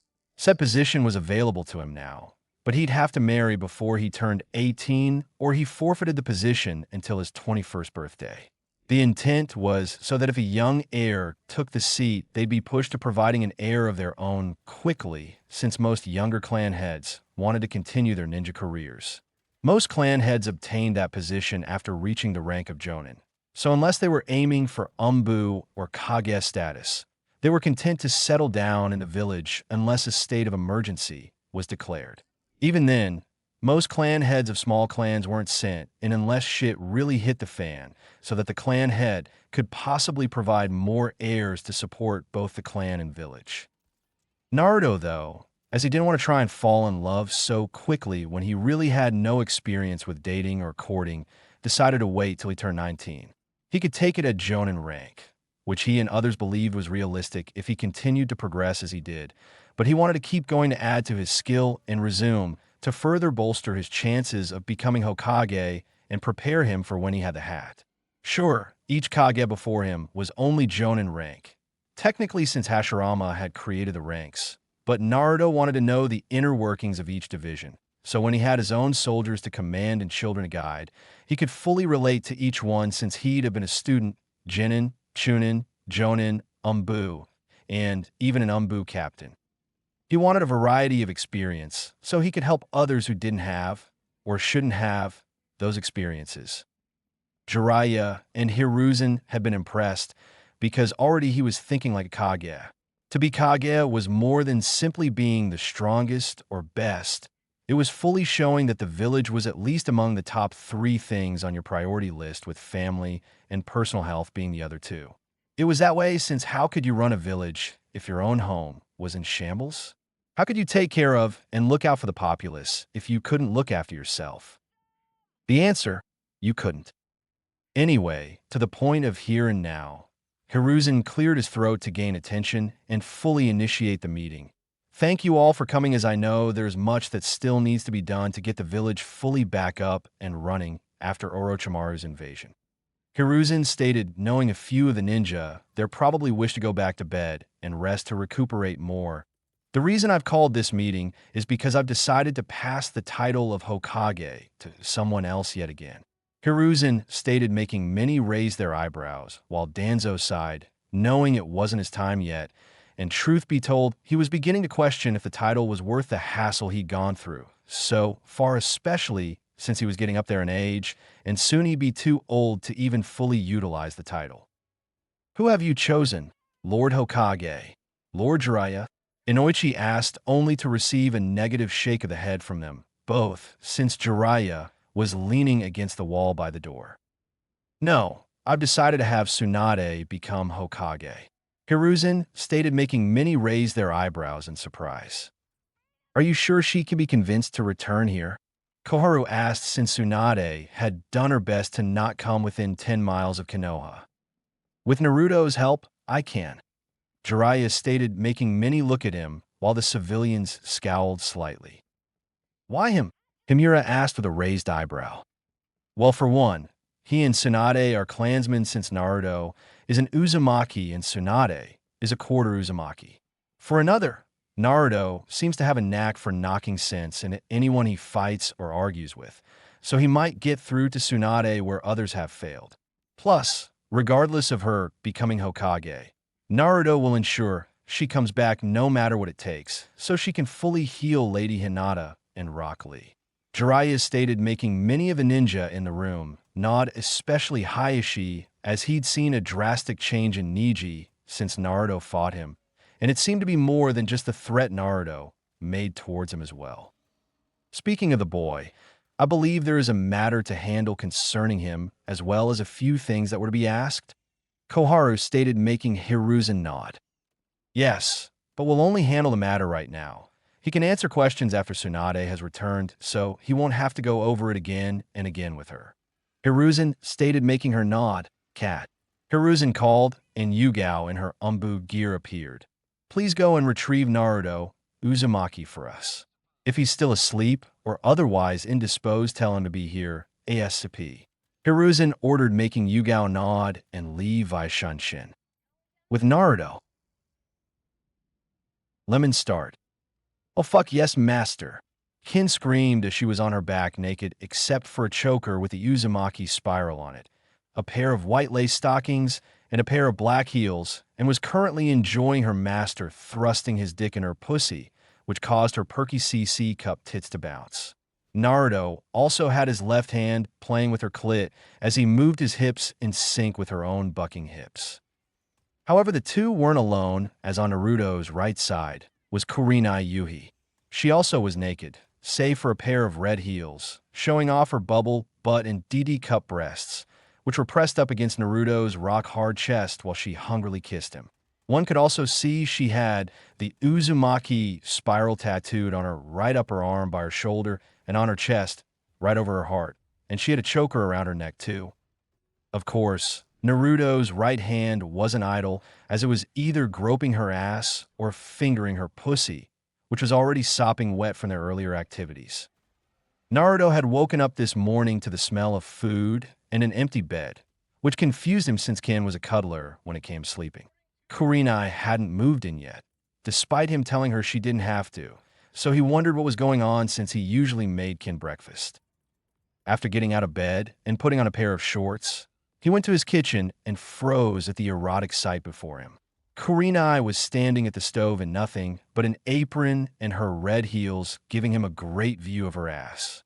Ken was in a black see-through bra and thong, white lace stockings and black heels, and was setting a place at the table. Of course, both had their chokers on, and Naruto could see Ken's piercings as well. Ken had noticed him first, and, after greeting him a good morning, sat him down while giving him a kiss and a clear view of her tits before she walked off, swaying her hips to get him a glass of orange juice and fresh toast. Kurenai had then come over and kissed his cheek with a blush and greeted him before she went back to the stove to ensure she didn't burn his food. When Ken returned with his juice and toast, she had straddled his lap and fed him the toast in between making out and offering her tits to him. This continued until Kurenai came over with his food and kissed him on the lips, with both Naruto and Kurenai blushing as she did so, but quickly got into it as Naruto grabbed her bare ass and kneaded it as he kissed her. When Kurenai broke the kiss, the two slaves had pushed his chair to the table before both went under the table. Naruto was confused before he groaned as his dick was freed from his shorts and boxers, and he immediately felt two different soft hands on his balls and two tongues on his dick. Looking down, he saw Ken had left her tits free, and Kurenai has squished the apron between her tits, and both were licking his dick enthusiastically. Try to keep some composure and eat his meal, Naruto struggled a bit as they both kept teasing him with light licks, kisses, blowing on the head, and doing such things while still massaging his balls. He then had to groan loudly and work to swallow the food in his mouth as Kurenai began sucking and swirling her tongue around the head while Kin was kissing and licking his balls. The two would then switch back and forth and go to both of them stroking his dick while giving him some verbal stimulation. All of this mounted up to him finally growling before he blew his load all over their faces and tits, which caused both to moan before they started licking each other clean and swallowing, since Kurenai found his dick and come to be quite pleasant to her taste buds, while Kin had already made it clear she enjoyed it. Of course, after that, Naruto was ready to go, both to blow off some steam and release some pin-up lust he had over the past month. Hence why he had picked the two up over his shoulder and carried them to his room while they giggled and blushed a bit at the show of strength. Upon reaching the bed, he had tossed the two on and began removing the clothing from them save for the heels and Kin stockings. Naruto had then moved in and kissed Kurenai as a hand massaged and groped her tits while his other hand began fingering Kin, who loved it since her pussy was more sensitive than her breasts and loved having Naruto's fingers stir her up. Kurenai was also enjoying it since not only was Naruto good with his hands, but the way he kissed made her feel lightheaded and there was definitely pleasure from it too. She knew at least some of it came from her new ink, but nowhere near as much as she was receiving. She then recalled that Kin mentioned Naruto's chakra was like a mild aphrodisiac, and he knew just where to use it, which led her to believe he may have been channeling chakra to his lips and tongue. She didn't care, of course. Why would she? From what Kin told her, she now had an attentive and loving master/lover that always ensured they enjoyed themselves and got as good, if not better, than they gave. What sane woman would argue with that kind of lover? Anyway, after a few minutes of kissing, Naruto moved down her neck, slowly licking and kissing as he went, though Kurenai was sure she'd have a hickey later on, but didn't mind as his kisses were like fire on her skin, but in a very good way. He then kept kissing down her chest, kissing and licking everywhere, but her boobs before he then began lightly licking all over them while avoiding her nipples. Kurenai was tempted to grab his head and force him to pay attention to her hardened, aching nipples, but the pleasure and attention he was giving her wouldn't let her, and she was sure her pussy was soaked at this point since he was doing it so seductively. Kin looked over and smirked at the sight. She understood her master giving Kurenai a majority of his attention for this bout of fun, since Kin had been his slave for just shy of a month, and nearly every day Naruto had pleasured her in bliss. Now he was going to let Kurenai have some personal attention. Besides, his fingers in her cunt were already driving her wild since he knew just where to poke, scratch, rub, and stretch to please her.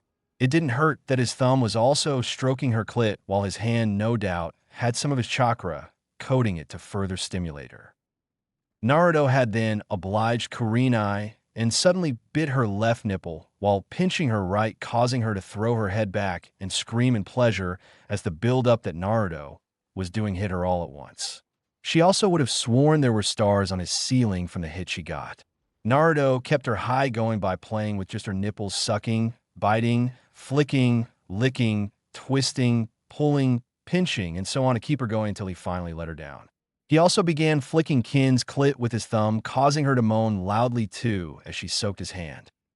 After letting Kin ride out her own orgasmic high, Naruto leaned back and licked his hand clean as the two women panted for air as their legs still shook from the pleasure.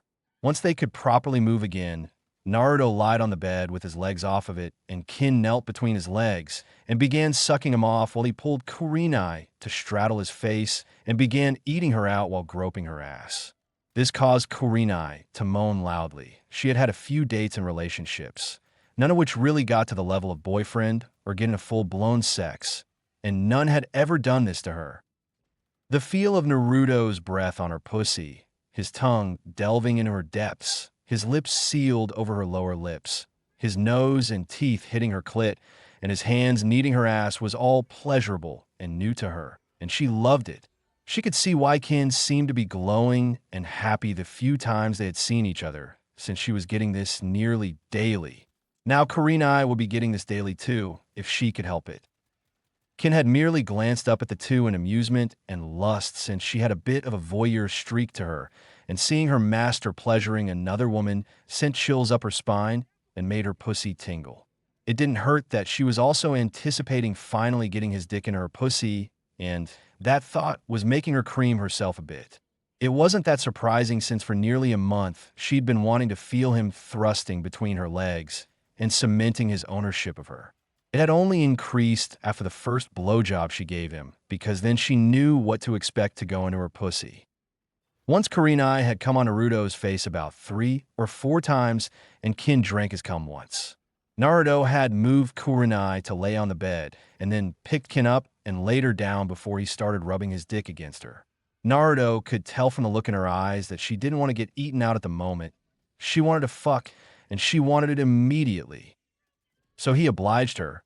He rammed right into her pussy, causing her to squeal at the feeing, since besides some slight discomfort, there was only pleasure filling her. She had broken her hymen through training like many serious kunoichi did, though she knew she could see a medic need about restoring her hymen when she found that special someone. However, she didn't after she was claimed since she didn't want him to worry about hurting her. She wanted him to fuck and pleasure her completely. Not take it so slow, she'd probably die from pent-up lust and need to come because he didn't want to hurt her. She loved that her master was so caring, but she wanted needed to be fucked. There would be time for slow and intimate later on. Naruto held a minute both for her to get used to him and for him to get used to her, since this was his first time, and he didn't want to come too quickly from the new feeling enveloping his dick. Taking her bucking hips as a sign, Naruto began thrusting. Slow at first since she was tight, and he had to get momentum to move and start loosening her up. However, it got easier as she began to bask in the pleasure and loosen up a bit, which allowed him to get momentum going to begin really thrusting into her, making her moan and pan in pleasure. Naruto then turned his head as Kurenai pressed up against his right side and immediately took him into a kiss. Naruto then wrapped an arm around her and began fingering her and groping her, but while not slowing in this thrust and akin. Just because one of his girls got attention didn't mean they were the only one to get his attention. Though Naruto did make a note to schedule some personal/fun time with them both on their own, since they shouldn't have to always share time with him. While they were his slaves, Naruto wasn't going to treat them like property or like their feelings, and such didn't matter. Anyway, that brings us to here and now, with both Naruto and his slaves enjoying themselves fully. It was about 15 minutes into this that Kin tightened up and squealed as Naruto has channeled chakra to his dick and hips and slammed all the way into Kin's womb before he came. Kin blacked out for a minute as the pleasure and sensation hit her like the toad boss jumping down on her, and when she could see again, it was all stars, and she gained a fucked silly look to her face as she kept riding the pleasure as each spurt of her master's cum triggered another orgasmic surge through her body. It also helped that Naruto was still giving thrusts as he came to prolong her pleasure. Naruto then held inside her for a minute, letting his own orgasm die down before he slowly withdrew, making Kin moan in pleasure. Naruto shima. Shogud. Kin slurred as she laid there in bliss. Who could blame her really? She had been teased and pleasured by Naruto so much it would be weird if she wasn't extremely sensitive at this point. Naruto chuckled a bit before he leaned down and kissed her cheek, making her sigh happily. Naruto then stepped back before he groaned as Kurenai had began sucking and cleaning up his dick while shaking her ass in the air. Naruto groaned as Kurenai licked and sucked like a common whore.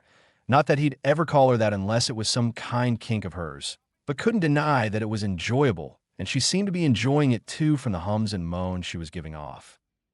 Naruto then looked to her shaking ass and couldn't help himself as he slapped it, making Kurenai shriek in surprise around his dick and look up at him with a blush.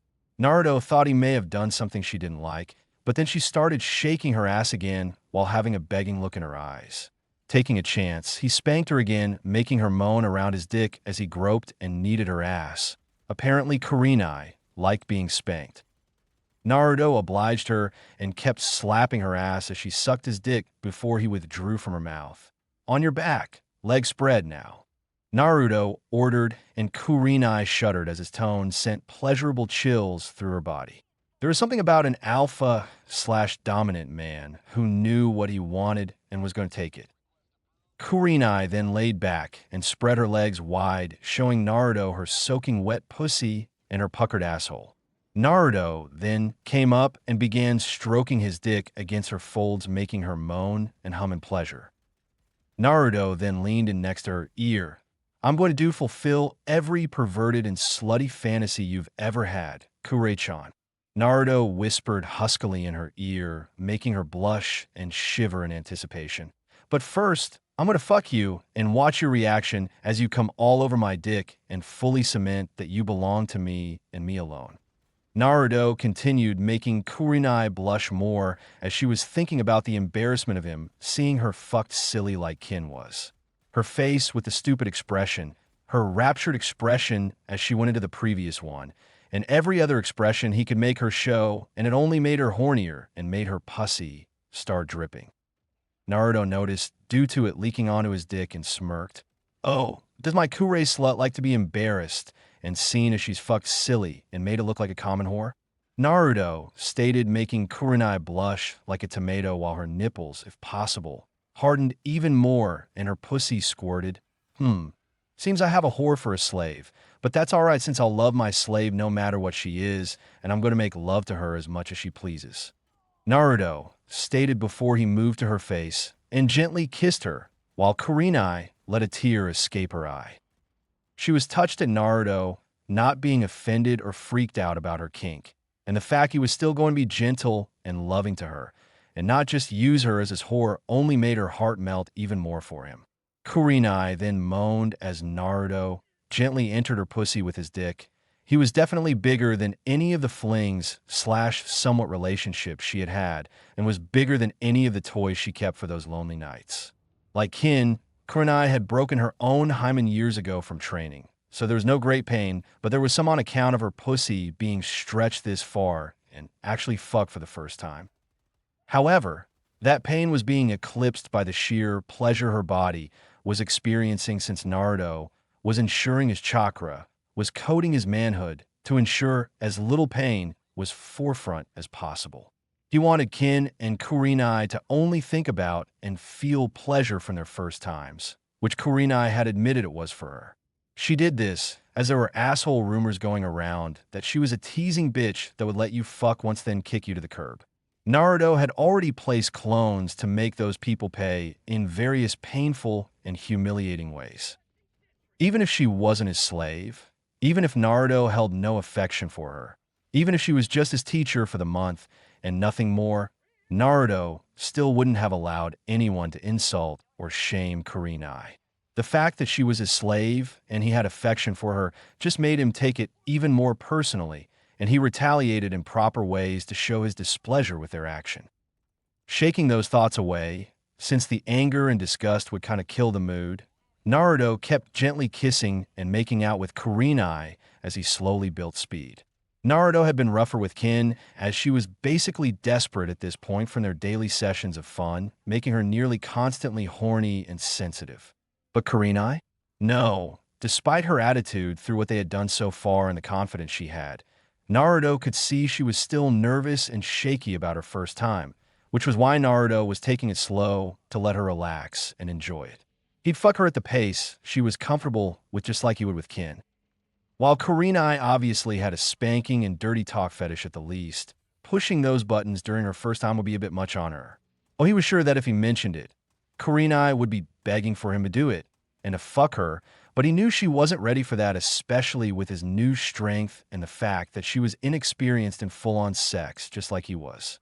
Even now, he could feel his own hormones and the slight bit of influence from Kyuubi's chakra making him want to just go to town on her and fuck her like he owned her, which he did.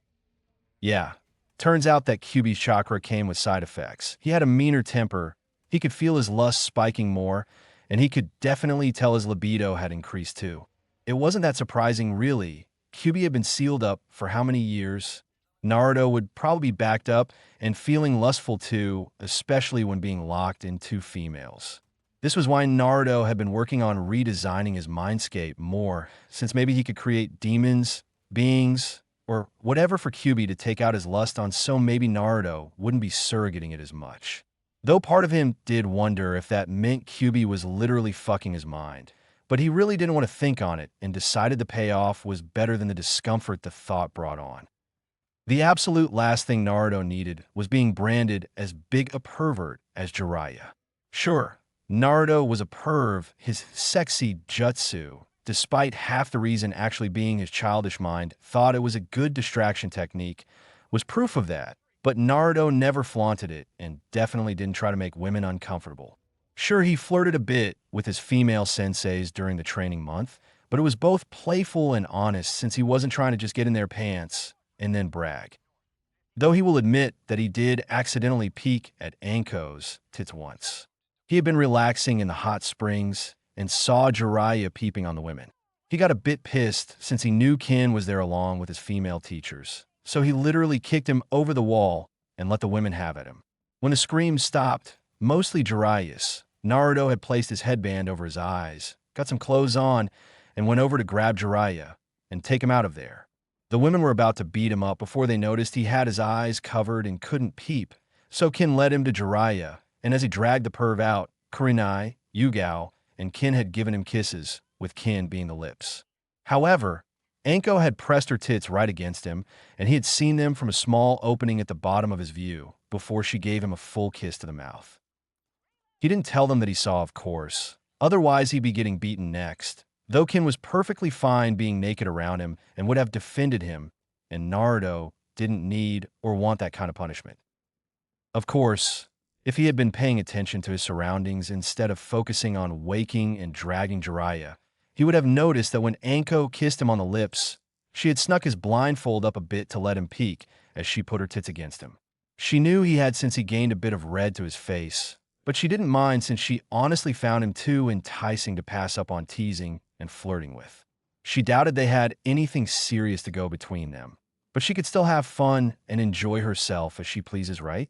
If that meant being a fuck buddy for her blonde stud of a student, then why not?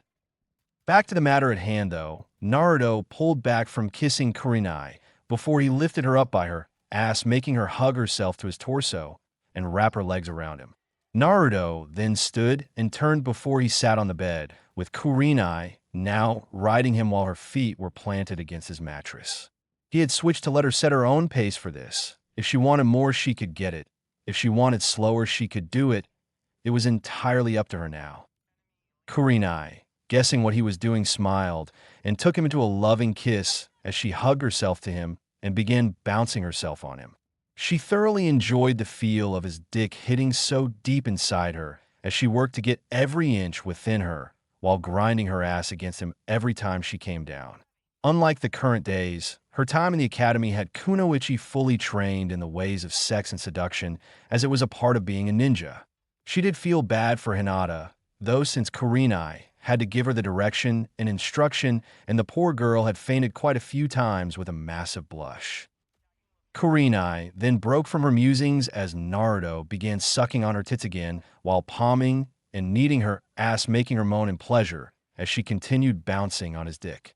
Kurenai could only moan and gasp in pleasure as Naruto was practically worshipping her tits as she rode his dick, feeling it knock against her womb, and his hands kneaded her ass roughly.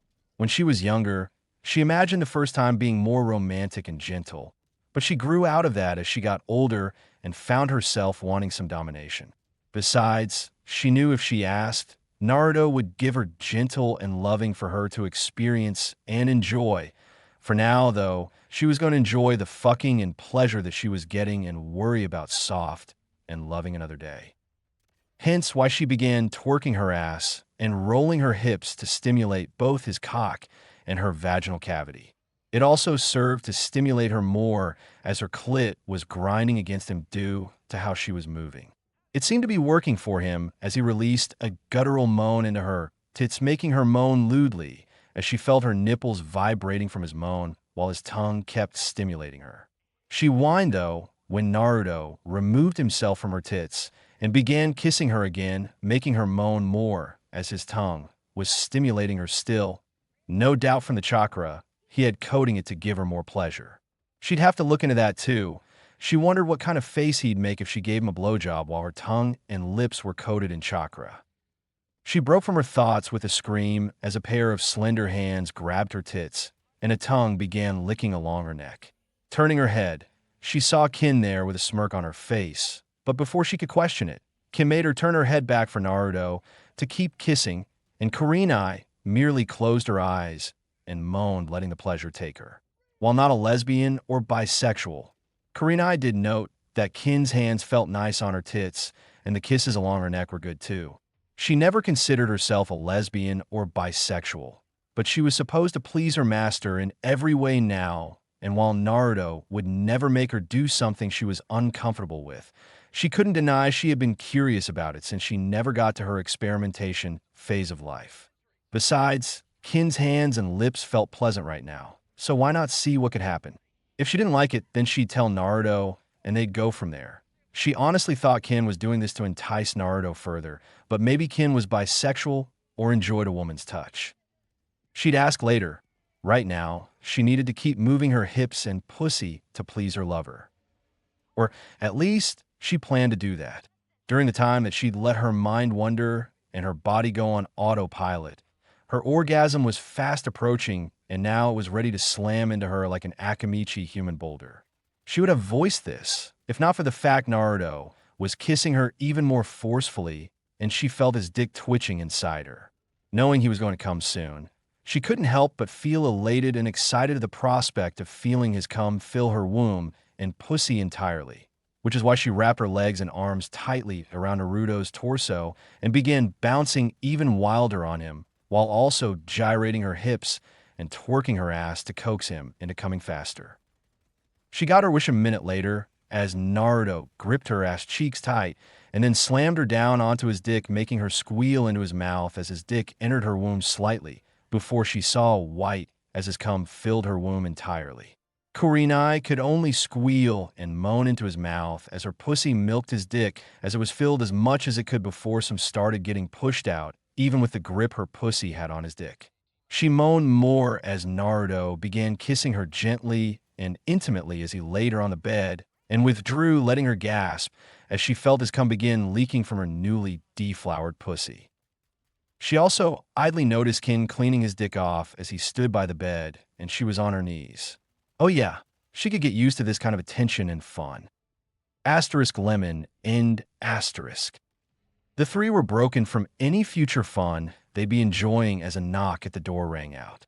Naruto rose an eyebrow at who would be at his place, but stepped back from Kin and got a pair of workout pants on before going to the door, while Kin and Kurenai stayed in the bedroom. Going to the door, Naruto opened it to see Yugao there in full umbu attire and raised an eyebrow. "Cat-sensei, what can I do for you?" Naruto asked, knowing he wasn't supposed to address Yugao by her name when she was geared up. Yugao merely stared for a long moment, taking in the muscles and toned body of her part-time student had, and found herself enjoying the sight. It was only heightened by the sweat and other liquids going down his torso, accentuating his muscles. She would have questioned why he was sweating, but if what she could see toward the back was correct, he had just been in the middle of enjoying his two servants as she could see Kin and Kurenai poking their heads out a bit to see what was going on. She quickly shook those thoughts away before they diverged to a perverted track. "Hokage-sama wishes you to come to the council meeting room as soon as you can," Yugao stated, and Naruto quirked an eyebrow up before nodding. "All right, give me 15 minutes," Naruto stated, making Yugao nod before she took off, and Naruto sighed before closing the door. Turning to his two girls, he smiled softly. "Join me for a shower?" Naruto asked, and the two grinned and quickly went to the bathroom with Naruto, following as he grabbed some clothes. He also was glad the girl seals could keep them from getting pregnant until he was ready. While there were alternatives, the pills weren't always effective and condoms were just as iffy. Not to mention skin to skin felt better for what Anko unashamedly told him, and he had to agree after what he just did. Plus, the idea of a piece of rubber being around his dick didn't put pleasant thoughts in his head, nor the thought of chafing on himself or his lover should he get a bit more forceful. No, seals were much better in every case, and he idly wondered why no one had made a birth control seal to have put on instead of risking pregnancy with the less effective methods. He'd have to look into that later when he didn't have other matters on his mind, counting the two beautiful women taking him into the shower. 15 minutes later, council meeting room. At 15 minutes on the dot, Naruto walked into the council meeting in his Chūnin exam gear, except now with a navy blue Henley shirt, black ninja pants with a red skull on the left knee, and black boots. The only thing missing was his coat, which he had loaned out during the invasion and had yet to get it back. Naruto moved to the center and nodded in respect to the clan heads and elders while merely glancing at the civilians before he stood at attention.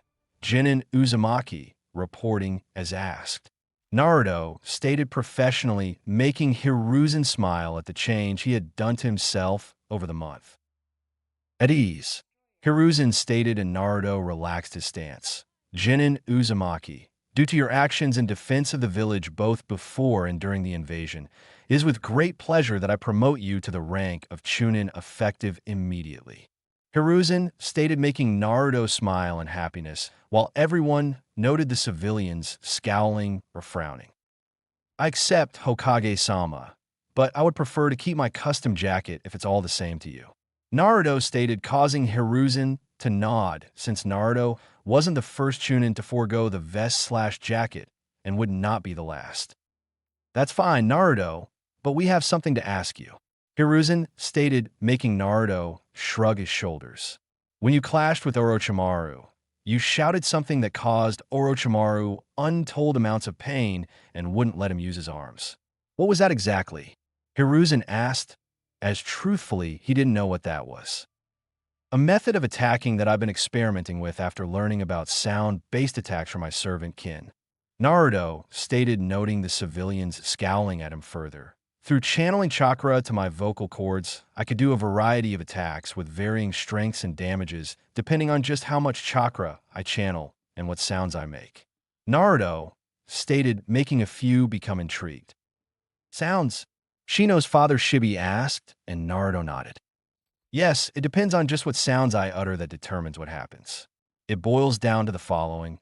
Some thoughts have a certain sound, and that being an equivalent to a form, through sound and motion, I can paralyze nerves, shatter bones, set fires, suffocate an enemy, or burst his organs as examples. In theory, it could reach the point that I could kill with a word, but I'm still testing its full capabilities and have only found a couple of sounds that result in an attack. Naruto stated, surprising everyone in the room. So you paralyzed Orochimaru's nerves in his arms? Hayashi asked with a frown, since that meant the Sannin could recover and attack again, which was the thought of the other ninja in the room. However, they were surprised when Naruto shook his head with a bit of a smirk. No, I combined a sound that would shatter bones with a sound that would paralyze nerve, allowing the shattering to be done on his nerves. Essentially, I destroyed every nerve within his arms, counting the 5 major ones. This in turn made it so his arms can't work at all despite what his brain tells him, and it also causes untold amounts of pain through his arms. Naruto stated, making many widen their eyes with the ninja in the room, knowing how severe that is, since medical jutsu hadn't reached the point that nerves could be repaired to that level, let alone reconnect them after they were severed from being destroyed.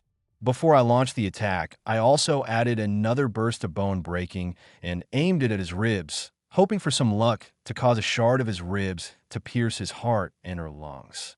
Since he was able to still function a bit, I'd assume I wasn't that lucky. Naruto finished, since it didn't hurt to at least try and get the kill on the asshole while he was wounded. I see. Very innovative of you, Naruto. Hiruzen stated, making Naruto nod his head in thanks. Now, then, we've also called you here because we have a mission for you that is of the utmost importance. Hiruzen stated as Naruto shifted back to his professional stance, making the ninja there smirk. You'll be accompanying Jiraiya to find and bring back my 3rd student, Tsunade Senju. She is to be Hokage and is the best chance of young Lee and Hinata being back to peak physical health. Hiruzen stated, making Naruto nod. And if she should prove hostile or resistant to coming back? Naruto asked, knowing it was a possibility. Hiruzen's face hardened, showing everyone he was still the veteran warrior that no one should fuck with. You are authorized to use any and all means necessary to bring her back alive. If that requires you to incapacitate and transport her back like a prisoner, then so be it. She has been away from the village long enough. Hiruzen stated, knowing that Tsunade wouldn't return very willingly, and it was time for her to face the music and return home. No excuses. Understood, though I have to ask something I fear is a possibility. Naruto stated with a tad bit of reluctance. Hiruzen motioned for him to speak. What are your orders should she have helped Orochimaru with his arms? While the damage I did is severe and is not fixable by known medical standards, Tsunade is a world-renowned medic and could have increased her knowledge during her time away. Naruto stated, making many tense and frown since that was a possibility. Do you think such a thing could have occurred, Uzumaki-san? Danzo asked, and Naruto clicked his tongue. It is a possibility, yes. Given that Orochimaru knows the Edo Tensei, he could try and bribe Tsunade with the return of one or more loved ones in exchange. There's also the possibility of him taking her companion hostage, as Tsunade is known for traveling with a younger woman, and thus can be leveraged into it. There's also the third possibility of her being captured due to Orochimaru knowing her as well as Jiraiya-sensei does, and I'm sure she has a weakness or flaw that can be exploited to make her lose a fight, even if she was in top fighting shape. Naruto stated, making them frown, as those were valid possibilities. Hiruzen released a heavy sigh, knowing he didn't like what he was about to say. If she is willingly helping Orochimaru, then you have clearance for deadly force if necessary. While it pains me to have to give such an order, I cannot put one student above the needs of Konoha, and her actions would be treasonous. Furthermore, we can't let the threat of the two continuing to work together stand against Konoha. Hiruzen stated with many nodding. Even Jiraiya knew his Heim would have to die if she did something like that. Then I request Shino Aburame, Niji Hyuga, Tenten Higurashi, and Kurenai Yuhi join me and Jiraiya-sensei on this mission. Naruto stated, knowing that not only would the help be good, but Kurenai kind of had to come. Why would you need another 4 ninja to join you, Naruto-san? Shibi asked in curiosity. Tsunade is a Sannin, and, while I'm sure she hasn't trained that much anymore, is still a very powerful threat. Plus there is her companion, who I believe is also her apprentice, meaning she's deadly in a fight as well. If it's just the two of them, Jiraiya-sensei, and I could possibly handle it, but Shino and Niji can each help incapacitate them via their clan methods. Hinata can't go due to her injuries, not letting her travel or fight, and my understanding is that many other capable Hyuga are either incapacitated or out on missions. Tenten is a major fan of Tsunade, and thus would know as much about her way of fighting as Jiraiya-sensei does. Thus she can help with keeping Tsunade contained. There's also the fact that she's a long-range and mid-range fighter, while Tsunade is a close-range fighter, and thus she can keep Tsunade's attention when needed. Kurenai is because her Jinjutsu skills could trap the two in an illusion long enough for one of us to strike and end the fighting. Of course, this is also under the assumption we won't have to fight Orochimaru and any guards he brings along. Naruto stated, making many nod at his logic and planning. Shouldn't we send others too, then? Inoichi asked, and Naruto shook his head. No, bigger group means bigger chance of being seen, and Tsunade could slip away before we even catch a glimpse of her. While the group is a bit big, Niji, Shino, Jiraiya-sensei, and myself all have ways to scout from afar without being noticed easily. Thus we can find her before we even set foot in a town. Naruto stated, making many nod, while Shikaku was impressed with the well-thought-out plan. However, they all raised an eyebrow as he sighed. There's also the personal matter for Kurenai having to go.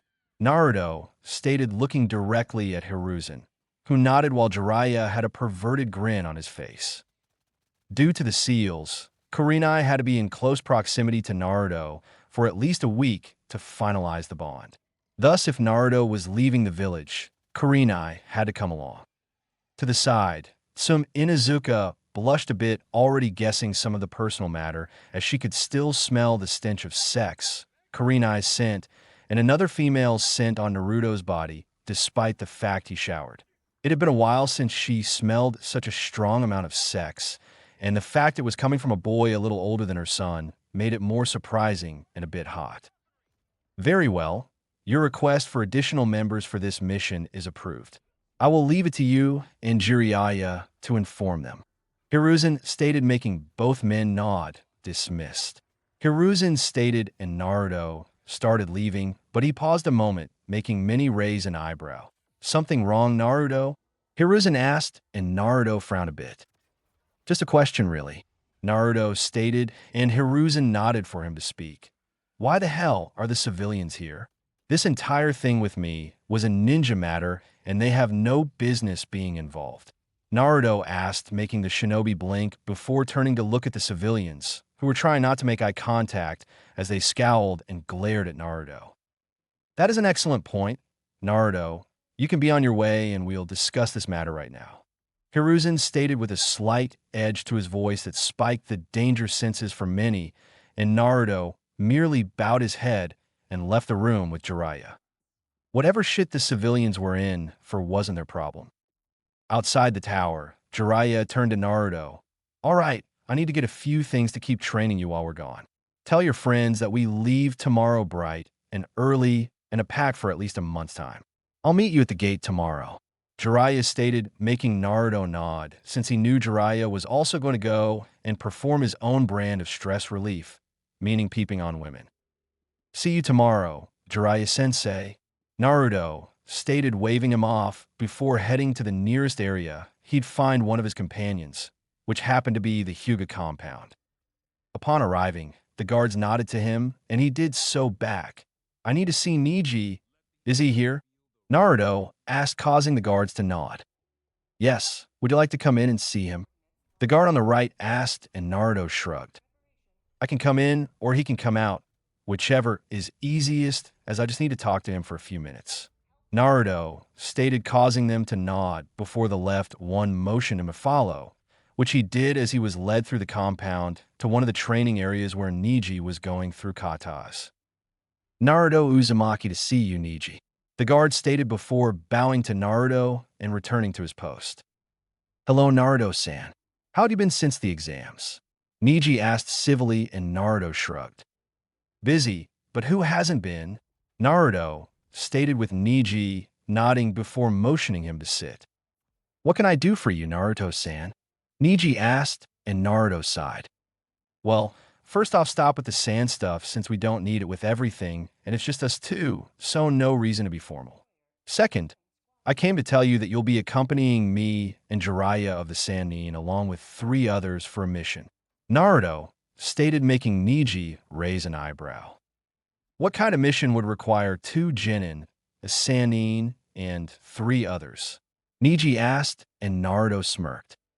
Technically, it's 3 Chūnin, a Sannin, a Jonin, and a Chūnin. I was promoted about 15 minutes ago.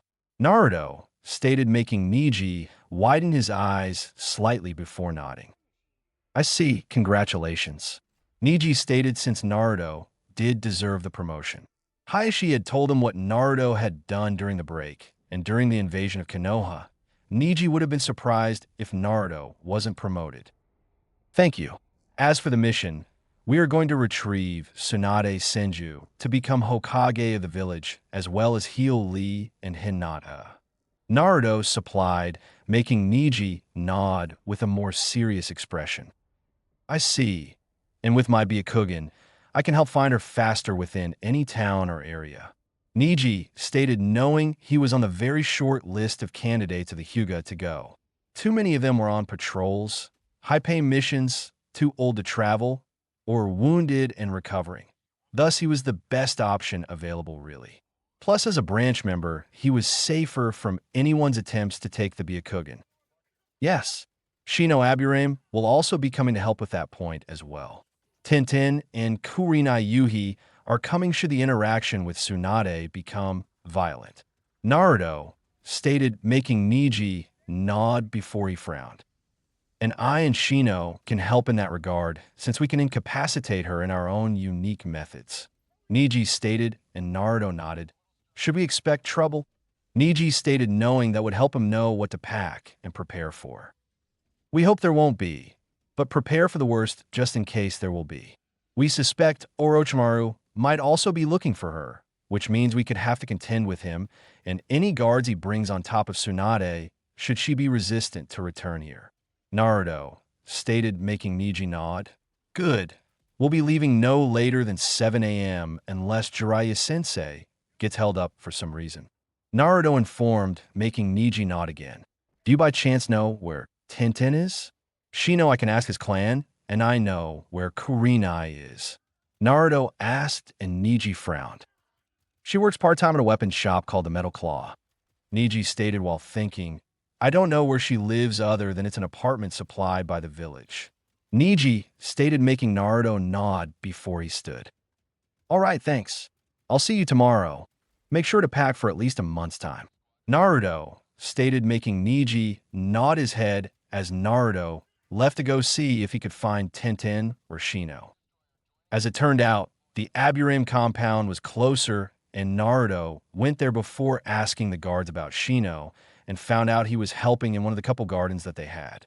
Nothing special, mainly plant food for some of their insects. Nodding his thanks, Naruto was allowed in and walked until he found Shino. Hey Shino, you got a minute? Naruto asked, making Shino stand and look at him as he pushed his glasses up. Yes, Naruto-san. What can I do for you? Shino asked as he examined Naruto closely while his bugs were telling him his power was big and it was getting bigger each passing day. Naruto sighed. I wish people wouldn't do the formal crap unless it was a formal setting. Naruto stated, and Shino felt his mouth twitch in a smile. Well, you are my superior given your new rank. Shino stated, making Naruto raise an eyebrow. My father mentioned in passing that you were a chief candidate for becoming Chūnin. It is only logical that you were given the rank. Shino clarified, making Naruto nod. Ah, well, I came to tell you to pack for at least a month's time and be at the gate by 7 a.m. to go on a mission with me, Jiraiya of the Sannin, Tenten, Niji, and Kurenai Yui. Naruto stated, making Shino raise his eyebrows. This mission must be important for a squad like that to be sent, Shino stated, while also hearing his bugs mention the smell on Naruto as well. Yes, we're to find and bring back Tsunade Senju to become the next Hokage. I won't explain the team dynamics, as I'm sure you've already plotted it out in your head. However, the variables you also need to account for is that Tsunade won't want to return to the village, and Orochimaru and some guards may also make an appearance.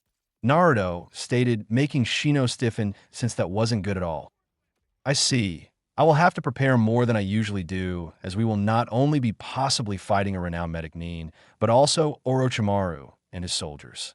Shino stated, making Naruto nod. Incidentally, does Kurenai-sensei coming have to do with this scent on your body? Shino asked, and Naruto stiffened this time before sighing. I need to get better soap. Naruto mumbled to himself. Look, I'll explain it when we are gone, okay? I'd rather stall at getting around the village somehow for a while. Naruto stated, and Shino nodded. Thanks. If you have any scouting bugs, bring some of them, as we may need you, me, and Niji to scout at long distances to find her since she tends to run from anyone after her. Naruto stated, making Shino nod before Naruto bid him good day and left. So that is Naruto Uzumaki? A female voice asked behind Shino, and he nodded. He seems like a respectful young man. The woman continued, and Shino nodded. He used to be more energetic than this. It would seem that quite a few people trained him during the month and helped rein in his hyperactiveness, as well as disciplining him and improving skills he had. Shino stated before turning to look at the woman and saw she had smooth skin, pink lips, blacked out full glasses instead of spectacles like an Aburame normally wore, and her black hair was done up in 2 cones pointing straight up. This was Shiba Aburame, Shino's mother. Good. Diversity breeds efficiency and improvement. Shiba stated, and Shino nodded. Yes, Kurenai-sensei, told me to find some more options for training instead of my allies. She pointed out various conditions that me having my allies only would get me killed. The more points she brought up to me, the more I realized our clan and others have become complacent and are no longer trying to find new forms of combat. She suggested I ask Naruto for assistance, since if he couldn't help me, then he could point me to someone that could. Shino stated finding his clan's action and not expanding their arsenal to be illogical, but assumed it was just human nature to stick with what is working and go from there.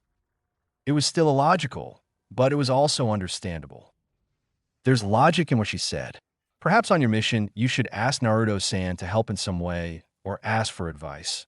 Plus, you will have Jiraiya of the Sannin too, so I'm sure he would also have some idea of where to start. Shiba stated, making Shino nod since it was logical. Yes, that would be a wise course of action, Shino stated before nodding his head to her. If you'll excuse me, mother, I'll go pack now and then return to my duties around the compound, Shino stated, and Shiba nodded before Shino left. Kushina-san, I wonder if your boy will be able to help my son becoming greater than his father and I. I hope you'll watch and help him do that, Shiba stated to no one in particular before she went back to her duties. Meanwhile, Naruto had found the metal claw and entered to see a large burly man there working the counter. Morning to you, young man. What can I get for you? The man asked as Naruto walked to the counter. Hi, I'm looking for Tenten Higurashi. I was told she works here sometimes. Naruto asked, and the man raised an eyebrow. Can I ask what this is about? The man asked, and Naruto shrugged. I just need to tell her that we'll be going on a mission together tomorrow morning, and she needs to pack, Naruto stated, making the man nod. Ah, well, she's not here. It's her day off. She lives in an apartment complex just down the road, number 10J. The man stated, making Naruto nod. Thanks. I might be back to check out your wares sometime. Naruto waved before leaving as the man waved back and went to the back to check on some things. Finding the apartment and chuckling as he got the joke of Tenten staying in that apartment number, Naruto knocked on the door and waited. Hearing footsteps, Naruto looked up as the door opened only to freeze at the sight before him. Standing in front of him was Tenten, dripping water and wrapped in a towel, letting him see the outline of her toned and fit body, as well as peeking at her CC cup tits. Her hair was down and flowing behind her, also dripping with water, and she was looking at him in surprise and with a blush across her face. Hi Naruto, I wasn't expecting you or anyone, Tenten stated as she looked at him. Is there something you need? Tenten asked, still blushing and a bit nervous. Damn, not only is she hot, but she's also really cute when she's flustered like this. Naruto thought to himself before shaking the thoughts away, since he didn't need his pants to become uncomfortable. Sorry, I needed to talk to you. Mind if I come in and wait for you to get dressed or something? Naruto asked, and Tenten blushed a bit at having a guy in her apartment alone with her. Sure, no problem, Tenten stated before she let him in and closed the door. Walking in, Naruto saw it was a flat-style apartment, only it was only one room besides what he assumed was a bathroom towards the back. Kitchen, dining room, living room, bedroom, and training room all put into one space without any real dividing wall.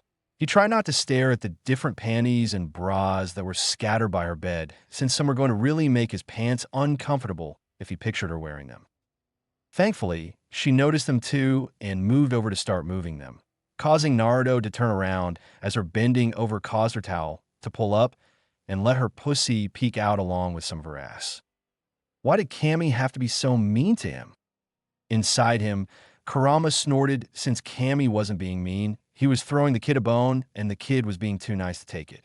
Though, given Kami's nature, that would either make him try harder or reward the kid more for being chivalrous. Either way, Kurama was going to get some more entertainment from this before the day was out. He may be starting to like and respect the kid, but it was still fun as hell to tease and get a ride out of him. Naruto kept his back turned as Tenten pulled a screen up and blocked his view of her, though she did give him points for keeping his back turned. So what did you need? Tenten asked as she kept drying herself. I came to tell you that we were going on a mission tomorrow to retrieve someone, Naruto stated, making Tenten blush a bit on being on a mission with him. Oh, Who are we getting? Tintin asked, having lifted her towel to dry her hair, only to freeze at Naruto's next words. Tsunade Senju. Naruto stated before he heard a gasp, and then footsteps, and turned just in time for Tintin to grab the front of his vest and start shaking him with stars in her eyes. We're going to get Tsunade-sama, the famous kunoichi and female Sannin. Tintin asked excitedly and was happy before she noticed Naruto blushing and looking away. What's wrong? She asked in confusion, and Naruto raised a hand and pointed down, causing her to frown before she looked down.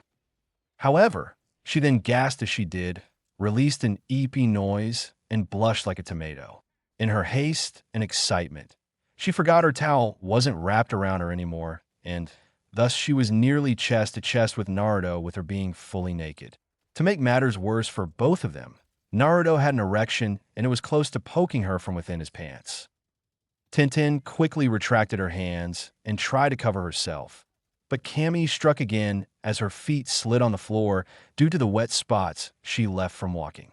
She unconsciously followed her first instinct and grabbed Naruto to catch herself, with Naruto grabbing her to help, but her momentum ended up pulling them both down to the floor, causing them to shout in surprise. When the two got their bearings straight, they blushed again as Naruto was on top of Tintin with her breast pressed against his chest, his clothed erection pressed against her groin, and their faces not even an inch apart. It didn't help that Naruto, trying to grab her before they fell, ended with his hands holding her wrists down above her head. Both were blushing and trying to think of what to say as they stared the other in the eyes and smelled the other's breath. Kurama merely laughed to himself at the situation and decided to help his container out a bit. Thus, he pushed some pheromones out into Naruto's system, making his scent become the pheromones. Kurama didn't know if it would really affect Tintin, given he was just adding to the mood, not shoving Tintin into being a horny mess. For the two teenagers, Naruto found her very beautiful with her chocolate eyes, her pouty lips, smooth skin, and her hair sprayed out like a wave framing her beautiful features. Her breasts were firm against his chest, and her skin was smooth for what he felt with his hands. Her breath smelled like jasmine and honey. How that was possible, Naruto didn't know, and he wasn't sure he cared. Her body smelled like lilacs and vanilla. Both scents combined together was a bit intoxicating to him. Tintin found him to be really cute, with the blush with it being heightened by his whisker marks, and it only added to his handsome features. There was also his eyes being like two sapphire jewels that just held her attention. Then, of course, there was also the feel of his erection pressed against her, and she could tell it was big. His breath smelled a bit odd to her, no unpleasant, just odd, as it smelled like mint, a hint of cherry, and something she couldn't identify. His smell was pleasant enough to her too, and seemed to make her body want to shiver. But she just found herself captivated by his eyes and found herself unable to move until she did. Just as Naruto was about to release her hands, Tintin lunged forward and kissed him, making him widen her eyes before she pulled back, blushing and panting with Naruto. The two just looked at each other before kissing each other again, and Naruto released her hands and held her hips while Tintin put her arms around his neck and began kissing him harder and more hungrily. Naruto lifted her up onto his lap, and Tintin moaned a bit as her womanhood was now brushing against his clothed dick as his hands roamed her back and she ran her fingers through his hair.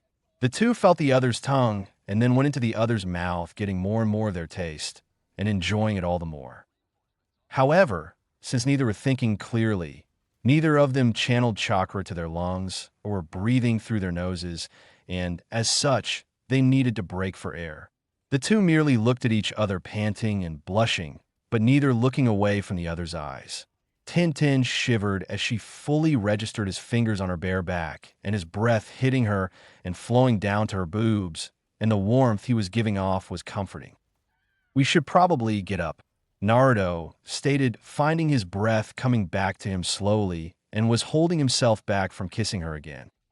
"Why, yeah, we should," Tintin stated as she looked at him before kissing him again, and Naruto quickly returned it with his hands, now going to her ass and lifting her up with him as her legs hooked around him.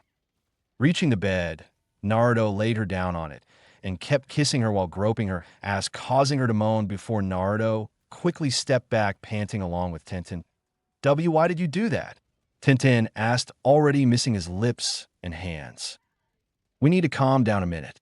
I like you, Tenten, but I don't exactly want to just jump into sex right this moment.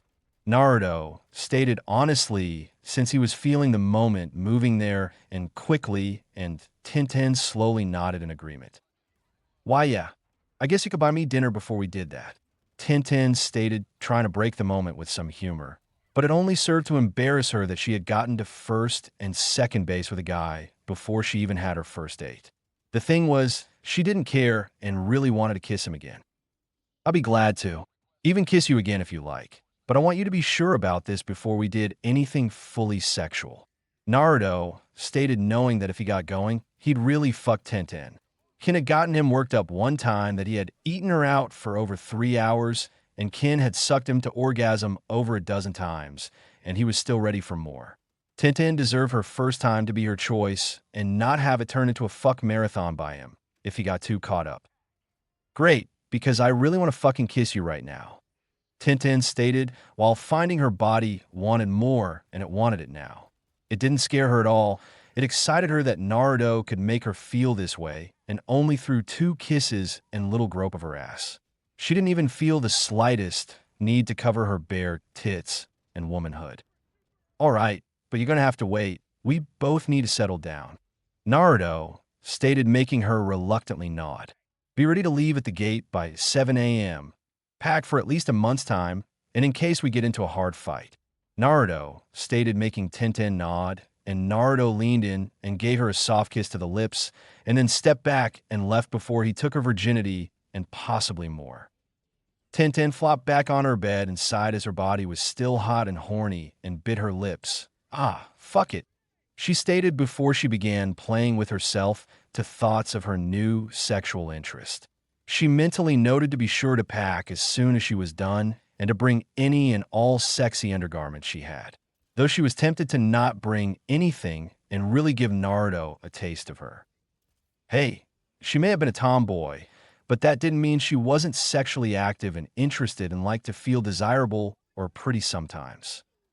As for Naruto, he leaned against the outside wall and panted as he tried to calm himself. "Kyubi, was that your doing?" Naruto asked as he panted, and Kurama smirked. Yes and no.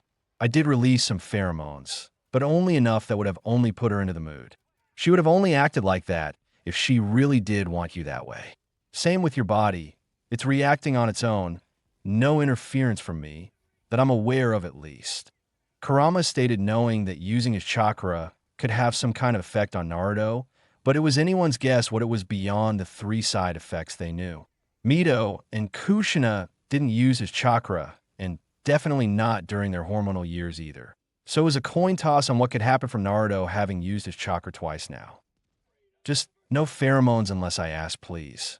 While they may be useful for interrogations at some point, I really don't need random women jumping me if they get really horny, Naruto stated as he managed to calm himself enough to move again and headed for home. May not be up to you, Kit. If I go into a mating cycle, then you're going to be stuck until you get enough relief. I'll warn you if it happens, but you had better just ensure you got at least 1 female willing to fuck you nearby, Kurama stated, making Naruto groan. Great, fucking great. Naruto groaned as he headed for home. On the bright side, it would appear someone above likes you with the way the women seem to be getting drawn to you, Kurama stated with a smirk. Except I kinda can only marry one, and I'd like to have a stable relationship. Thank you, Naruto replied, causing Kurama to scoff. Says who? Newsflash, Kit. You're a shinobi, meaning you could be killed at any time, and you do things other people frown upon on a daily basis for your chosen profession, and you don't care. You're also the last known Uzumaki, meaning if you die, so does your clan, and you're the son of a Kage, which means a lot of people aren't going to care or be able to do anything about what you decide to do. Stop giving a shit what other people will think about you, and just enjoy yourself and those that want to be around you. You think Kurinai or Kin are going to stop fucking you because you get a date? Are you going to cut them off from feeling you love and pleasure them because you get a date or mate? You've got 2 slaves bound to you in your house from now on. If the girl you try to settle down with can't accept and understand what that means, then she isn't worth your time. You're already in an abnormal relationship by human standards. Might as well ride it out and see how many women are actually willing to be with you in some form. You can always settle down later, and maybe you'll have more than one wife. Who knows? So long as you and those you're with are happy, does it matter what anyone else thinks or feels? Kurama lectured/advised, and Naruto was silent for a long moment. I'll cross the bridge of having a girlfriend or future wife when I get to it. I mean, not like I need to worry about getting married right now, right? Naruto replied, making Kurama give a mental nod. Right. So just enjoy yourself and live a little.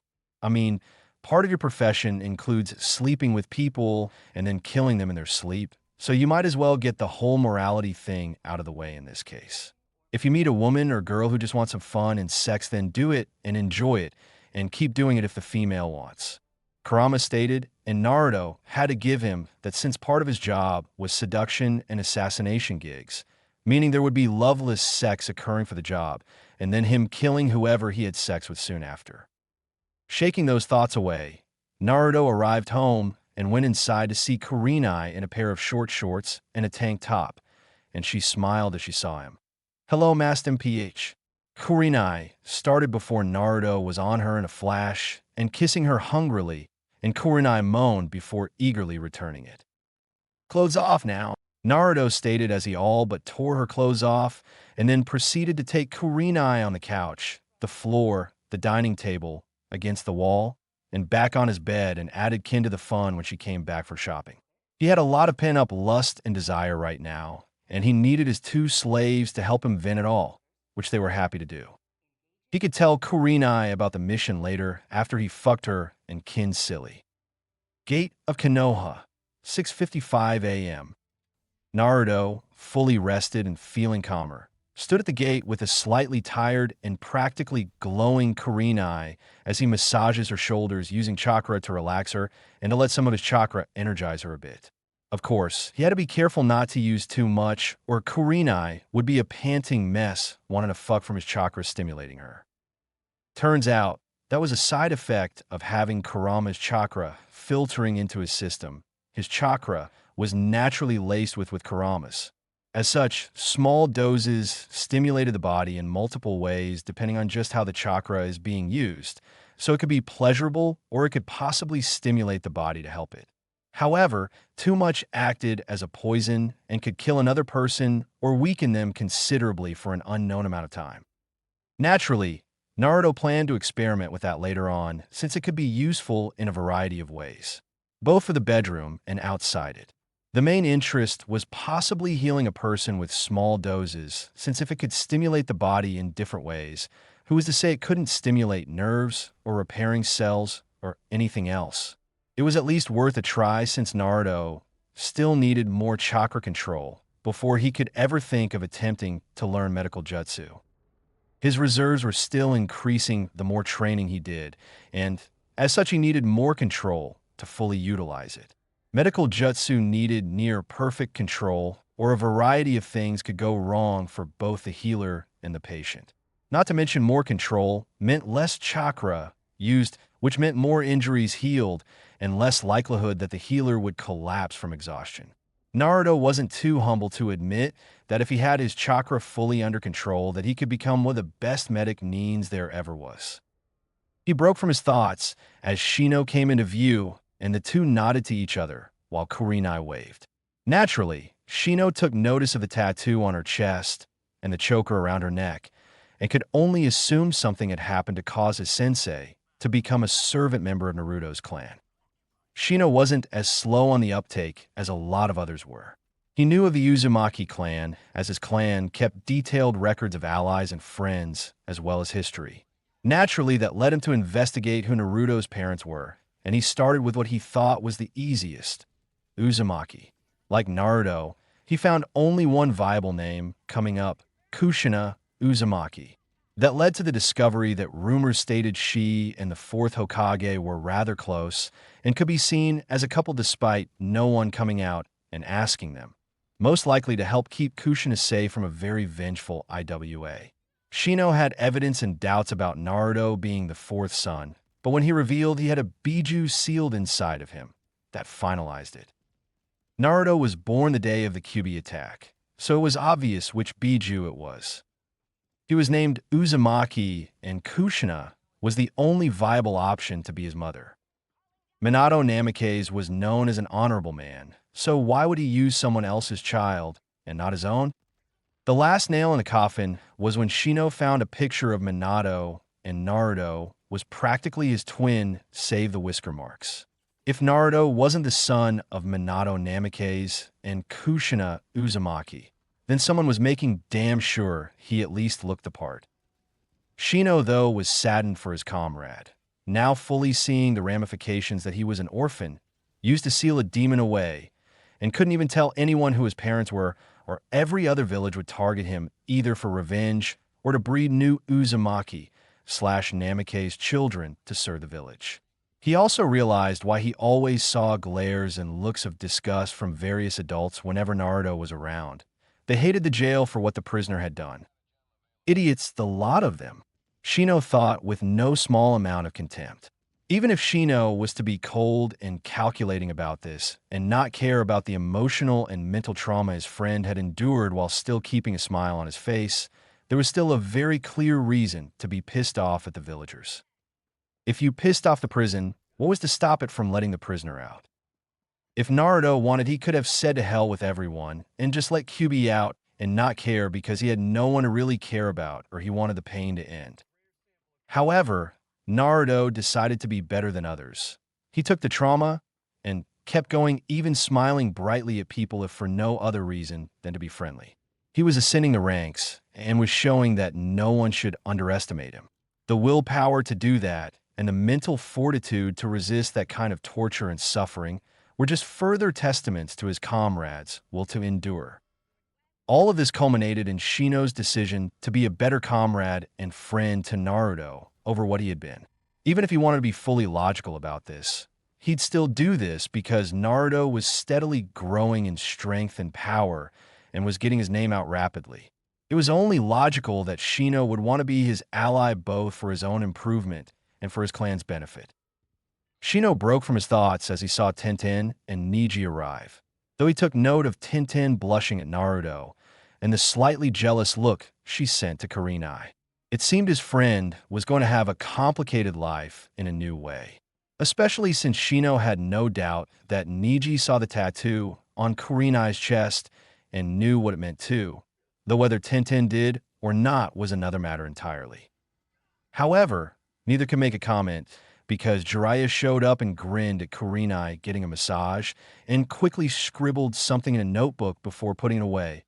"All right, everyone's here, so let's head out," Jiraiya stated, making them nod as Kurenai stood and kissed Naruto's cheek, making Jiraiya grin while Tenten had a twitching eyebrow.